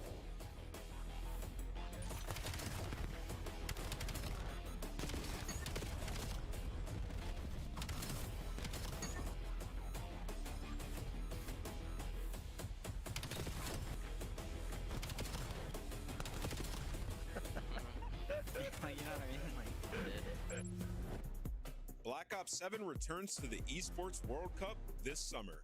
Scan the QR code to get your tickets now. Scuff, official controller of the CDL. Monster Energy, the official energy drink of the CDL. Brought to you by America's Navy and the special operators who work in the shadows. The Major 3 champions! Oh my God! Seeing the best Call of Duty teams in the world play against each other. The path to the trophy is clear, and only one can lift it. Ladies and gentlemen, here we go. 1 versus 2, easily done for Optic. Kismet in his way, he parts the win. Make some noise for Toronto 4. Oh, count 5! FaZe shut down the Thieves. Miami with the numbers. And a reverse sweep for Paris. Absolutely embarrassed on the main stage. Fred out here taking hostages. But the Falcons have never looked this good. What was that? A wasp? Kips is not missing a bullet right now. He went on 8 straight in 20 seconds. Taking away from the dub, and that'll seal it. Who wants it more? And it's FaZe eliminating Paris. Nah, motherfuckers, the goal. Optic is ready for whatever. The King's now running for his life. He's outnumbered. The job's not finished. Neum goes huge and take it 3-0. They're so close. Insane. The Thieves get it done. Easy has been a monster. It's just a victory lap right now for LA. Let's all come down to this. That's the dagger. Optic clutch. What a stretch that is from Thieves. 1 versus 1. Oh my God! Is here trying to close out the. Oh, no. Thieves are your Major 3 champs. Shout out to the teammates, and I'm so proud of them. Come on, man. Optic are up 2-0. We got to show a Thieves like montage. Well, that was cool because No, it was actually. Yeah, all the different teams. No, Who's gonna win the next one? That was really cool. That was honestly, that was a fun final. I know for Optic, it's been a frustrating year. There's still bits of the year left, and like it has provided some really fun storylines, though, some really fun finals because of this. Like, I mean, listen, I know Optic fans, you wish we won every single event. I get that, but like just for like the league, it's been a blast. I mean, it's been insanity. Yeah, we have 3 different winners now. 3 different winners. We've had 2 finals that have gone on 7. Hopefully, all this is leading towards just an absolutely insane close to the year. Or someone's just gonna fry at the end of the year. Yeah. We'll see. We'll see if that. We're gonna watch the round 11 one more time. Oh no, so Hook didn't kill anyone when. Oh no, it's just watching it. Yeah. Oh. Yeah, it's just 2 freebies. Okay. There is a window. So in BO4 there wasn't a window there, but BO6. Okay, so this is similar to another round where they literally gave up a lane. New team. Yeah, Tom's got to get on point. Let's go with that. Yeah. But someone should probably watch. No, you got to figure that out. I thought Hook won a gunfight to get to the second kill. I didn't realize. I didn't think it was 2 people with their pants down. Just. They weren't even dancing. I don't know what they were doing. No. They were having a conversation, and then they were dead. So Hook gets a couple of freebies, gets 3 in the final round. And usually, you saw Shotzi's angle when he peeked that window in a previous round. Like usually, you're thinking I'm getting laced the second I put shots in. Like, yeah, Hook's not expected to find those freebies. But fact is, Optic closes out in round 11. I don't think there's much to take away from that search. It was kind of a goofy one. It was a circus. But let's go back to our conversation because we talked about that in our previous series. Maybe we have some new viewers. Like I asked you, now that you add a 4th map to our game 3, which has not been a thing for a long time, what does that kind of change in the dynamic for teams? Yeah, I think for our top teams, it's just sort of you can't have 2 bad overloads, right, going into the final, especially to finish champs, because that's a BO9. True. Yeah. So, yeah, this is where you can find some big advantages now. I mean, I feel like you always could in map 3. Like if you had 1 weakness, you were in a tough spot. Now if you have 2. So it's just, you think it more doubles down on like it's good to have a wide map pool. Like it just makes that a bigger thing. Yeah. Okay. All right. I think unfortunately we had issues server side. We're gonna reset this in just a moment. Thanks for hanging with us. But yeah, no, that'll be. I'm just curious too. Like you've talked a lot about it, and we've seen it a ton. These trends that happen over a qualifier. We just see, you know, scar. The one qualifier was like all exposure. It's same with like the majors too. Like where it's just a trend of somebody. Here's a prime example if you've been watching. Go back to major 2 and count the number of exposures. Watch how many exposure overloads there were at Major 3. I mean, the difference was staggering. Yeah, Major 3, there was a ton of scars. Yeah, so does that change a little bit now, just having 4 in the rotation? Those trends kind of go away a bit? I'm not sure. I got to see how the veto process worked. I thought we were going to keep it the same, but it looks like through the vetoes, you do veto. Like, both teams get a veto for map 3. I thought it was just going to be the same veto process, and then one was just going to be left out. It looks like there is still like a veto that jumps Interesting. through. Okay. So I gotta go and look at that. For those that are maybe not even aware of why we're having this conversation, here's an update on how the map pool will go. Overall, I think positive. I know with the first change that came through, listen, there might have been some negative sentiment based on some of the maps that we're in. We were a little worried about Plaza. Plaza provided plenty of entertainment, but listen, it wasn't that good from a competitive standpoint. It wasn't. We have Hacienda that comes in. It's gonna be much better. We've yet to see Saki Search and Destroy, but I'm excited to see that. It's been a terrific hardpoint map. I think Hacienda, I'm just not worried about Hosty in general. Like that's been solid over the years. Like, okay. And then what you're talking about, sort of overload, right? Yeah, adding gridlock. So you keep the other 3 and you add gridlock. Yeah, and gridlock, again, just alone, the big change going to be the fact that there's just one EMP spawn. So it's going to be a little different. I think we saw in our first cast of it, you're going to have some times where you can rally together like 3 scores because of that central spawn. If you have complete and supreme map control, like it's hard to get out of. Or sometimes like you're blessed with a counter. You're blessed with getting out of this trap based on EMP movement. Like that's not going to happen. So, but then again, like we saw it was so interesting. We had like what it was 5 or 6 scores in the first half, and like nothing in the second half. So no, okay. I swear when we first saw the graphic, there was a gridlock by Optics name overload veto. I swear. I might be making that up, but I'm telling you it was. Maybe I read it flipped. So now there is just one left out, so it's the same. Okay, so it is the same. All right. Honestly, when you start bringing that up, I don't even know what you're talking about. Dude, I swear when I first looked at it, gridlock was there. Oh, well. I'm telling you. Maybe it was, Joe, and now it's not there. I'm going to go back and look. Maybe they're messing with you, bro. I don't know. Maybe I flipped it. Yeah. Well, game is starting, and we'll be into it in just a second here. Optic up 2-0, looking to close it out 3-0. And you said trying to maybe improve on Dan. Exposure's been good for them. Scar has been good for them. Trying to just add like a third to this. Well, I mean, you'd love to be good at all 4. No, I mean, Den's been their best all year. I think we just saw some slip-ups at the majors, so maybe just trying to I guess that's fix those mistakes. The major just had some I think you may see no changes. I think the difference is that what Thieves were doing, what happened on Sunday, is that when your front line isn't getting kills, it just obviously shows that shot. You just turn around and see shots. That's what I was thinking of in my head, was just us casting it, just being like, Shotzi's out of the play. Shotzi's out of the play. Yeah.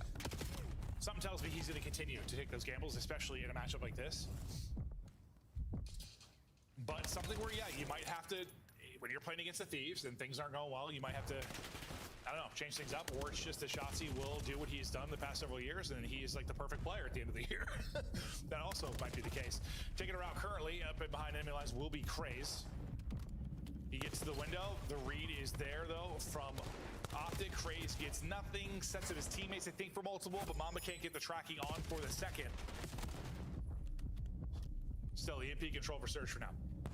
Yeah, Nero comes out hot again. Mamba's so close to getting that second kill, and maybe then he would be here with Nero to start to move this, but now you are just completely out of position. You are so out of position. Craze is to be there off spawn. He's able to find one, but it is just too late. Optic just go.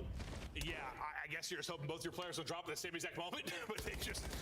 Well, and your other guys are all mid-map, like EMP's down low. You take a couple of shortcuts, and that is not what you want to do.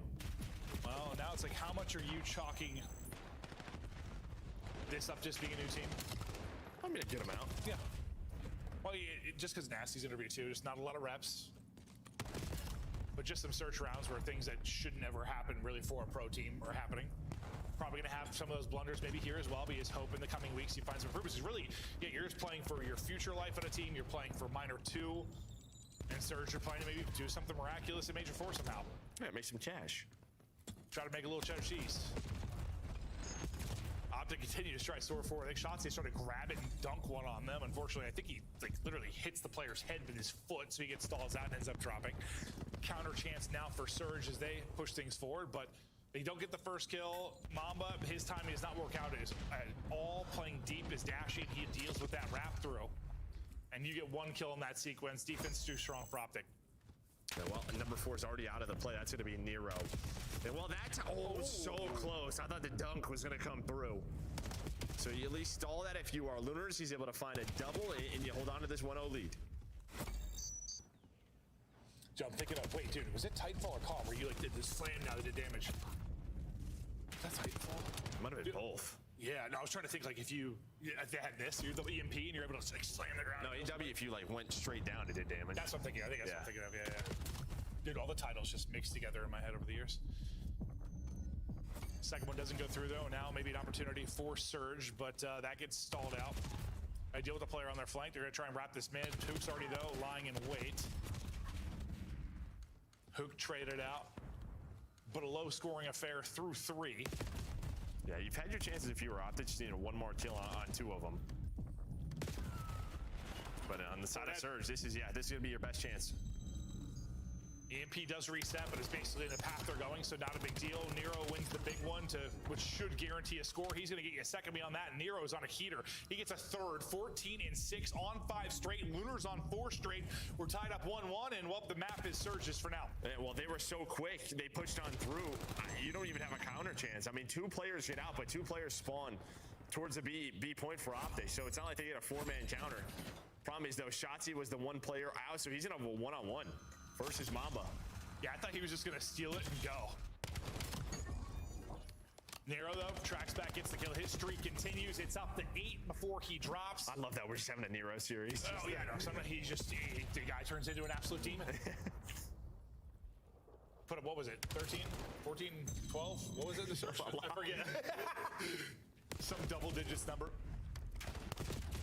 We're stalled out roof side for a second, but well, there's a one-on-one with Shotzi, and then the rest of his teammates trying to get forward.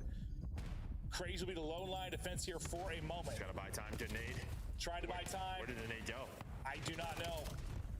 Nade is gone. Optic are through. 2-1 edge with 30 to play. I swear that he threw a nade, right? Yeah, I thought right the floor in front there, yeah. Well, to be fair, I think the EMP here is well over it. I think he's jumped over it. Nero right back to work. 20 kills and a half for Overload is very good. You'd love to be winning, but still, it's a whole hell of a lot of kills. Maybe we'll be tied. That's true. Chance for it.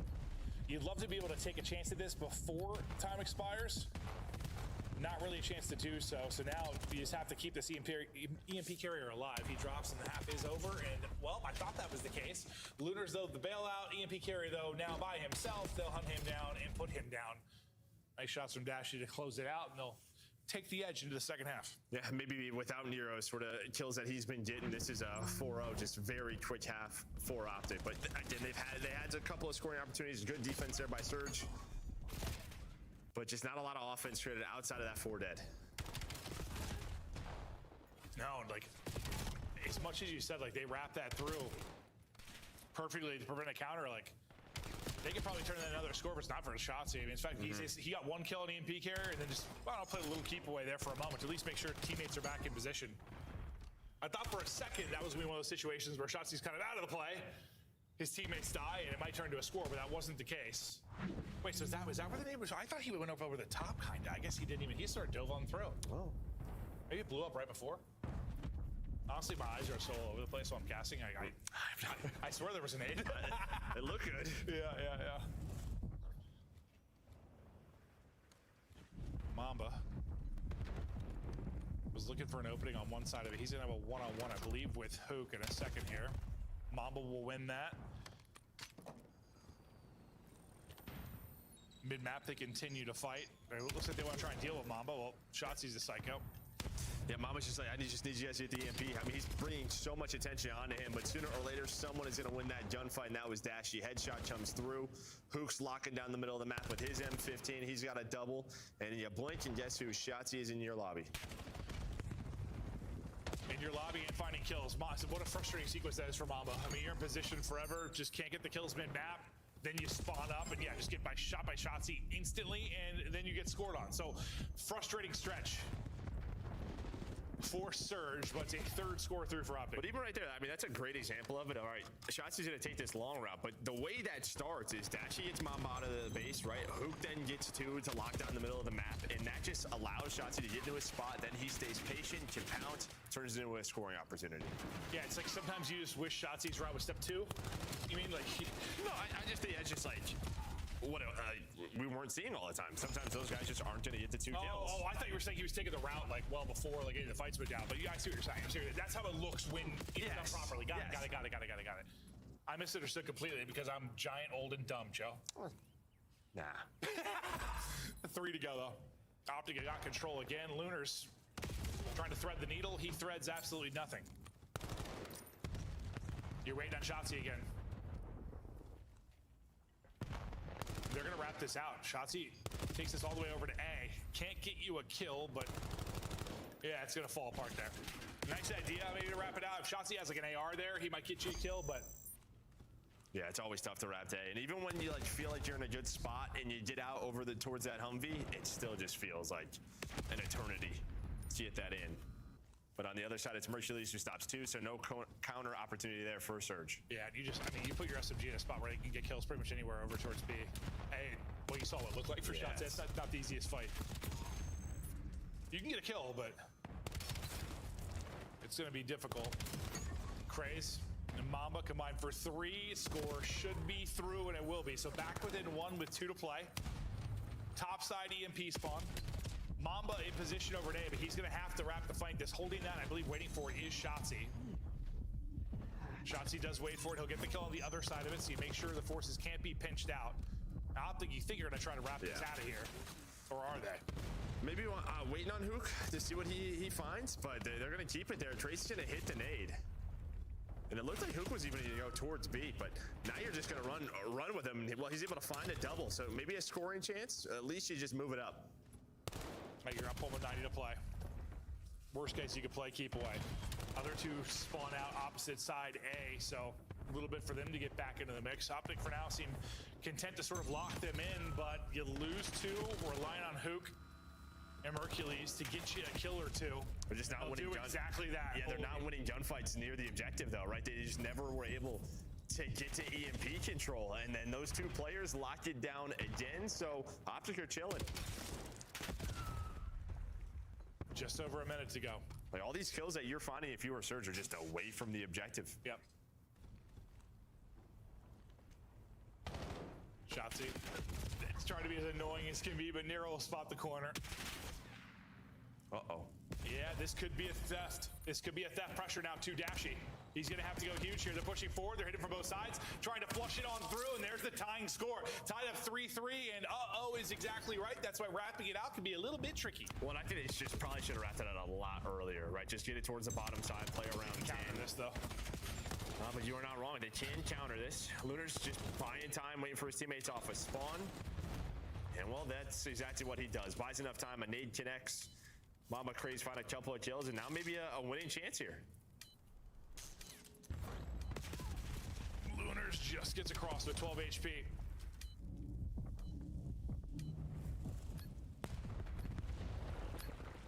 Look like we went COT. Can Optic get a touch on it? Can anyone get a touch on it? Oh, just barely able to do it, but you are in hell the second you pick it up. So we head to OT. As it gets away from Optic late, try to wrap it out, maybe take a little bit too much time wrapping it out, as you said, and they get caught. Yeah, I just think in probably a more, I don't know, serious match for them, they probably wrapped out right away. Yeah. Right when they had roof control. When Hook went down low, Dashy he didn't go. He didn't jump into it. Looks like he started to and then just like stopped. Went back. But I think they probably. Dude, Dashy's POV looked so funny when he was at tree and he was like, oh. Like he realized the situation. Like EMP carriers coming in, like 2 people to deal with. Like what just happened? Did not expect that to happen. No, he sure did not. So some overtime here to close it out. Optic looking to finish this thing off 3-0. Surge trying to show some life. Nero has been shooting throughout this. Mamba stays up a window. Lunar's just trying to sneak up, and that's a little game of pop. Hello. Buffalo? Yeah. I play a lot of trying that. to think of the Jack in the Box. Buffalo. Oh, Lord help me. EMP has been scooped, but his hook drops. It'll stall it out here for a second. Trying to hit nades, not push that far forward. Hercules does get you a pick. You have numbers here for a second, but you're waiting on number 5 to get back into the action. Shotzi able to trade out one. It's going to be all on Shotzi now. By the time Hook gets here, basically everybody has fallen. Josh just continues to tuck tail and try to back up. They try to wrap this all the way back, but they got to be a little bit worrisome of Craze working through lobby. Well, no, Mamba backs up, so I thought it was going to be a 2-man hit to lobby, but Mamba's like, all right, I got to go all the way back. Mamba's just going to be waiting here. Shotzi's just going to go around. Well, Mama's going to die. Is a rotation there in time. Oh, up over the top. Can't connect the shots. Nearly gets through. Yeah, one more bullet. I think he scores. Yeah, no, he absolutely might. Rotation maybe a little bit awkward from Surge. They do enough. They're going to get 3 dead, though, and well, this is a score. Barring a miracle from Nero, he's going to have to just go insane here and kill everybody. Doesn't happen. Score gets flushed through pretty damn quickly there for Optic. I didn't see the final time, but going to be tough to beat. Okay, so it was 1:33, the time to beat now for Surge. Yeah, so sometime. Not a lot. No. I mean, better than we've had people scored in 25 seconds or whatever, so certainly more to work with. I mean, not enough that we're going to see some desperation up the gut type play, I don't think, from Surge. They have the time to play around map control and set up a score, but if they don't in the 90 seconds, 3-0 win to Optic here to start off qualifier 4. And Craze is quietly like caught up to Nero.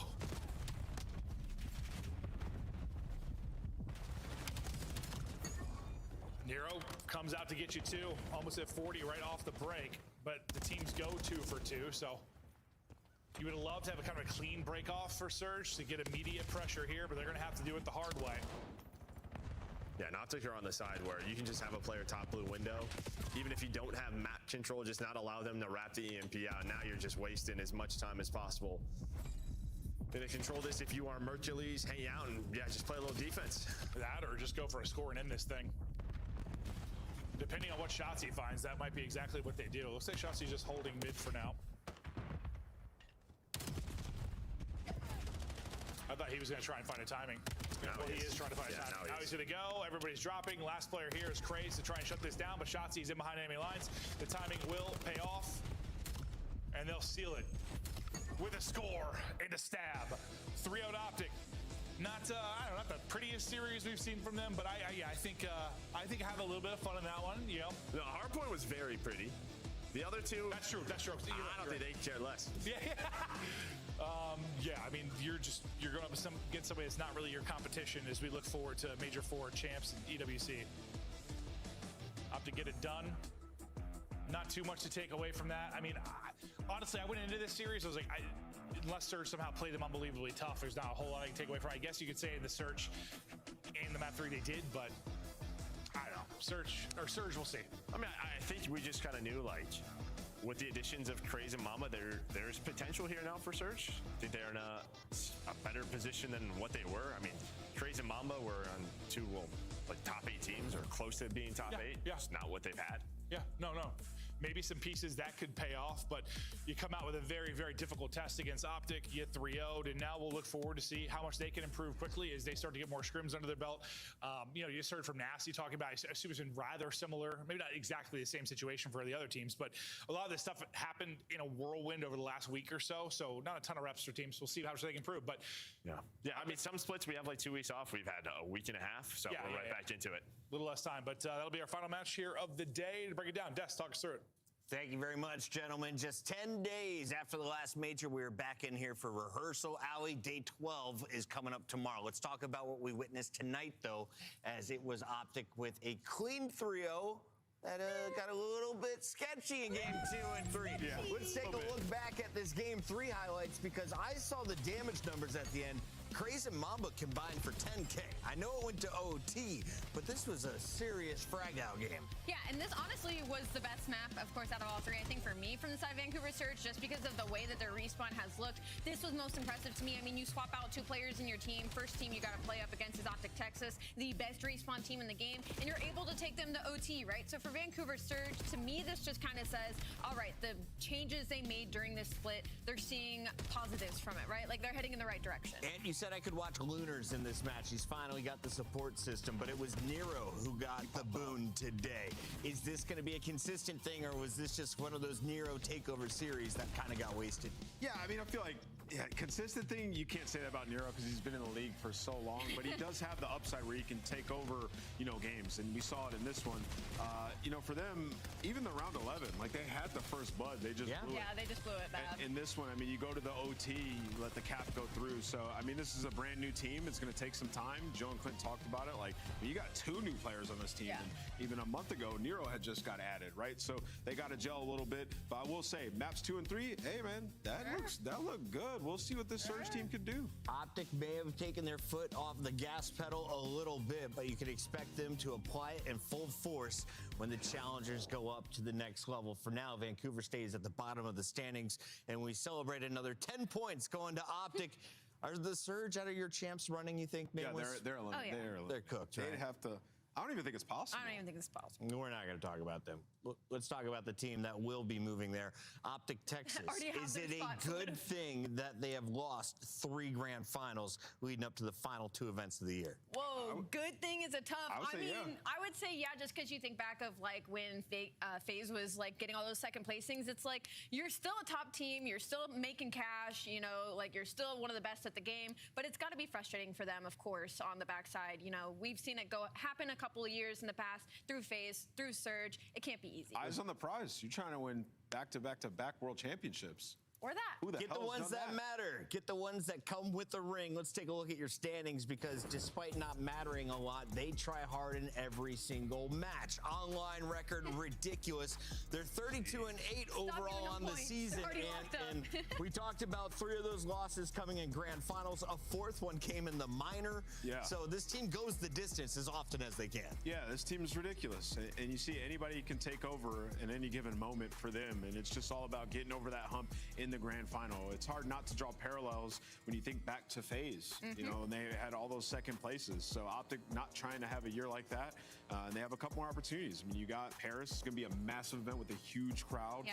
You got EWC and you got Champs. Any of those would be an electrifying win. We've got a monster winner spotlight hopefully coming up with a member of Optic in just a bit. While we wait for that player to get sorted, let's take a look back at the start of the day, because there's only 10 maps today. We thought 9 would be the fastest possible. We almost witnessed that. Let's take it all the way back to the start of the day. Rosalie, it started with an upset, a thunderous one, and afterwards, we had to dive into Twitter and find out what's going on with the Koi boys. They may be in more trouble than we expected. I mean, I think I want to talk to the positives a little bit of Carolina on one side, because their hard points have been so close to getting through the hoop. I mean, their last 10, all of them were within 50 points, and I'm talking about against teams like Miami, LA Thieves, FaZe Vegas. So they're able to get a hard point through the hoop, and not versus anybody to sneeze at. I mean, Toronto Koi is coming off of 2 top 3 finishes at LANs. They were looking to be a top team heading into the next major, and they came out just totally flat today. And Carolina Ravens really capitalized, and you wrote them having off. a change. Yeah, what a weird one for Koi. You look at the lobby, and like the least damage is Joe Deceives and Kips in this one. And it's like, what the hell's going on for the team morale over there? This is a team off back-to-back top 3s, rumors of a change. They don't end up making one. You play a Ravens team with a new player in Standy, who he's not like a world beater. He's not supposed to come in and take over. Well, that SMG duo was better than the SMG duo on Toronto. Exceed was all smiles today, as is G2, as they walk away with a clean win. I think we're going to be celebrating, though, if you're a Cloud9 fan. You got an 18-year-old with a lot of potential. You sign him for cheap, and he could be on the roster in the future. He drops 2 Hellstorms in his respawns. Did you like what you saw from these 2 teams today? It went to Game 4. I think there's positives on both sides. On the side of G2, this is a positive. You get a really good win. You got a really good match out of Skies as well, and you still got good participation out of everybody else. On the side of Cloud9, I mean, you win that Overload, and that isn't just like a win. Like G2 Minnesota, one of their best Overload maps is Den Overload. I have it written in my notes that they are literally them on that specific map and mode combo. So for Cloud9, it was a little bit of a statement win here on the side of that map, but overall, obviously, Crim beat up on the last place team. 1.31 is some devastating work from my guy. Yeah, he's a monster, and you know they feel good being back together. Him and Nasty.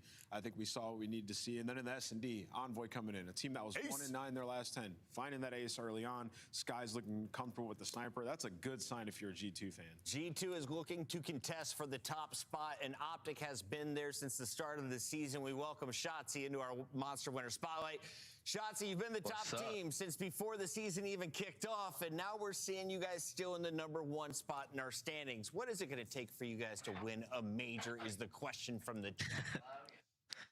I mean, last year it was the second half, so ideally, you know, second half of the year. So, I mean, that's something to look forward for sure. I mean, we just got to show it on Sundays. That's all it is. We just got to come crazy. I wanted to ask you, you know, Ele assim parece mais Marley, meu sobrinho. So no new maps in the grand final. So part of the question is, what does Hacienda do for you guys in terms of the map pool?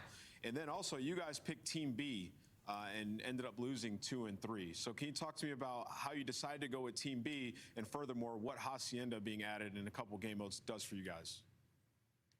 Yeah, so Team B, I mean, it's no secret. We've been choosing Team B ever since we honestly picked up Mace. The whole idea behind it is just like we're really good at search. And we were obviously really good at respawn. So we don't really care what map we play when it comes down to map 1. And then what was your second question? Wait, you guys have picked Team B in all the grand finals? Yeah. Oh, really? So the only one we didn't was Major 1. And we low-key regret it because the other side of the stage just felt really weird. But... Fair enough.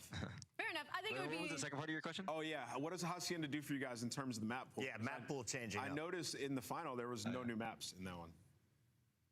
Yeah, for whatever reason, last stage we didn't really like Sake, but we love Sake now, so that's something to look forward for. And then Hacienda, I mean, obviously we won EWC on that map, so I mean, we just love the map. So it's definitely positive for Optic. I wanted to pick your brain a bit about what it's like being in your position currently where you're kind of beating up on everybody, maps, modes, doesn't matter. But obviously the grand finals is where you guys are falling short. How do you get better in this sense of all of your VOD reviews, essentially you guys beating everybody else? Yeah, it's weird, dude. I'm not gonna lie. Like, like how do you get weird. better? It's literally, it's so weird. Like, cause like we can look at scenarios and call each other out, like what we do, but at the end of the day, like you said, we're kind of beating everyone. So it's like the way I'm looking at it, the way I'm trying to process it is like we shouldn't look too deep into anything. Just trust our game and just hope that we come crazy on that Sunday. Shotzi, I know you got fans from all over the world. If fans were going to bring you a present in Paris, because they might see you at Major 4, they might see you at EWC, what does Shotzi appreciate? Is it pastries? Do you want food gifts? Do you want like a little ceramic? What would you like? If I had to choose one, probably a baguette. I'm pretty sure that's like their known thing. Isn't it like bread or something? Is that how you pronounce that? A baguette? Baguette? A baguette. We're going to throw some T's on the end there for you. All right, he wants a big stick of bread, guys. We're going to hook him up. You know how many baguettes he's going to get when he gets to Paris now? Oui, my guy. Share it with the rest of the cast and crew. Shotzi, congrats on another Monster Winter Spotlight win. Thank you. Bye-bye. That is Shotzi. I'm pretty sure they were Team A in both finals. He might not know. Or in all the until this last. I think you have been listening to too much Ben J. Nassim. I trust Shotzi over everyone, and you should too. Wasp bite people, ladies and gentlemen. We've got a great show for you tomorrow. It's going to be longer. Before we get to that, though, we got to show you the debuts of some new faces and new places. Envoy drops 93 kills, a 1.06 KD, 55 kills from Standy as he drops a 1.0, And Nasty looking pretty comfortable in his new AR role. I think my biggest shout for this one is going to be Envoy for me, just because it really sucks, because the last few weeks while he was still on Gentlemates was some of the best that we had saw from him. So I'm excited to see him now get plugged into this G2 roster and feel like he hasn't really missed a step. Craze and Mamba getting bodied by Optic, but that's expected. Tomorrow, what's going to go down? What do we have going on this weekend? Well, you take a look at the opening matchup. It's a banger. FaZe versus Thieves. You got the winner of the last major going up against the Major 2 champs. And, of course, we're going to see Breach versus Surge as Boston looks to rebuild. Heretics versus Falcons, though, could be the match of the day. Yeah. Both sitting on 200 points trying to fend off Carolina, Allie. That was kind of my biggest point, is staring at that last matchup, because for them, they're battling each other for a champ spot, so that should be a really good match. As we go out tonight, we want to say congratulations to a dad who's going home early to a beautiful baby boy. Nameless, talk to me about this gorgeous thing. Yeah, it's been awesome. Listen, Mom has been a superstar. I can't wait to go home, see little man, and it's just weird being away.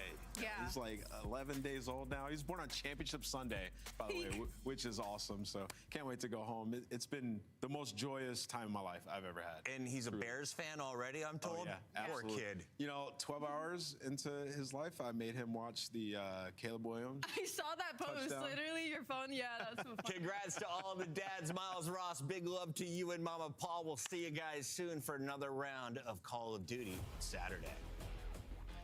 It's a star. Hold on. Wait.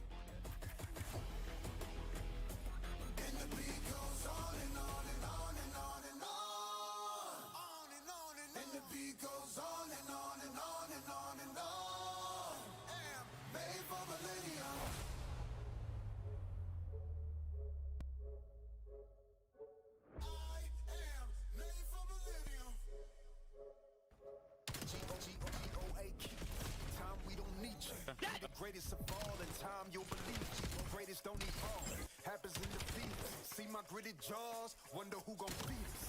Hungry to win, hard pressed to beat us. Hundreds and tens, hard fresh to beat us. Thought I knew men, most of them was divas. I'm more than man, I'm a The run starts now. genius. With my medals at, I don't pedal back, I'm too smart. A música parece nova, hein? They pedal for the stacks. I'm making benefactors, landlords, not the pot to call the kettles black. Hello, I know you feeling mellow. You thinking life is gonna be cinematic as these cellos. But that's just a game. It look like a bellow. If they gon' hear you roar, time to let go.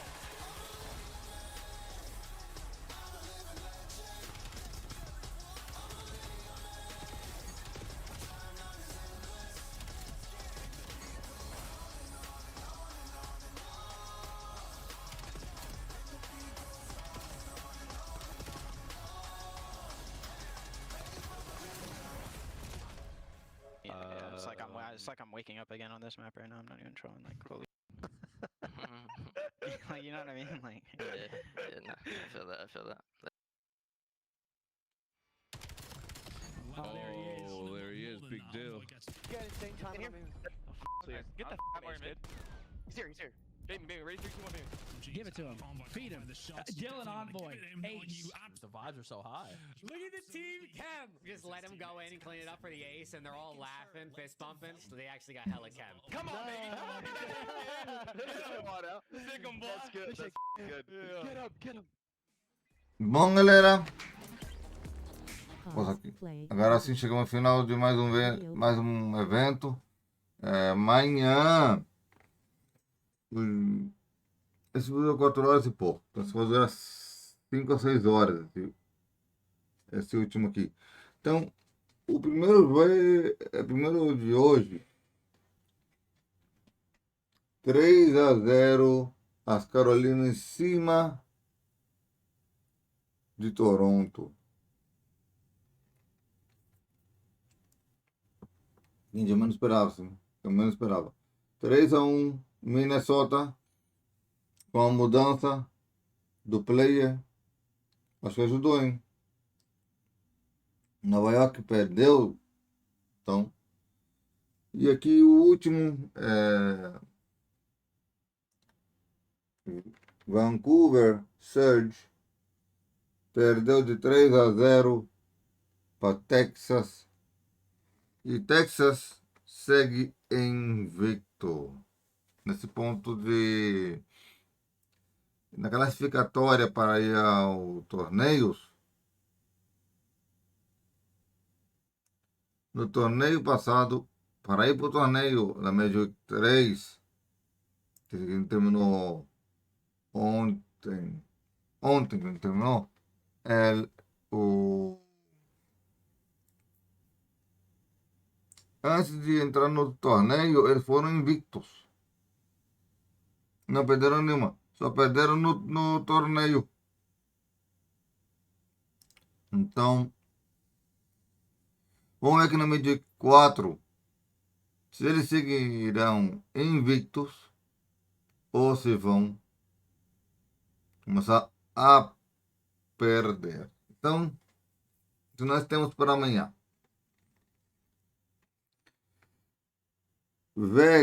Fase Vegas tem que vencer. Porque Los Angeles é o campeão, mas estou sendo para Vegas. As Carolinas venceu, mas vence de novo.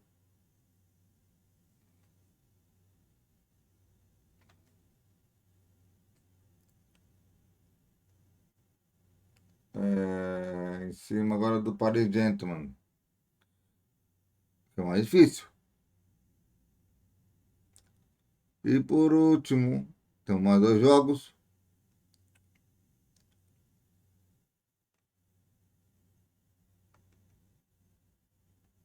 Aqui, Boston Rich. Acho que ganha Boston Rich em cima de Vancouver Surge. E aqui, Miami tem que vencer. Porque Miami é o melhor que todos aqui.